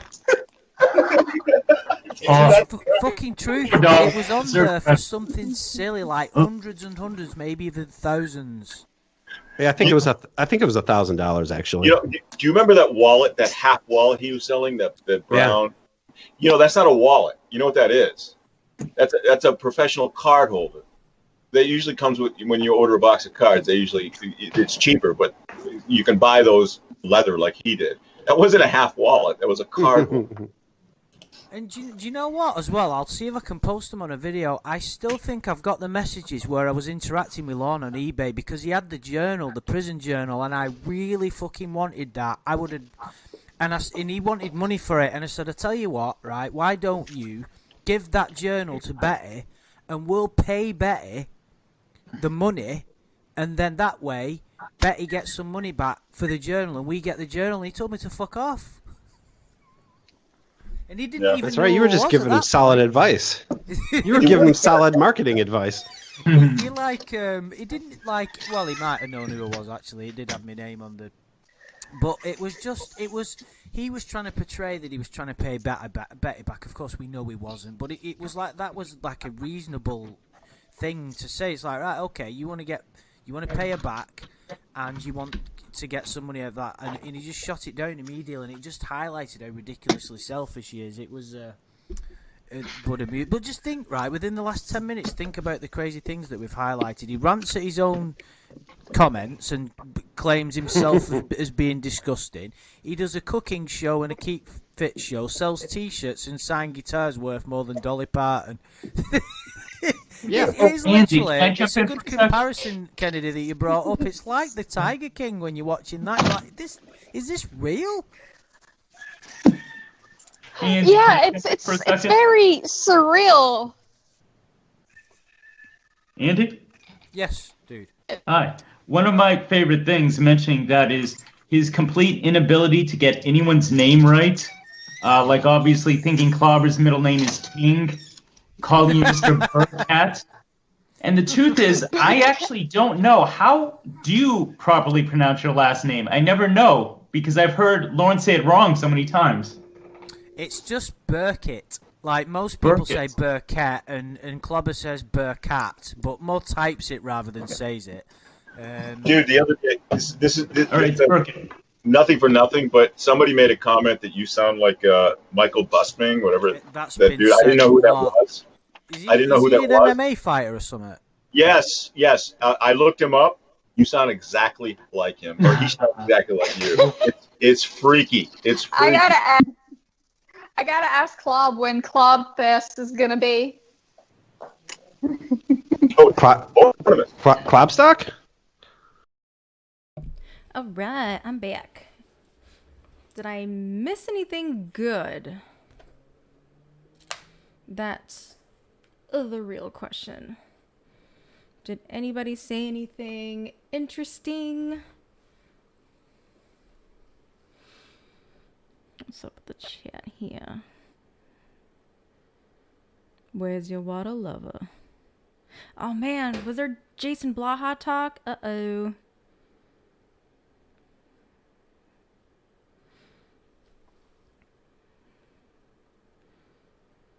You miss Kennedy bring up Jason Blaha. God damn. Oh well.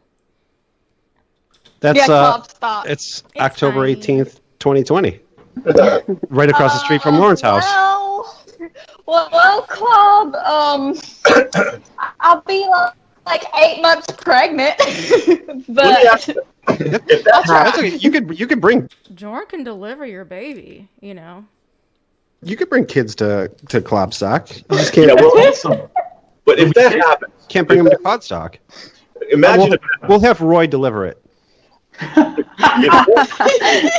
The mayor of Cornville, you lucky not lady. and say we do. Oh God, I would rather the dog deliver my baby than Roy. would you let Lorne in if he shut up? Well, if I had kids there, he wouldn't be able to. Well, yeah, we segregate him, and No, Lorne would have to pay $100. Can we put him in a cage like we used to do, like the freaks from the circuses and stuff? Could we just do that and like at Klobstock? That way he's not technically within 50 feet of any kids we have there. He's just in a metal cage in the middle of Kennedy, Klobstock. is like it our Burning Man? Is it within the realm of possibility that your kid could be born on October 18th? My due date is November the 9th. God, I was just thinking that, Squeaks. Yeah, could we dehumanize someone? I mean, the movie Freaks, that's you know, it's a classic. I've got it on DVD, but like those were really those were no bueno. Yeah, I know it's Lorne, but still, yeah, exactly. Remember those freak shows? Bunch of freaks. God damn it. Wow. Definitely a preemie. I was a month early. It's possible. Yes. Induce birth. I was a preemie. Do it. I would not. If Jorrun said, I'm a preemie, well, this just staying in. Jesus Christ, Jorrun. I think you're gonna have to get the kid. She would be induce birth. She would be a preemie if I had her. November the 18th. But I could. Kayla? I could very well go. Yeah. How about Kyla? Her name is Aram. Oh, okay. You can name her. Yeah, what's with the excitement about this, guys? Yeah, I hope your kid is born the same way too. Oh, Clobber, you were premature? Oh, okay, that explains it. That explains the paper bag, I guess. Her name is Nicole. Yeah, no. I bet Hannah Nicole. My husband doesn't know much about TCAP, but he already told me, he was like, no Kayla, no Hannah Nicole, nothing involving TCAP. He was like, I will make sure. This gets brought up again in the Jorrun Kennedy stream. They got nothing, guys. This shit, they're recycling things. They talked about the same shit. No, I meant Jorrun this time. Okay, Clobber, sure. We must not be same braining right now. Gwendolyn? That's it. Gwen, yes, Gwen. His mom's name's Gwendolyn. Oh, So we can do good. that. Misappropriate. Her name is Aram. Real quick. I know we were talking about Lorne moments, and for me, the one moment that like really Look at Wes trying to steer the music. Oh my god. Steer the stream back to Lorne. Hey, I know we were talking about Lorne, so let me get us back there. solidified the calls and everything when they were scattered all over YouTube and I couldn't really follow it was when Lorne found out about the doctor seeing Ramona naked. And God. how the story just kind of escalated because like she just kept adding more details to it. And when he screamed, "What?" Like Little John, that was yes. Like, okay. Wes, you know what's amazing about that? She had dropped that on him. Like she was, for instance, she was trying to get to the point where she said she saw the doctor in her underwear first, and then of course that turns. But she had said that like in several times before, and he just didn't listen. I know, and then it's like he finally caught it, and it was, and that scream, that what, like every time I hear it, it just I laugh. It was so great. It's such a great the way it just slowly escalates. It's a slow burn. It didn't just drop on him all at once. She just kept giving him parts of the story, and then she's in a thong, and she has her back turned, and he's just getting so angry. You're topless. Put some clothes on. What? Oh my god, you're topless. And oh my god, get your. I played that over and over and over again. And then the follow-up. Yeah, the on what that, is great. The follow-up was nobody's afraid of you. That's what Wes just said. Prison.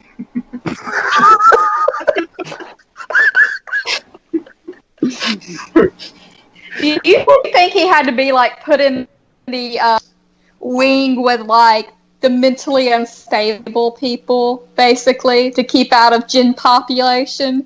Because in Jinn population, they would have probably fucking killed him. I think definitely anal sex. Definitely. What?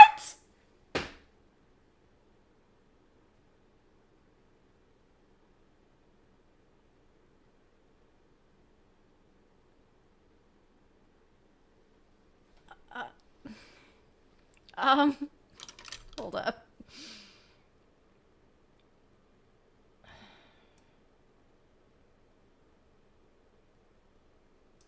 The way it just slowly escalates. It's a slow burn. It didn't just drop on him all at once. She just kept giving him parts of the story, and then she's in a thong, and she has her back turned, and he's just getting so angry. You're topless. Put some clothes on. What? I played that over and over and over again. And then the follow-up. Yeah, the on what that, is great. the follow-up was nobody's afraid of you, prison.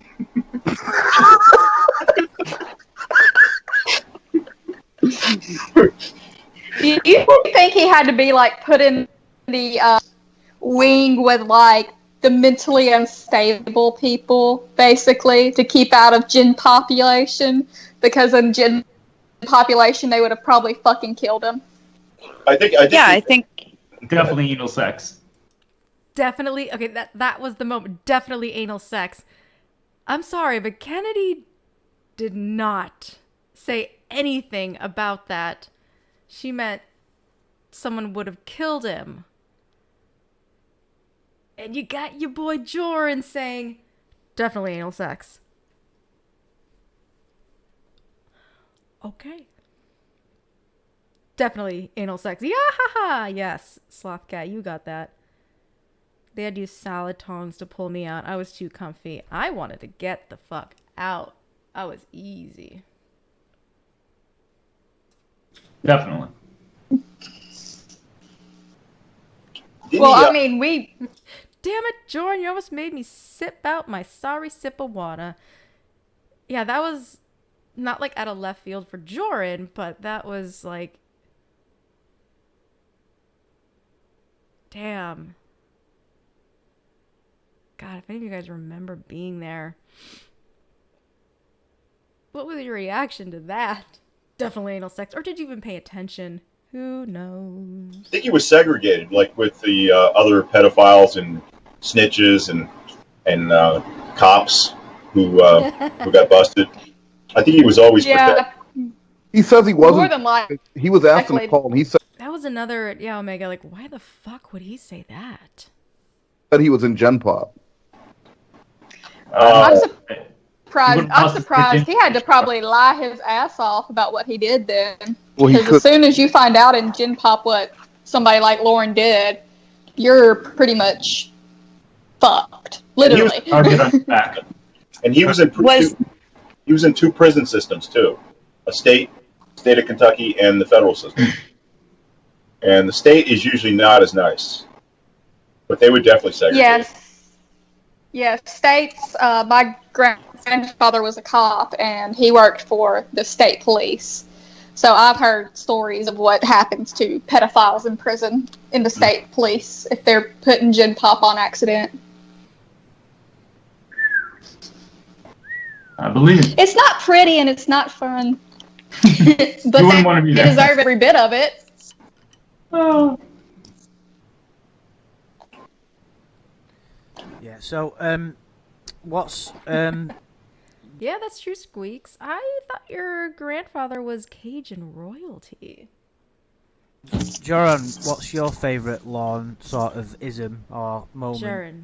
I mean, I know we've spoke about a few, but is there anything that sticks out? Well, it's true what they say, that Lorne is the gift that keeps giving.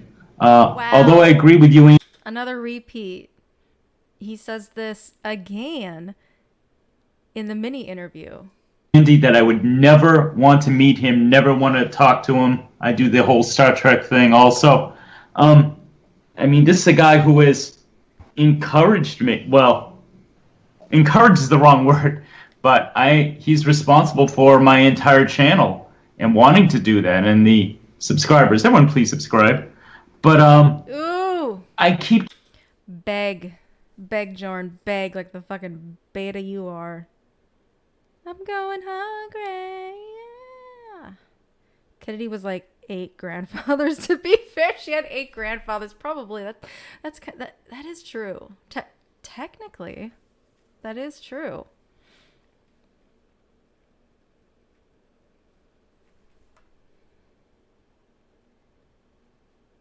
So, Clobber. So Lorne is the father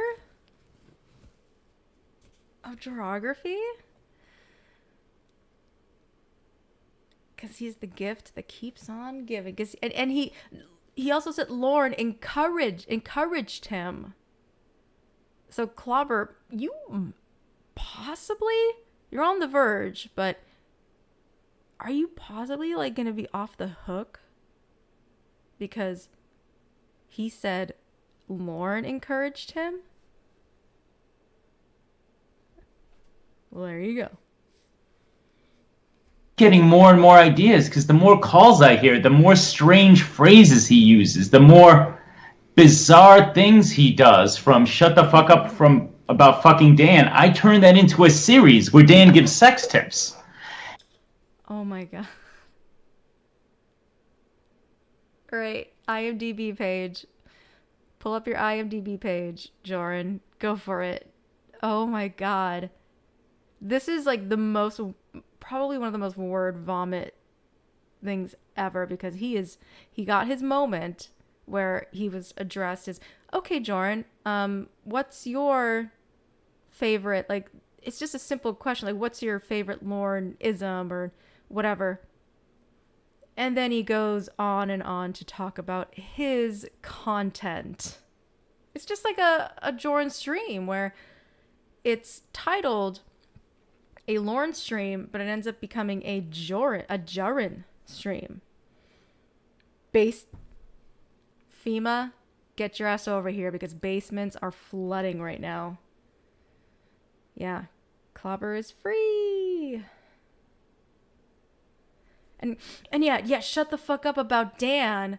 You know, it's such an iconic thing that he says. So shut the fuck up. He even said shut the fuck about fucking Dan. He kind of said it correctly. But then why did he tie shut the fuck up about fucking Dan to sex tips with Dan? Ew. Gross. Everything he says, the more I learn, one of two things happen. Either I clench my fists and get more and more angry at him, or I laugh more and I get more ideas. Because he's so, and that's what brought me to him. I know some people have, history of, unfortunately, terrible things happening in their childhood. With me, it's just looking at him going, what the fuck is wrong with you? Like, your thinking pattern is so alien to me that I can't relate, but that makes it fascinating. From the complete inability to learn from his mistakes to never taking, learning from... Inability to learn from his mistakes. Guys, oh my god. He's talking about himself. Life lessons to just being so dumb. It's magnetic to me that he is so weird and has such an ego for no reason. If they call him a pedophile, he gets a little mad, but if Tiffany calls him fat, he gets furious. It's like, no, you call him ugly. That's what ticks him off. Not calling him a registered sex offender, but call him fat and ugly. Oh, I'm not fat. And so that keeps making me... I think a little Reverend Rose kind of jumped out, and then it jumped back in. And obviously so many other people in the community want to be creative. Yeah. Anthony, magnetic.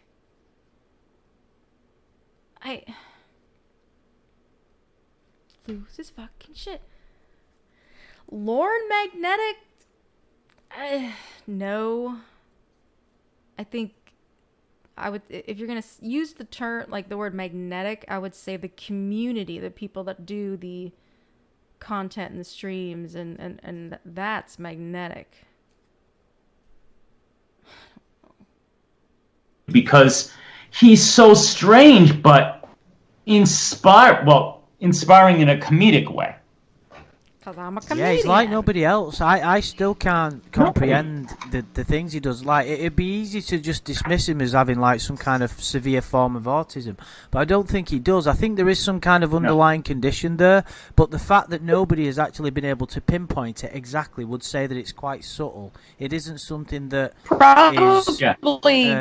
It isn't something that is obvious, so therefore it's just him being him. He's so ridiculous. It's like, you're right, he has this sense of arrogance. It's like, arrogance? Really? What the fuck? It's like, this guy has been what is that based on? I think I pinpointed it in one of my early... I think I pointed it out in one of my early videos that I think he either has fetal alcohol syndrome, or I can't think of the name of it, but when we went to go to the doctor, they tested me for it. It starts with a K. It's like, it starts with some kind of K where, like, in men you have more. Yeah, I was thinking that too, Squeaks. Like, oh, now her time. Oh, I brought up in my channel fetal alcohol syndrome, or that one thing. Starts with a K. I swear she talks about this too again, because I've only listened to this one time. I think one time, maybe twice, but not recently. I swear she talks about this like a second time somewhere else. More pronounced breast and learning disabilities. I can't remember what it's called. I'd have to Google it again. Do what? Clobbering time? No, no, it doesn't start with a K. K. That doesn't start with a K. Oh, Everyone should be tested for that. Look at these cuff little shorts here. Oop. Look at these cuff little shorts. That's so cute. she has in other streams with Andy. Okay, I know I've heard it somewhere. The cringe compilation might sound that kind of rings a bell. Ring that bell, ding-a-ling-a-ling-a-ling. Oh, Matt Driver just confirmed he was in PC, state and federal. Yeah, He I wouldn't believe it. Okay. Yeah, that makes sense. Yeah, it's the kind of it's kind of ridiculousness at which we can't. His inability to see himself through the eye. I mean, we can't. We all have our own way of looking at the world and ourselves and our self-image, but he doesn't seem to be able to ever understand how he would appear. You know what? That I agree. That's probably happening too. Omega. I find it funny that while Jorrun and Kennady were plugging their channels in the call, Euro was probably plugging his channel in chat. If he had a wrench, God, would he have had a wrench in Andy's channel? If he could, I mean, I'm sure even if he didn't have a wrench, he would still say, "Hey guys, follow me channel. Ooh, the IBS. You diagnoses." From an outside source, which is probably a good thing, because if he could, can you imagine if he suddenly became self-aware and he suddenly understood what people thought of him, or just does he not care? Does he not have the ability to, or does it? It's strange, isn't it? Because I put myself in his shoes and I'm thinking, without being horrible, I'd jump off a bridge immediately. I think he's had to ignore what he is and not be self-aware, because I would jump off a bridge too. So to preserve himself, he just has to live in this state of delusion. That's the price of being a celebrity, Andrew. You should know that. That's why Stallone. He doesn't really. Stallone admires his. I was just going to say stick-to-itiveness. Right. He doesn't care about what us commoners think about him. When the celebrities like Stallone and Leah Remedy and Gordon Honey Daddy Ramsay, those are the people he cares about. Wasn't Shania Twain a fan of his as well? Shania Twain, she sure was. She's going to write a song for him. Didn't he say when he got out of? Yeah, I think he said. I think it's all for fun. I think he might have said something at some point, to someone. I'm not sure. Oh, sweet squeaks! Cricket Snapper has officially been saved. You saved the day. When do the celebrities still follow me, or is Stallone turning up at court or something? He did. While he was doing those prison calls, he was asking about Stallone and Shania Twain and Dolly Parton. For chair aerobics. That is funny. Yeah, that's why Stallone wanted him for a chair aerobics video. Chair aerobics. Can you imagine? That's what I call low impact. I'm sorry, go ahead. I think as well, I've not heard any of the calls myself, but when they got him to believe that Casey Moreau actually was in love with him, I think that was pretty remarkable. That if you ever needed any further clarification that this guy doesn't live on planet Earth, that was it. You know what I mean? And Andy, he thought they were going to be a celebrity couple. A celebrity couple. No, that was Tiffany. Because she was a model and he was the biggest thing on NBC. Yeah. Shit. Do you know what? I mean, it just goes to show that if you think about that, right, you would say that Lorne is actually insane. You'd think for a person to believe that there's some massive, massive issue here. He had a wrench in Andy's channel. Interesting. Because you'd think, I feel like I've only seen 2 people that have wrenches. But I don't know, part of me kind of had a feeling that maybe he did have one in Andy's, but if that's true, then yeah, begged.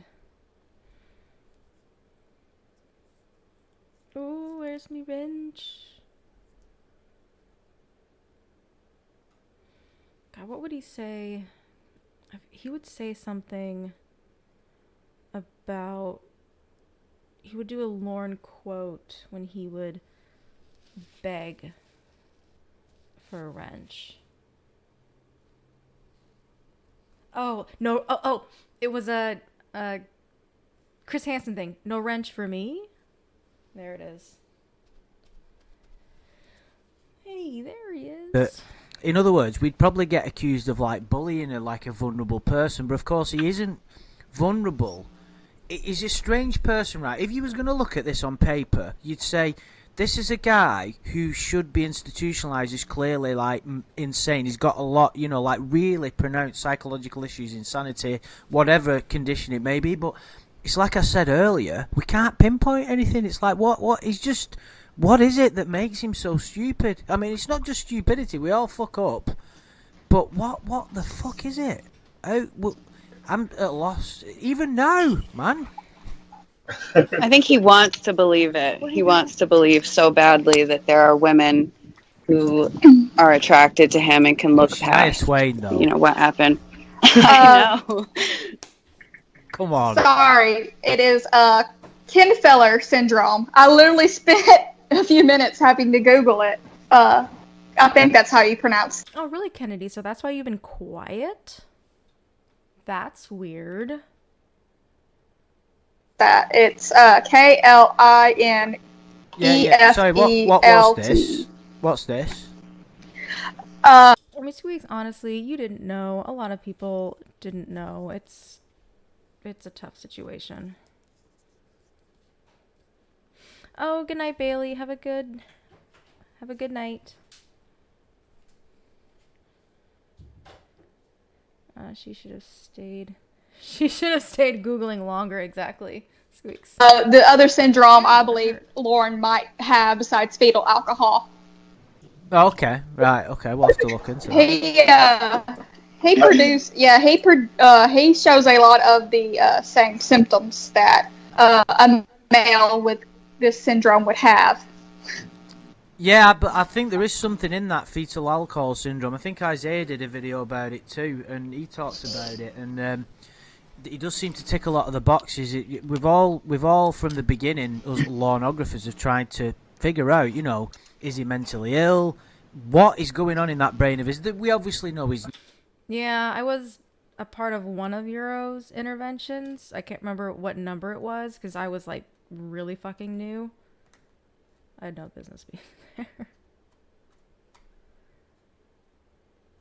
But yeah, that was a weird one. Not got problems, and this is one of the reasons why I've not been, I've sort of with the catfishing and that. It's potentially a little bit, we're dealing with a really sick and twisted individual. It's funny because of the things he comes out with, and it almost gives it that you can dismiss the really bad implications of it all because it's so comical, but you must always remember that you're dealing with a really sick individual here. He's criminally insane, he's perverted, he has got no morals at all, like none. And even people that are criminals have a moral code that they stick to. If you're on that side of the law, but he doesn't. That's what I think. That's what's part of funny about him when you examine his value system. You examine what he does value is weird. It's just strange. Trying to think of something. It's really hard. He doesn't value normal things. I think a lot of it is to both of the kill filler. She might be at a Walmart. Squeaks. He's writing a new rap. You know what? I think because Tiffany was in the call, he was writing the genie sketch. Right then and there. Possibly. Kill filler, I don't know how to say it, syndrome. And fetal alcohol syndrome share a lot of the same traits. And, I didn't know what it was till I went to the doctor and they were like, hey, we're going to do a lot of blood workup. You know, you're going to get tested for this. And I'm like, what's that? And they're like, if you have a little boy, it's where you can get an extra X chromosome. I don't think he would have got out of basic training if he had fetal alcohol syndrome, personally. Like, Air Force basic training is not a joke. It was already? Okay, so... Okay, so he's been really pulling out his content at this time, because we don't have the actual... Well, I don't have the actual live, because I couldn't find it. I can't remember when this came out. So if the Genie sketch was already available, maybe.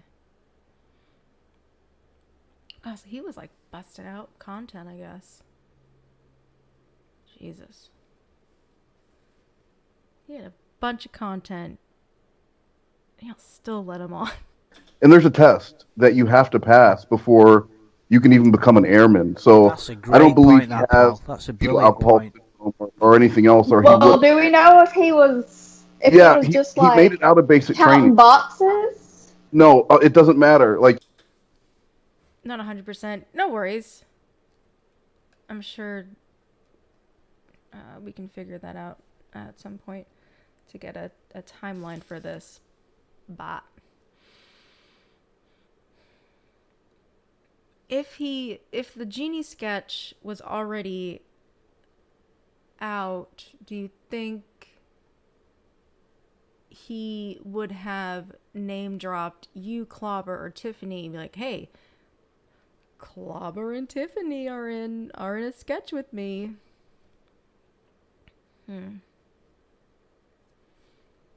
Maybe. I don't know. Who knows? I was in the Air Force, so I know that he would not have made it out if he had any kind of disorder like that. They weed people out. There were people there who were borderline, like they had some issues. You can tell they don't make it past week 5. Week 5 is where you take a test, and if you don't score in the top 80%, you go back another week, and you keep doing that week over and over again. There was a guy who had been there 14 weeks because he just kept getting to week 5, and he got recycled every time. And Lorne got through. So what you're saying is Lorne actually has brain. I mean, he graduated high school, which I know doesn't mean a ton, but I mean he did graduate high school, and he did make it at least through the testing portion of basic training in order to join the official Air Force. He got to his base. Now, whatever he did in tech school, I don't know. I don't know how well he did in that, or if he washed out of several AFSCs. But I know he at least got through that, so I don't believe he. Yes, Squeak, exactly. She thinks she's like the expert in the military department, and she's trying to talk over Wes,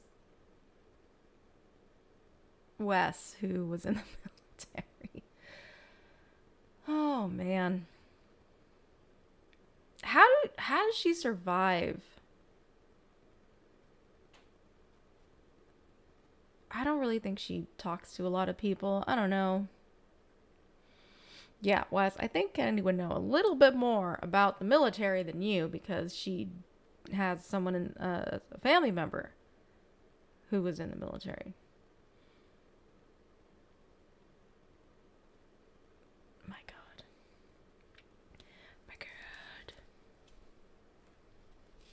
But how does she survive, like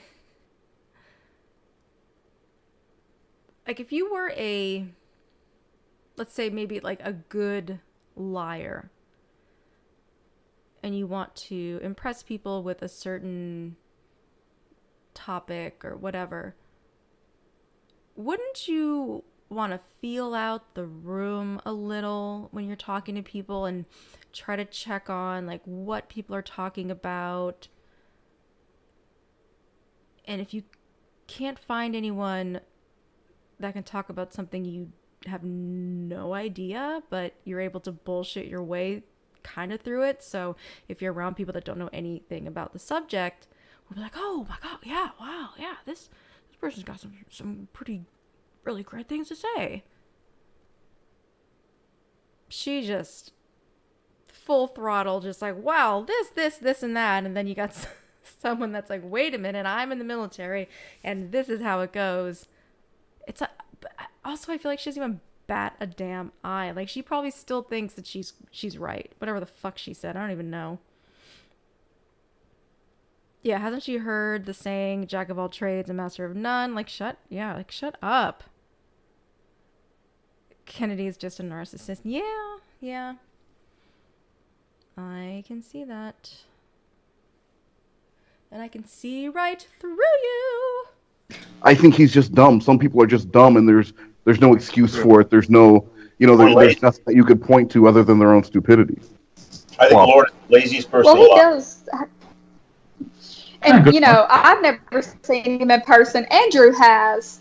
But from the videos I've seen, he just looks like something's not ticking right in the internal clock. Well, that's chromosomes and whatever else happened in that family tree. But I often wonder how the hell Lorne's sperm beat all those other billions to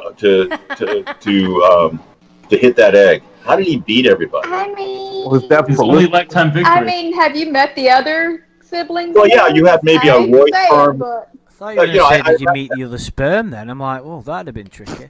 Well, he had other kinds of sperms around him. He had a Lori type of sperm, a Paul type messy as well. To be fair, Shin, the sperm was, or the egg was under 13. That's true. Clobber. Oh my god. That was good. I got nothing. That was good. Wanted it. But, Jesus Christ. But how the hell does he start off life so lucky like that? I mean, just randomly, and then boom. He was the fastest one somehow. It was the sperm that was singing really loud. Backwards. That's a miracle to me. He got to Bowling Green. That sperm was looking for a place to turn off, but it looks like whatever the exit just wasn't coming, so he decided to keep going. But that's one of the miracles of life. I mean, how we get formed, and that race down there that's happening, and he won out of billions. It's weird. First and last time he's ever won anything. Yeah, it makes me question how weak was the other sperm that. This red paint is horrible. It does not.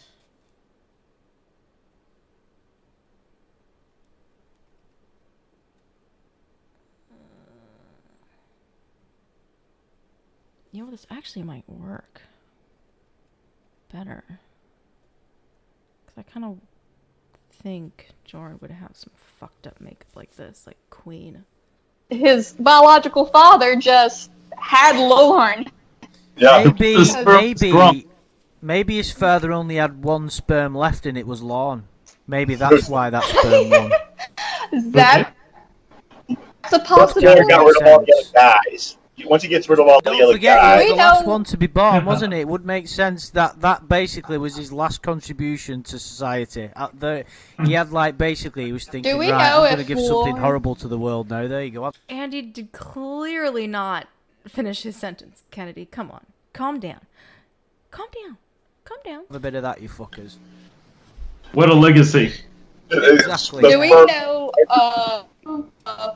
sorry, random question, but do we know if the rest of the kids are like Lorne's half-siblings, like they all have the same mother but not the same father, or do they all have?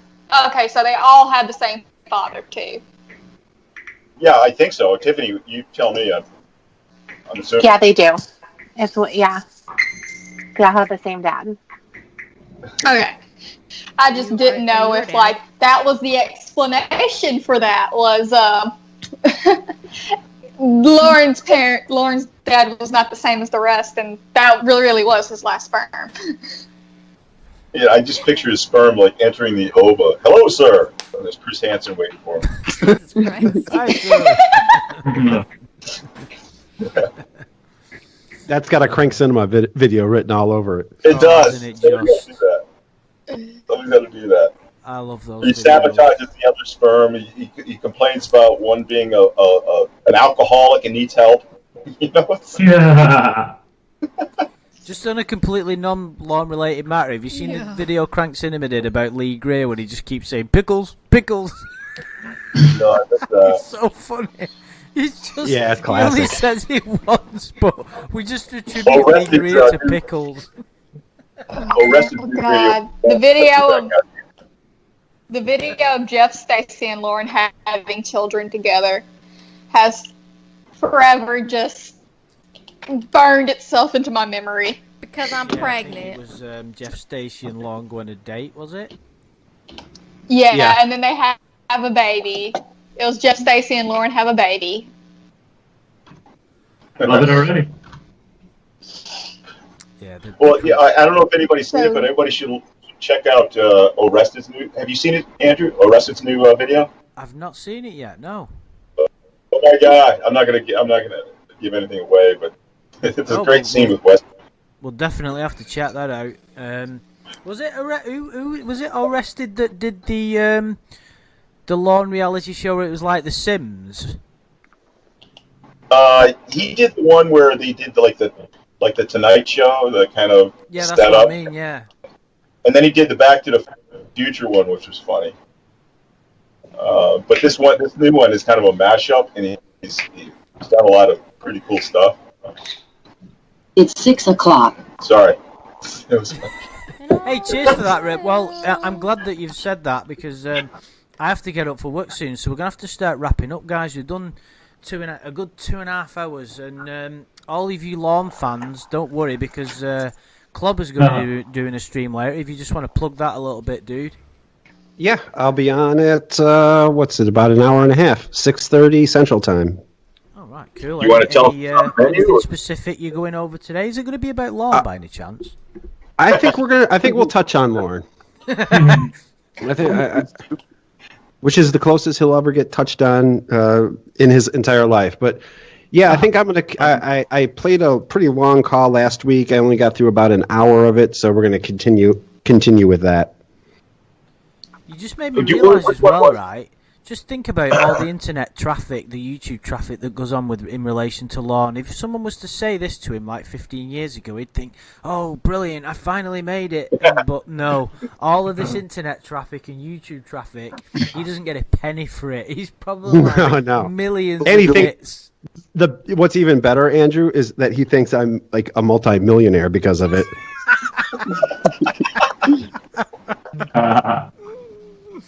That's brilliant. Carl, but I've never seen you advertise anything. Do you? Do you have anything, or like what?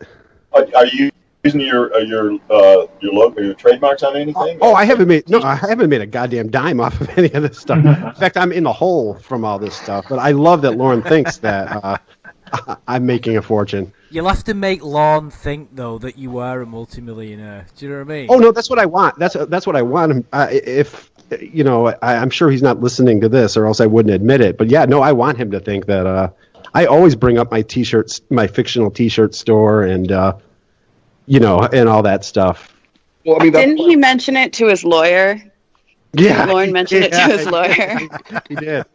When I built the Codstock website, I put shirts on there, and they're ridiculously expensive, and they're all sold out. Yeah, and I have them, listed at like 2,500 of these shirts sold out. I put shirts on there. They're like $100, and they're all completely sold out. That's great. Yeah, so that was part of the troll. Can I say one thing? One of the things that really gives a good insight into Lorne is his book, Taken Abroad. I know we haven't seen a lot of it, but I would suggest everybody check out Tiffany's channel, reading that. That gives a really good insight into Lorne in terms of, well, first of all, his literary ability, but his thoughts and how they work. Oh, big time! I just never wanted to give him any money. I've always wanted to read it. I just couldn't bring myself to buy it. Yeah. Have you read the whole book, Tiffany? Is that what's on your channel? The whole book? Yeah, or it will be very soon, right, Tiffany? How many chapters are there? Probably within the next year, it'll all be there. Oh, It but how takes me many a are little there now? while to do How many that. are there now? Just out of curiosity, how many? There's a four. There's four, and you know that as well, because Not too much is being said right now. I do want to hear if Jorrun has any closing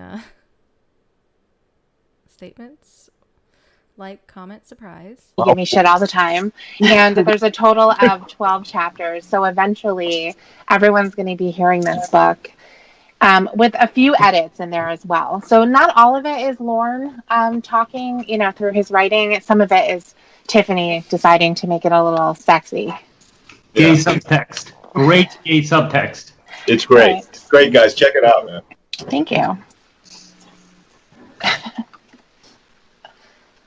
Club is bathing in breeds. Anyway.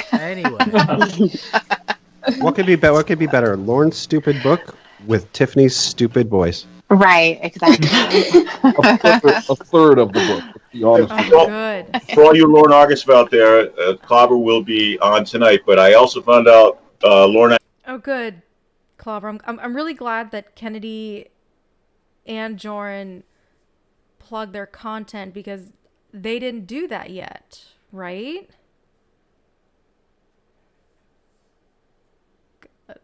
Identity will be on after him. So about damn time. I will be back to making videos soon.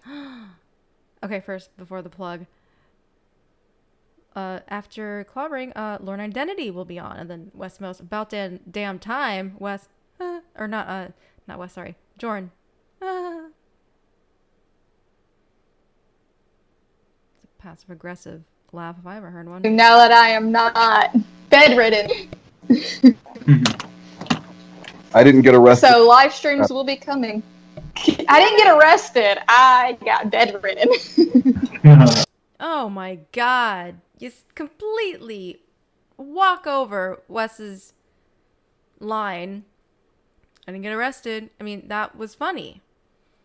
And then fucking... God, Kennedy making about... I didn't get arrested, but I was bedridden. Oh, there's so much worse. Significant difference. Significant difference as in what's worse to you, Kennedy? What is worse? Everybody, please subscribe to me, YouTube Jorrun Comedy. Yes. I make fun of Lorne in a very, very wide variety of ways, from sketches, some featuring clobbering time, and songs and... Pretty talented, I might add. You're a good singer. Shin.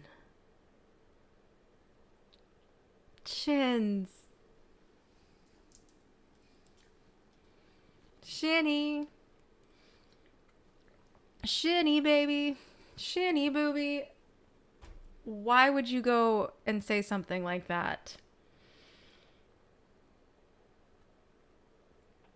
Yeah, Clobber, I was thinking the same thing. He's Clobber is in sketches, plural. So maybe the genie sketch is up. Shin simping again. Wow. Shin did this. Hashtag Shins did this. I appreciate that a lot. Say something in the chat, pal, and then people have your channel. Oh, already one step ahead of you. Of course. Make sure you subscribe to me. I try to put out steady content. I try to be funny. Probably. God. The genie sketch was the first one you did. Okay. You know what? That's true because he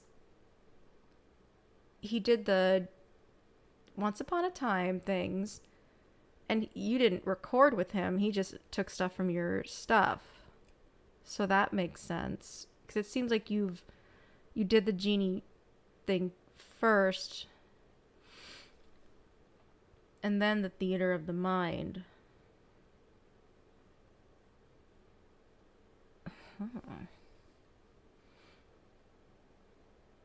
Your soul is leaving your body. And Fast Eddie's pretty good too. Oh fuck yeah! So Fast everybody Eddie's should check great. him out. He's great. I love it. And also Shin's like, while Kennedy is plugging her shit, you're like, and Fast Eddie, man, yeah, he's great. You check him out? Everyone should subscribe to not Claude yet, dude. and Andrew. Oh, too. he did. I'm sorry. Claude's the main person I hear a lot of people get into Lorneography for. There you go. Clobber, you're back on the hook. You are back on the hook, buddy. He's super supportive in helping everyone start channels, and Andrew was the first person I ever watched a video on Lorneography on. So Nice. I love the content that's coming out. I love the new people coming out. Love meeting Amanda James, by the way, everybody. I haven't heard Yeah, from her. thanks for joining us, Amanda. It's been a pleasure. Thanks, Amanda. Yeah. Yeah, thank you. Thank you so much for having me. Amanda, have you ever considered like doing the analyzation video or just something like that? Maybe starting a channel? That's true. Okay, so you're off the hook for Jorrun. Kennedy, I don't think that's a hook you can get out of. We got one out. It was all Lorne. It was all Lorne.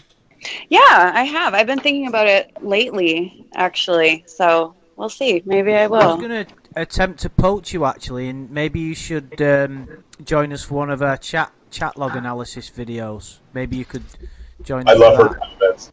I love her comments. Yeah, I'd love to do that. I would. Yeah, we Definitely. can get Tiffany out of there and put Amanda James. Well, that's, you know what? Yeah, But you you've just actually spoiled the game for me now, because I was going to omit it without knowledge, but now you've just ruined it. So cheers. I'm sorry. You know what? You guys will all be Amanda mean and I to are gonna forget me. You guys. Good in you. That's right. Oh, they will too. They will too. I know. So we're I gonna can get see them. it. We're gonna do our Oh, own the thing. victim of her own crime. That's right. Victim of her own crime. Brilliant. Wes, Mose, thanks for joining us, dude. It's been a pleasure to speak to you. Thanks for having me. I really appreciate it. Oh, dude, thanks so much. Thanks so much for coming in. And Wes's channel is great too, by the way. Oh yeah, of course. That goes without saying. He just put out a video yesterday. yeah, Wes, do you just Yeah, want that to was put something great, in the Wes. chat and then people can check your video out? I didn't want to, I didn't intend. Didn't want to plug my channel because I really don't. I don't do TCAP stuff really. I mean, I do some stuff with baked salmon, but I mean, that really wasn't my intention. I mean, I appreciate it. But yeah, no, I Oh, well, really you may as appreciate. well while you're You here. trying to tell people to stay away from your channel? Is that what you're doing? Well, I plan on dropping something about Andrew in the next week, so I didn't want him to be there. Okay. This was Oh, I was. okay. I need voice clips so I can split it up into my video. But no, I appreciate you having me here. I really do. This was awesome, and The fuck was that? Sounds like a walkie-talkie. I've followed your stuff since I first got into listening to the stuff on YouTube. So it's great to be here and be able to share some opinions with a lot of smart people and clobbering time. So Yeah. that's Nicely done. Yeah. thank you, Clobber. Oh, thanks for coming in, man. It's been an absolute pleasure, and as with everybody, thanks for joining us, Kennedy as well, and I hope we'll see some stuff from you soon. And Jorrun, thanks for coming in, dude. And Shin and Tiffany. He didn't even give Jorrun a minute to speak. Thank you, Jorrun, for coming in, and Shins and Amanda. Thank you so much. Suppose I can say good. if anything, the greatest thing I can give this community is to try and have a baby on our Lord and Savior's birthday. Please do. It's a cursed day, Kennedy. would be Don't pretty do it. Why Kennedy, and then why Jorrun? Like, it sounds maybe he did want her baby. Please do, huh? That's awful. Amazing. But I'm afraid, Kennedy, if that does happen, you're not allowed to call her. You've got to call her Kayla. And you have to like. Oh, Anthony, you didn't know she was pregnant? I didn't either. That's the first that I heard of it, so I don't know. Kennedy's plugging her baby. stream your birth. No. No. Wes, yes, you saved her baby. You saved her baby. You risked your life to save her baby from the clutches of Jorrun comedy. I will not we don't need stream the the we don't birth, need the birth and I will live not. stream. but- We could have Lorne deliver it if that helps. Yeah, because he seemed to Can we want just to have deliver the babies, dog didn't deliver it? Could He we has just some have old. Daisy deliver He has the some dog? old. Didn't she say that earlier? It's like, I don't know, repeating, or the repeating of the shit. I mean, I'll say things again, just 'cause, I forget when I say things, and I'll say them again, just, whatever. But I know Kennedy and like Jorrun do it because they know that whatever they were going to say was going to kill, but there wasn't the reaction in their mind that they were like, this is gonna kill, this is gonna slay Anna. But there was no reaction. So like, okay, you know what? They probably didn't hear me, so I'm going to wait, and then later on, I'm gonna say the exact same joke, and it's really gonna kill. No one cares. Timey baby at techniques. this point. Just make sure that your father is in the room. Okay. I'm gonna need a That's all. hacksaw and some battery acid. Dr. Moore will deliver your baby. I'm sterile. That is a terrifying thought that I never want to have enter my brain again, is Lorne as a doctor, because all I can imagine is Saul mixed with Sweeney Todd. All I ask is that What is going on? I'm gonna try to do it as Lorne. What is wrong with your goddamn head? What is wrong with Kennedy? What is wrong with her? She's trying to be edgy, y'all. Like Saw and Sweeney Todd.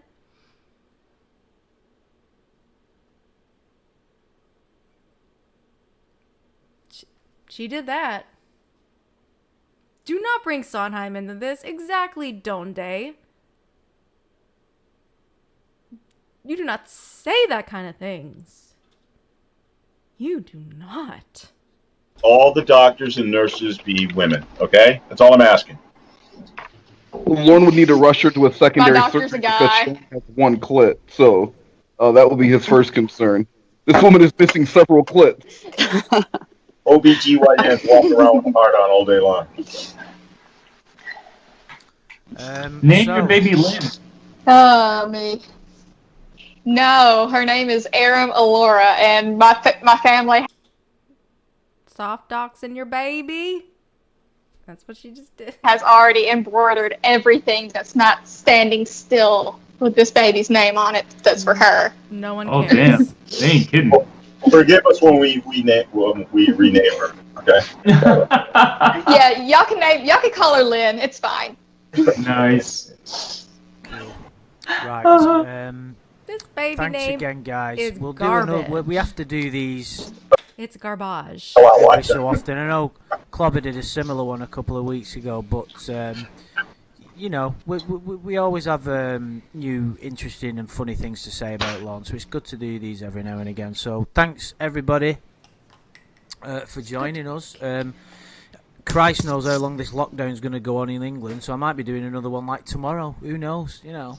Nice. It's fucking nuts. But yeah, thanks everybody so much for joining us. Thanks everybody in the chat.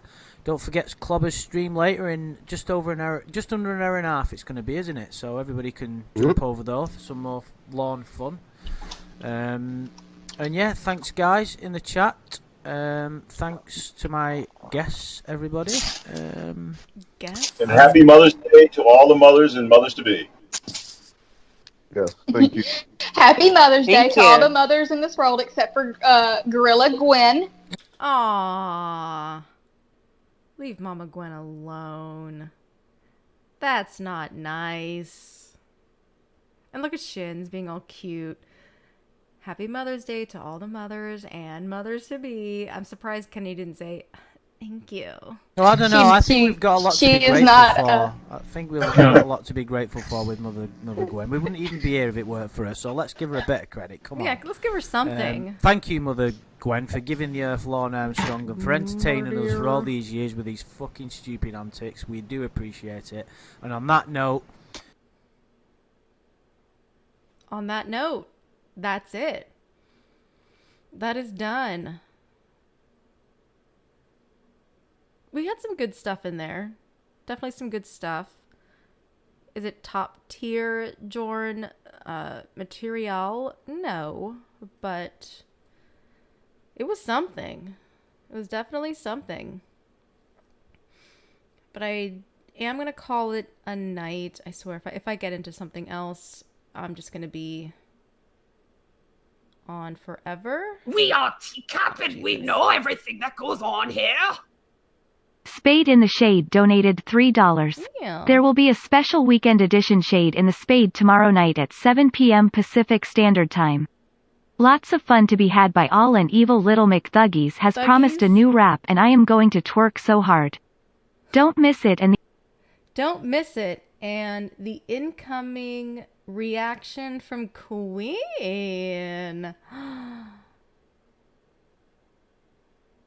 A special edition of Shade in the Spade? Holy shit. 7 p.m. Pacific time, guys. Get into it. Get into it. And also, I believe tomorrow is... Aren't Clobber, if you're still here, aren't you and Heisenberg still doing the Tegan interview tomorrow night? I sure hope so. I hope that's still happening. But yes, I am going to call it a night. What, don't date. Holy shit, there's a mouse in my parents' house. And my cat is chasing it. Get that mouse out of your mouth, baby. It's the mouse or me, baby. But yes, we've got some wonderful things to look forward to tomorrow night. Get into it. Tegan interview is 7 p.m. Eastern time. Okay, perfect. Well, we are going to have a jolly good time tomorrow. God, the Jorrun gifts. They keep happening. And the Queen of Spades stuff. It's a nice little side dish. It's perfect. But thank you guys so much for coming on tonight. Thank you to everyone who donated. I don't have too many streams planned, but I have like some videos more planned for July. That's all I'm gonna say about that. But I'll be on again for sure. Squeaks, love you too. Love all you guys. Thank you so much for hanging out. And sleep